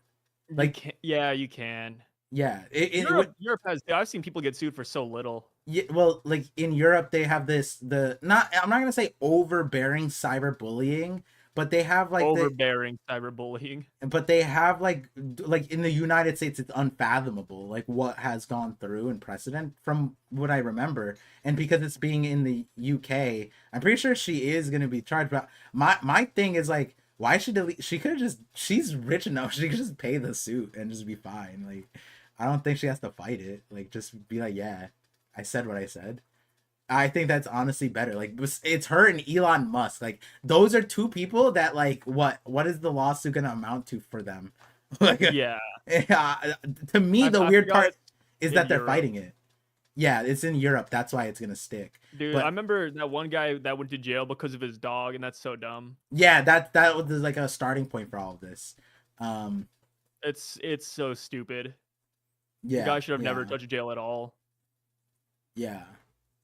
No, we're not discussing about like the nuance of the thing, but like the reality is in the US, like that suit wouldn't go through as like there's like, think about the US and like, yeah, they call us the litigation nation or whatever, but at the end of the day, you can't even sue for like normal rights over here. Like yeah, everyone sues because we're trying to get something, but like that was the point. It's like the lawsuit itself, like as far as in the US, it would be crazy to pursue. But in the UK, it's not that crazy. What the validity of it, that doesn't matter, like to us. But the part is like the weird part to me is the validity or not is that if she stands on what she stands on, she should just pay it. She's like a billionaire. And the same thing with Elon Musk. He's like a trillionaire. The weird part is that they're fighting it and they're going to make themselves look worse by fighting it. It's like this is the same shit with Elon Musk fighting that one guy with the Thailand divers, and he like looked into him and he was like a weird guy being in Thailand. But the more Elon Musk went into it, the weirder it went for him. It was just like, bro, you're just pay it and walk away. Like, that's the point. Yeah. You have fuck you money. I mean, Just Elon Musk and J.K. Rowling aren't exactly known for like good decisions, so yeah, and like the one thing that they are known for is saying what's on their mind. So then they should just say what's on their mind and not be backstepping on it, deleting tweets. Like, that's crazy. Why would you do that? If you had $1 billion and enough fuck you money to do that, I don't know. I don't know if I'd be bothered to delete tweets if I believed in it that much. You know what I mean? It's not like she changed. If she is a new person now, sure, delete the tweets, delete the account. I don't know, but she's obviously not a new person. She's the same person, same kind of, the bully tactics. Which, Elon Musk aside, is the crazy one because, um, but that's all the presidential debate, Taylor Swift stuff, that was crazy. Talk about that on the 50-50. But we have Prince Amin. $5 super chat says Buccaneer Frankie new video confirmed. Video idea or not? No, not Buccaneer Frankie, but things will be coming up related to Buccaneers coming soon. Frankie's a weird one. I just think that, like, and I talked about in the podcast mostly with Sai last week, but I didn't give him like the full end part where it's like at that point then I would explain the entire video and we'd be there for like 30 more minutes. But that explanation, the Frankie Queen debate that's been going on, I am very, and the more I make the video, the more against it I am with the community that thinks this is like Queen is Frankie's dad. Like, to me, it's just crazy that we get that in line with like these are Viver cards that have like flavor text and things aren't written by Oda. It's overseen sometimes, but this one is an interesting one. This one is an interesting one. So we'll wait for the video for that one. Dostrimos, $2 super chat says, Yasop, buggy bomb bullets confirmed, buggy stocks. Okay, so this is the one. This is my favorite panel for the funniest reason. Yasop is crazy, right? Oh yeah, he's Like, 100% crazy. I think so. This is how I read it. Okay, I read it as Shanks tested Barto. So okay, so like obviously go watch my reaction to see how I thought about the Barto stuff, guys. But obviously, so I could probably comprehend it. I went to the Barto stuff and I was like, oh my god, Shanks is poisoning him? This is wild. What? And then like Barto taking it, that made sense. But I was like, also, Barto could just destroyed it. But then him taking it was to take the guilt and so and take the atone for his wrongdoing so Luffy wouldn't have to do it. All that stuff, cool, right? And then it became really and then Oda got me. Oda really did get me when Barto was like, see you around, guys, and then the panel, everyone is fading in the background, and then the panel's back, blank behind him. I thought he died. I thought he was in heaven. I straight up thought that he was like, oh, this is, we're gonna get the underworld. This is crazy. Like he's doing with Barto. What a crazy timeline. Maybe he gets like revived. I don't know. And then the next thing happened where he's far away and I was really confused. And then Shanks like confirms, yeah, I was testing the loyalty, etc., etc. And he's smiling. He's smiling. He said, wow, isn't it so admirable to see like commitment and loyalty and dedication like that? And then Yasop hears dedication, commitment. You mind stepping aside, Shanks? And he just blows them up. Like, I think that Yasop has a commitment inferiority complex. No, I love this dude. The fact that Yasop did that, A1. It was crazy. Like, and the thing is, like, I like this mind blown me because, like, not we're supposed to, but we've always compared Luffy and Shanks and the crews and like, you know, the East Blue Five and like, you know, like the original Shanks crew and stuff like that. Usopp's dad is there, all the stuff, right? Could you imagine Luffy smiling about somebody and then anybody on the crew goes, hey, Luffy, mind stepping out of the way, and just slaughters them? And I was thinking, like, the one that came to mind was Gaimon. Imagine they're leaving the island and Zoro goes, you mind stepping aside, Luffy? And he just slashes Gaimon and kills him and goes, he was too melanated for me. Like, that's what it feels. This feels like a hate crime. Like, Yasop just hated I feel like them. that's happened before. Where? Oh, it has happened. Whiskey Peak. No, yeah, and Luffy got upset. Cause Luffy was like, Zoro, why did you fight them? They gave us food. Yeah, exactly. Like the thing is, like, Shanks literally in the panels like exclamation point, and he had no response. And I talked about how this same thing happened against Kid, except with Kid, Shanks was forced to act by Kid, whereas in this moment, Shanks already acted. He already made in front of everyone, you know, Barto apologized, but he also made him drink poison and stuff like that, and like all that stuff was there. And he like, the thing is, Barto didn't hurt anybody. If Barto hurt somebody, that'd be different. All he did was burn a flag, right? And that's kind of goes back to what, like, I talked about how dissecting this is crazy because like Shanks literally is like, if you hurt me, it doesn't matter, but if you hurt my friends, then we have problems. That's when he kills Higuma, right? In this instant, he has to show up for the flag, and he did. He did show up for the flag. He had to show up measure. He poisons him, does all that stuff, and he goes through it, and he's smiling. He's like, wow, that's crazy. And at no point did he incline. Is there an inclination towards this behavior? Yasop just step aside, Shanks, and just blast his ass, no questions asked. That's crazy. I think it's very fair. Because, like, when you think about it from Shanks' perspective, right? Yeah. Like, I don't think he'd question it too much. Because they've been sailing for a long, long time now together. Okay. So I think there's a good chance that he just trusts Yasop's judgment. Like, if Yasop wants to blast the ship, it's like, okay. Like I'm sure there's a reason why. And then plus, my headcanon is that Yasop heard what Barto said at the very end. Saying, yeah, like, okay. He was ruthless, he was softer. And then Yasop said, okay, like, we let them go. They're disrespecting us. You know, we didn't send the message loud enough. I'll send it right here. Yeah, that's how I see it. And then Shanks would be like, oh, Yasop. You know, like how Ben Beckman said, oh, like, you know, Shanks, he must have seen a really bad future. And that's when he fought Kid. I could see Yasop, Shanks saying the same thing for Yasop, saying, "Oh, like Yasop must have heard something pretty bad," So and then for just blew him up. like when Ben Beckman, because Shanks technically did this right against Kid. Yeah. Shanks lady said, "I'm gonna go talk to them. I don't want a war." And then Shanks just freaks out, jumps at them, blows them up.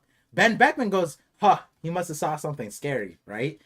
And then so for me, the way my brain worked when I was reading it, to me, I was like, "Yo, this is kind of crazy though," because like when you look at it, the symbolism is crazy because Yasa blew up Luffy. It's the going Luffy. If he wanted to take out, like, couldn't he just take out Barto? Couldn't he just take out the crew? Is a sniper can snipe people, right? And so like my brain was like, yo, the message is crazy because he blew up Luffy.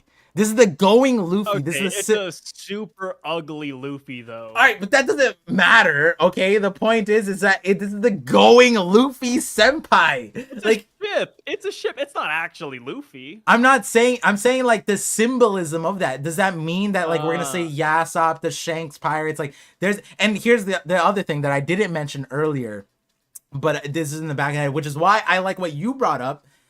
Because like the part is, right, you could parallel this to what Ben Beckman said to Shanks. He must have saw something, right? Something along the lines. Shanks would be like, he must have heard something. Now, what Shanks saw was his entire fleet being obliterated, including giants being smoked by a railgun. Yasop heard Shanks is soft. Now, I don't know about you. He heard that, and I don't think that warrants blowing up the ship. I think it does. No, because you want to know why? Shanks had beer poured on him. Shanks had his ass handed by Higuma, and then and they all laughed it off. They could laugh it off. It's fine. That's not disrespectful. But now that's why, like, when there was chapter reaction, it's like that's too combobulated. I talk about so much, and I'm on the time clock, right? Like people are like betting on this, right? They put money down and passing between 56, 57 minutes. So I was on the clock. I redacted this, but the thing is, now that we see more of Yasop, and it like and Oda is like doing this thing. We see him from the back, like we're seeing his cape.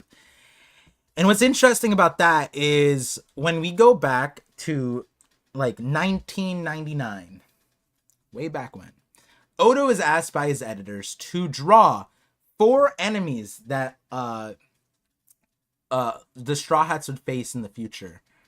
One of them was Boa, and he drew all of them from the back, and he held on to that same image of Boa. He drew Solome from the Solome was straight up. Everything about Solome is fine. Straight up there. Boa from the back, right? And 9 years later, Boa gets revealed. Now, one of the characters looks sort of like Brogy, which in the timeline doesn't really make sense because Brogy was like already introduced, so it doesn't make sense as Brogy. But another one of those characters was a gunman that had a star cape just like this. And so now I'm like, was Oda like setting up Yasop to be here, let me see. 4 enemies back, One Piece. I'm trying to see wiki. Let's see. Antagonist. I'm trying to see if I can remember where I could find it. But it's in one of the color walks. I did put a short about it. Let me see if I can find on a short. Definitely can. But that's where I'm like really, I'll pull up the image and then it'll make more sense. But no, I remember what you're talking about. Yeah, you remember, but the chat probably doesn't. And so the question, I guess, is like this whole progression, right? Like they have to like put up a front, right? They can't. They have a flag. They have something to protect. They are Yonko. They have to protect that. People to protect. Luffy ultimately, they support Luffy. They love Luffy. But they also can't let Luffy walk all over them. Do you think that like it's weird, but like, do you think that the Straw Hats are going to offend Shanks before meeting them, like on Elbaf? Or do you think that the red hair are like they're just gonna meet up, do a Davy back fight, or do you think it's gonna come up like they're gonna come up with some kind of offense before they meet? and like force a squabble? How do you see it going down? I could see it being like a Davy back fight or like a skirmish even. So there's no like pretense to them meeting? No. No. Okay, so what about the What do you mean by pretense? Like pretense by is what extent? okay, so like in this scenario pretense could apply where it's like Barto kind of says that was like does he say something like um well, we don't know if this gets posted in the news, right? This happened a month ago. I don't know if anybody like Robin would have said like it'd be it'd be crazy if Robin in chapter 1060 saw this news, Shanks kills Barto or they vanish at the hands of the Red, and Robin goes like hee there's some other people you know about in the newspaper, Luffy, and then just never mentions it to Luffy because that's the timeline, right? That Luffy leaves Wano while Shanks deals with Green Bull. He leaves to do that some point while Luffy leaves. Then after Luffy leaves, then newspaper would come out. It would have this if it was in there. And it might not be, or if it is, Robin redacted it. But that aside, Oh, I think this is current day. This is current day? Yeah.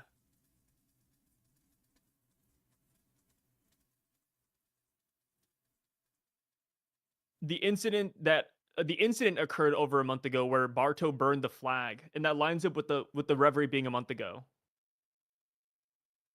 Or over a month ago. Yeah, the Reverie was over a month ago, right? Because yeah, that's what I'm saying. Like that's when we got the Barto flag burning during the Reverie stuff, right? But Shanks left after Wano. Yeah, Shanks left after Wano to go fight Barto. Right. So, but a month hasn't passed before, like to the current story. Like, wait, did they mention Barto today? Did they mention Barto after the kid stuff? I'm forgetting. Like no. Recently, they didn't mention going there. So what you're saying is in chapter 11:20, like 1ish, when we see like Shanks sailing off somewhere drunk, they're sailing here.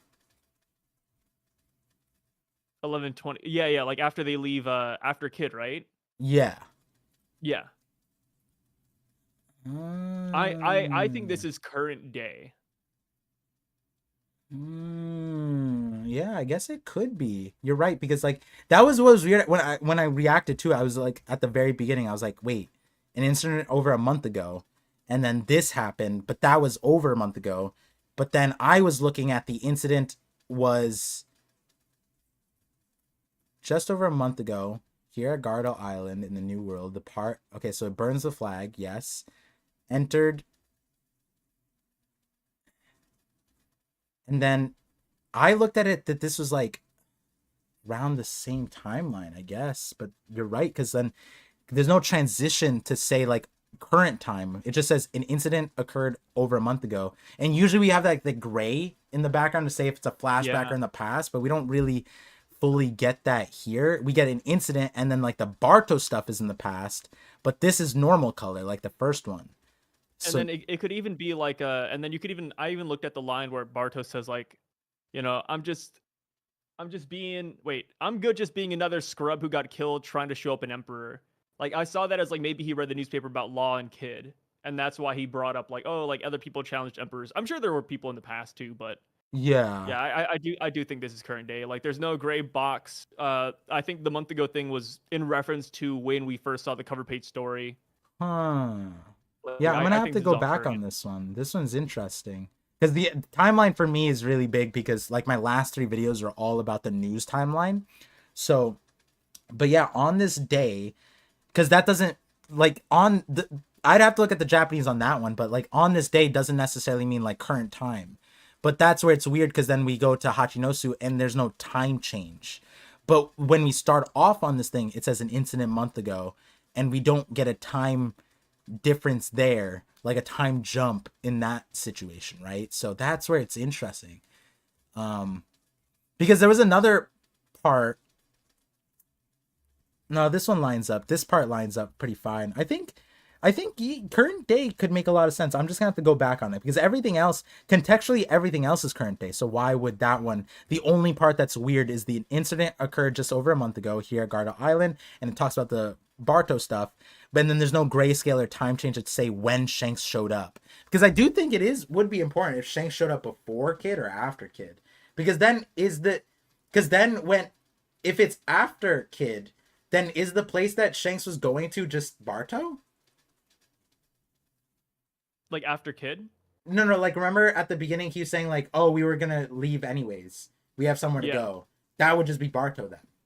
Yeah. Yeah, so then Wano, they left Wano. They said we got to deal with Barto. They didn't deal with Barto, and then they went to Wano. Wano would line up with when, but the thing is, them leaving. They said a quick pit stop, right? When they went to Wano, that was when Green Bull was there. That was weeks. That was like what 2 weeks before they left Wano. So that's a crazy timeline. I guess like Shanks was there for 2 weeks ish on Elbaf, and that's a quick pit stop to him. Yeah, I mean, well, you gotta remember he stays on islands for years, brother. This guy, he hangs out. Well, staying on an island's one thing; it's his headquarters. But he said his quick pit stop, which, like, to me, I'm like, that's different. So it is interesting. Yeah. It's after Kid. Yes, they're going to Barto. He said it had to deal with Barto. Wait, but did he say he had to deal with Barto after Kid? I don't remember him saying. He said after Wano. Yeah, he said that after Wano, not after Kid. But I think what they're saying is that they they probably think that it's after Kid as well. Yeah, I think Kid. Yeah, no, the context what you're saying is like another person who, like you said, like you could say, oh, the Kid Alliance, right? To everybody outside of Wano, right? Outside of Wano, Kid was dead because Kaido killed Kid, Hawkins, Apu, and they were just ended up on Wano. But they would be gone, deleted, whatever, if that news was posted, which I think it was. The Alliance was defeated or something like that. But nobody would really know, which would be the same instance here. So like you said, there's other instances where Yonko just take out people and a new upstart. Ace is an example of that, right? Ace would have been an example that Whitebeard took out, and Whitebeard literally said like, oh, you're just like another squirt, blah, blah, right? So that part, but I agree with you contextually right now, it makes sense that after Kid. It's interesting. It's interesting because the month, dang. Do you think what do you think that month thing that Hongo said? Do you think there was a specific reason why they said a month, or is just like adding on scary stuff? You have a month to do it, making it seem more realistic. Yeah. To find like Luffy in a month. Yeah. Do you how about this? Do you think that if Barto set sail with the poison, he didn't eat it, right? Do you think Yasop would still blow up the ship? Yeah, if they're smack talking, yeah. No, not smack talking. Barto he says yes. I take the poison, get the thing, right? Oh, Yasop would just blow up the ship because then they think that he's not dedicated. And it wouldn't be Yasop doing it, Shanks would do it, right? Probably, yeah. Yeah. So then, how about this? I have an interesting idea. What if this place is personal to Yasop? Because what if it's something like that where it's like, because if like Shanks isn't personally offended, right? Like, yeah, burn down the flag, but maybe this location is related to Yasop. That'd be interesting. It could be Yasop taking this is for my land. Maybe Barto did something. Oh wait, Barto's from the East Blue, yeah? I think he's from the West. I'll look it up blue? Though. Isn't Barto from the East Blue, or is it from? He was like the cannibal, dude who, what is it called? Oh, he is from the East Blue. Yeah, what if it's a Yasop grudge for? Maybe Barto did something in the East Blue. Like, you know how Hongo handed Shanks the paper for Kid, and he looked at him and was like, oh, from the South Blue, blah, blah, blah, blah, blah. What if he did that and Yasop's like, from the East Blue? Oh, no, this guy messed up something I care about. And then that's why. That'd be crazy, too. I could see that. Because Barto's navigator's in the East Blue, right? The grandma? The grandma, yeah. Yeah. So there's some interesting things there. But yeah, let's get to the last super chats and then we'll start closing out the stream. I do have to edit this last video.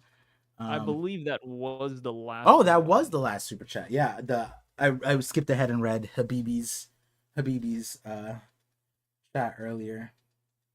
But yeah, One Piece is turning into a Game of Thrones. I feel like it was always meant to be a Game of Thrones. As soon as we got the empty throne, right? When did Actually, we don't know where the grandma is. is Because that? it's Gambia's grandma, and Gambia is not listed where he lives or where he's from. Ooh, ooh. I just hope. Do you think Yasop is gonna? I know you won't change. What's? Oh, actually, let's do this. What do you? How do you feel about Yasop right now in the current story? What's your? Oh, I What's love him. you love him? Can you I say? didn't like him at first, but Okay, now that he's like shooting people, I'm like, okay, that's great. okay, okay. Like some other like what do you like about Yasop other than the shooting people? I like his appearance a lot. But he kind of looks like Usopp. I wouldn't say so. Oh, okay. There's no I mean, okay. yeah, like there's resemblances, but I think he looks pretty different to Usopp. Oh, so you think like because like Luffy like looked at him and Luffy's kind of dumb, and he just like immediately is like, oh Yasop. Well, yeah.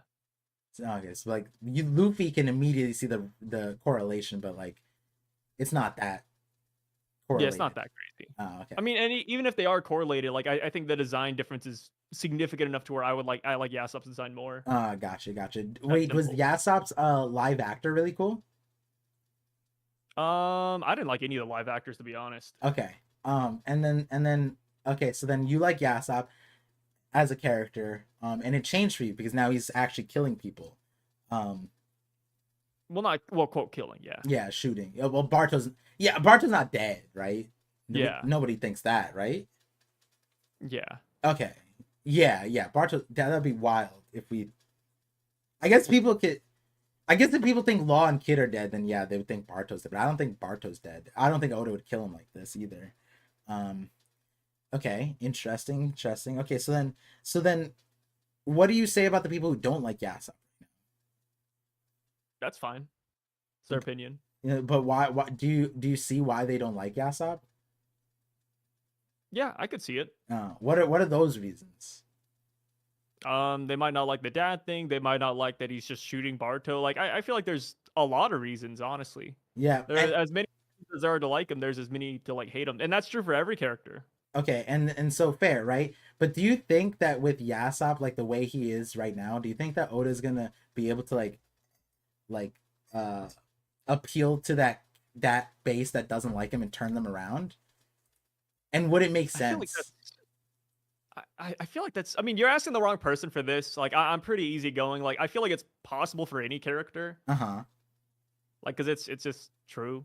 Yeah, it's just gonna be You could interesting say because that we're for gonna get Shanks. we're You gonna could say get that for Gambia. the reason why I'm asking that is because eventually you know that this is gonna take up so much like conversation space when the chapters inevitably come. There's gonna be so much that Yeah. happens in the chapter, and then Yasop does one thing with Usopp. Yasop does one thing, and like like again like Yasop bad dad does it. Do I go out of my way to be like I boycott Yasop from the chapter, right? Like it's like from reactions he's funny, right? Is like bro, he literally heard Shanks say like commitment, and then he just blew his ass up and just said no words. Like there's like I agree with what Sai was saying. Like if he heard him, okay. I don't agree with him being like so trigger happy that like him some saying Shanks is soft is like that crazy because like Higuma literally beat his ass up and nobody did anything. And it's like that's crazy. Like people say way like because then people like I'm pretty sure Shanks's own alliance was making fun of Shanks too. But they didn't say anything. I'm pretty sure that giant kid on Elbaf, that big ass kid, he was like, "Hey, yo, Shanks, take me. Are you scared or something like that?" I don't remember. Or was that Luffy? I forget.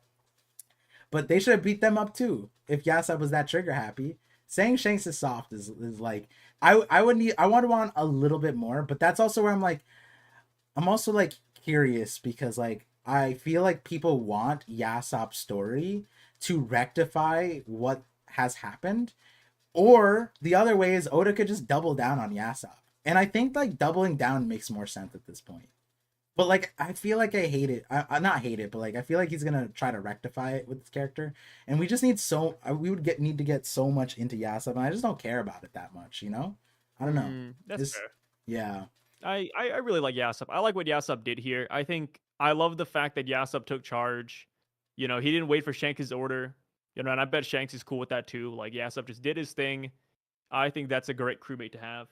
yeah. Like Narukami said to me, it's the fact that he did it without Shanks giving the order or the okay. Yeah, I agree with that to a certain extent, especially because like Luffy learned how to be a pirate from Shanks, and like that's like even Zoro abides by that. Like that's something that every single one on Luffy's crew stands by. So it's like it is a little jarring to see it. When Sai was saying like yeah like they've been together for so long that they could it's like a trust thing, right? And it's like and my thing is it's like Ben Beckman saw Shanks do it, and that's different, right? Because it's Shanks doing it. But like maybe they all treat themselves on that level, like on the same time, right? Like I think Whiskey Peak is a good example because like I think was that correct me if I'm wrong, Sai, but Whiskey Peak was not Oda's idea. Was that one of those ones too? I don't remember. I remember it being talked about that like Whiskey Peak was either something an editor didn't want or wanted, and that's I mean that's a big difference, but I'm pretty sure it was one of those things. And but regardless how that went down, you look at it and I think a lot of people would be like, damn, like Luffy doesn't trust Zoro. Like he should have like Zoro's right. We know as the reader that Zoro's right. And Luffy just got mad and upset as Zoro started attacking him without hearing him out, right? And it's like, the offset here is that Shanks just trusted, like, no, this is my crewmate. He wouldn't make a mistake like that, right? And like we at some point, yeah, like I think a lot of us would have wanted Luffy to just trust Zoro blindly. Are we mad that Luffy did that to Zoro? Not really, but like at the end of the day, there is that like scuffle. Why did that happen also? Well, Luffy and Zoro had been together for 10 days at that point.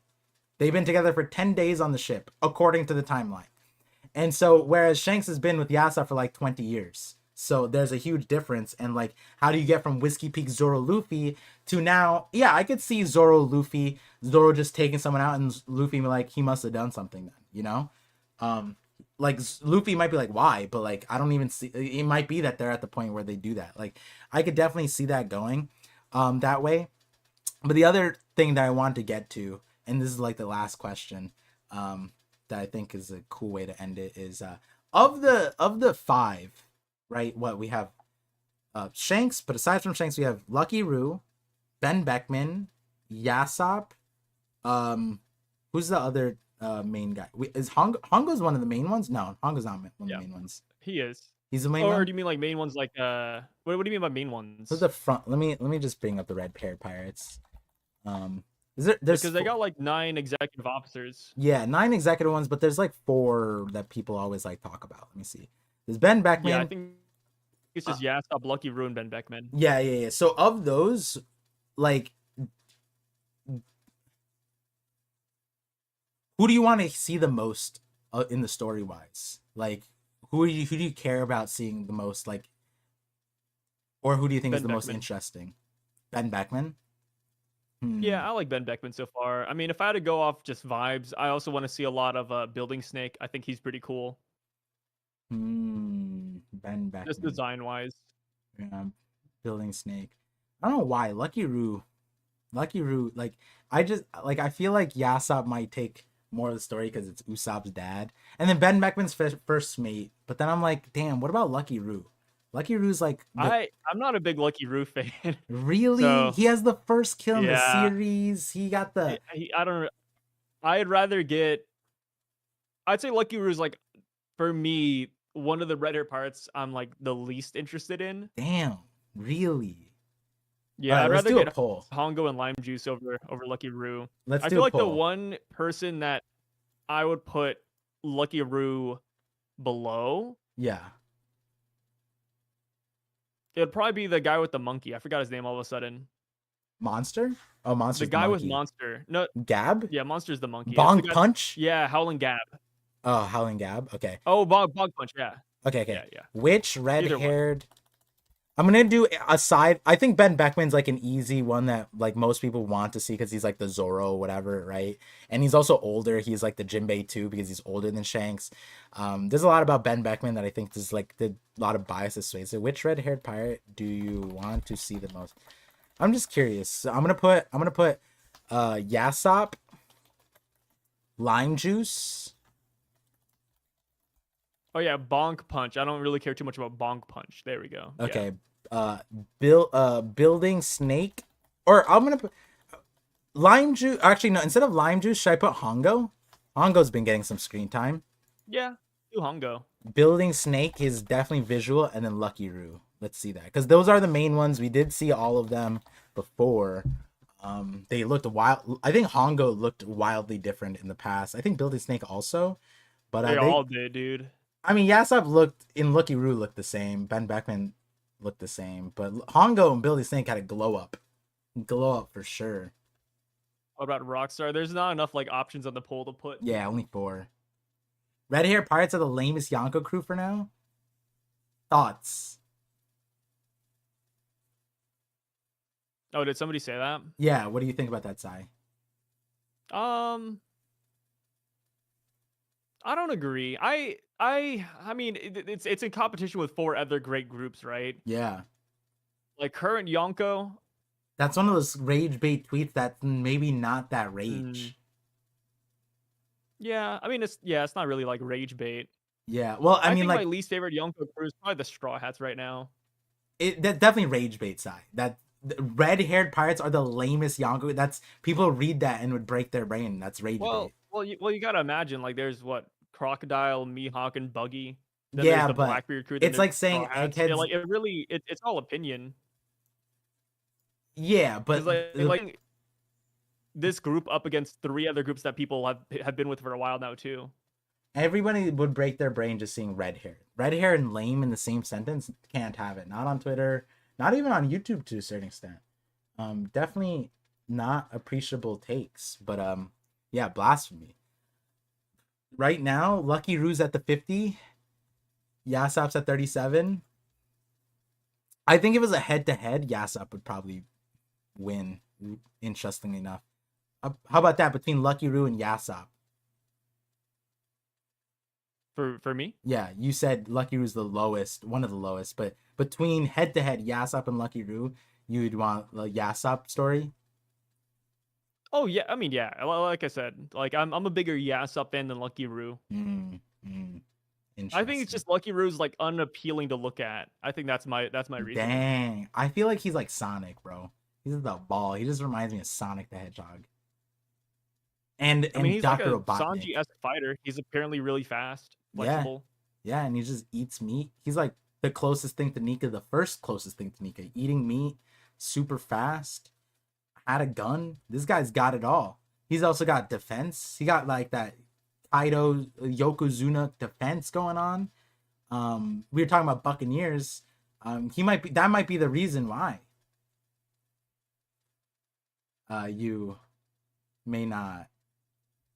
Nah, I just think he's ugly. Oh, okay. Oh, okay. Yeah, He's just got yeah. that Buccaneer build. Oh, that's what I was saying. The Buccaneer. Yeah, Yeah, it's similar. ugly dude. Damn. He said it, not me. I was leading him into it, but he said it. But I mean, out of all the red hair crew, I think Lucky Root just doesn't look the most appealing. I don't think that's like a hot take at all. I have no. I'd take Monster over him. Monster's kind of sick. Howling Gab proves my hockey stuff, but I have like no idea how Bonk Punch fights. Yeah, it's in his name. Definitely in his name.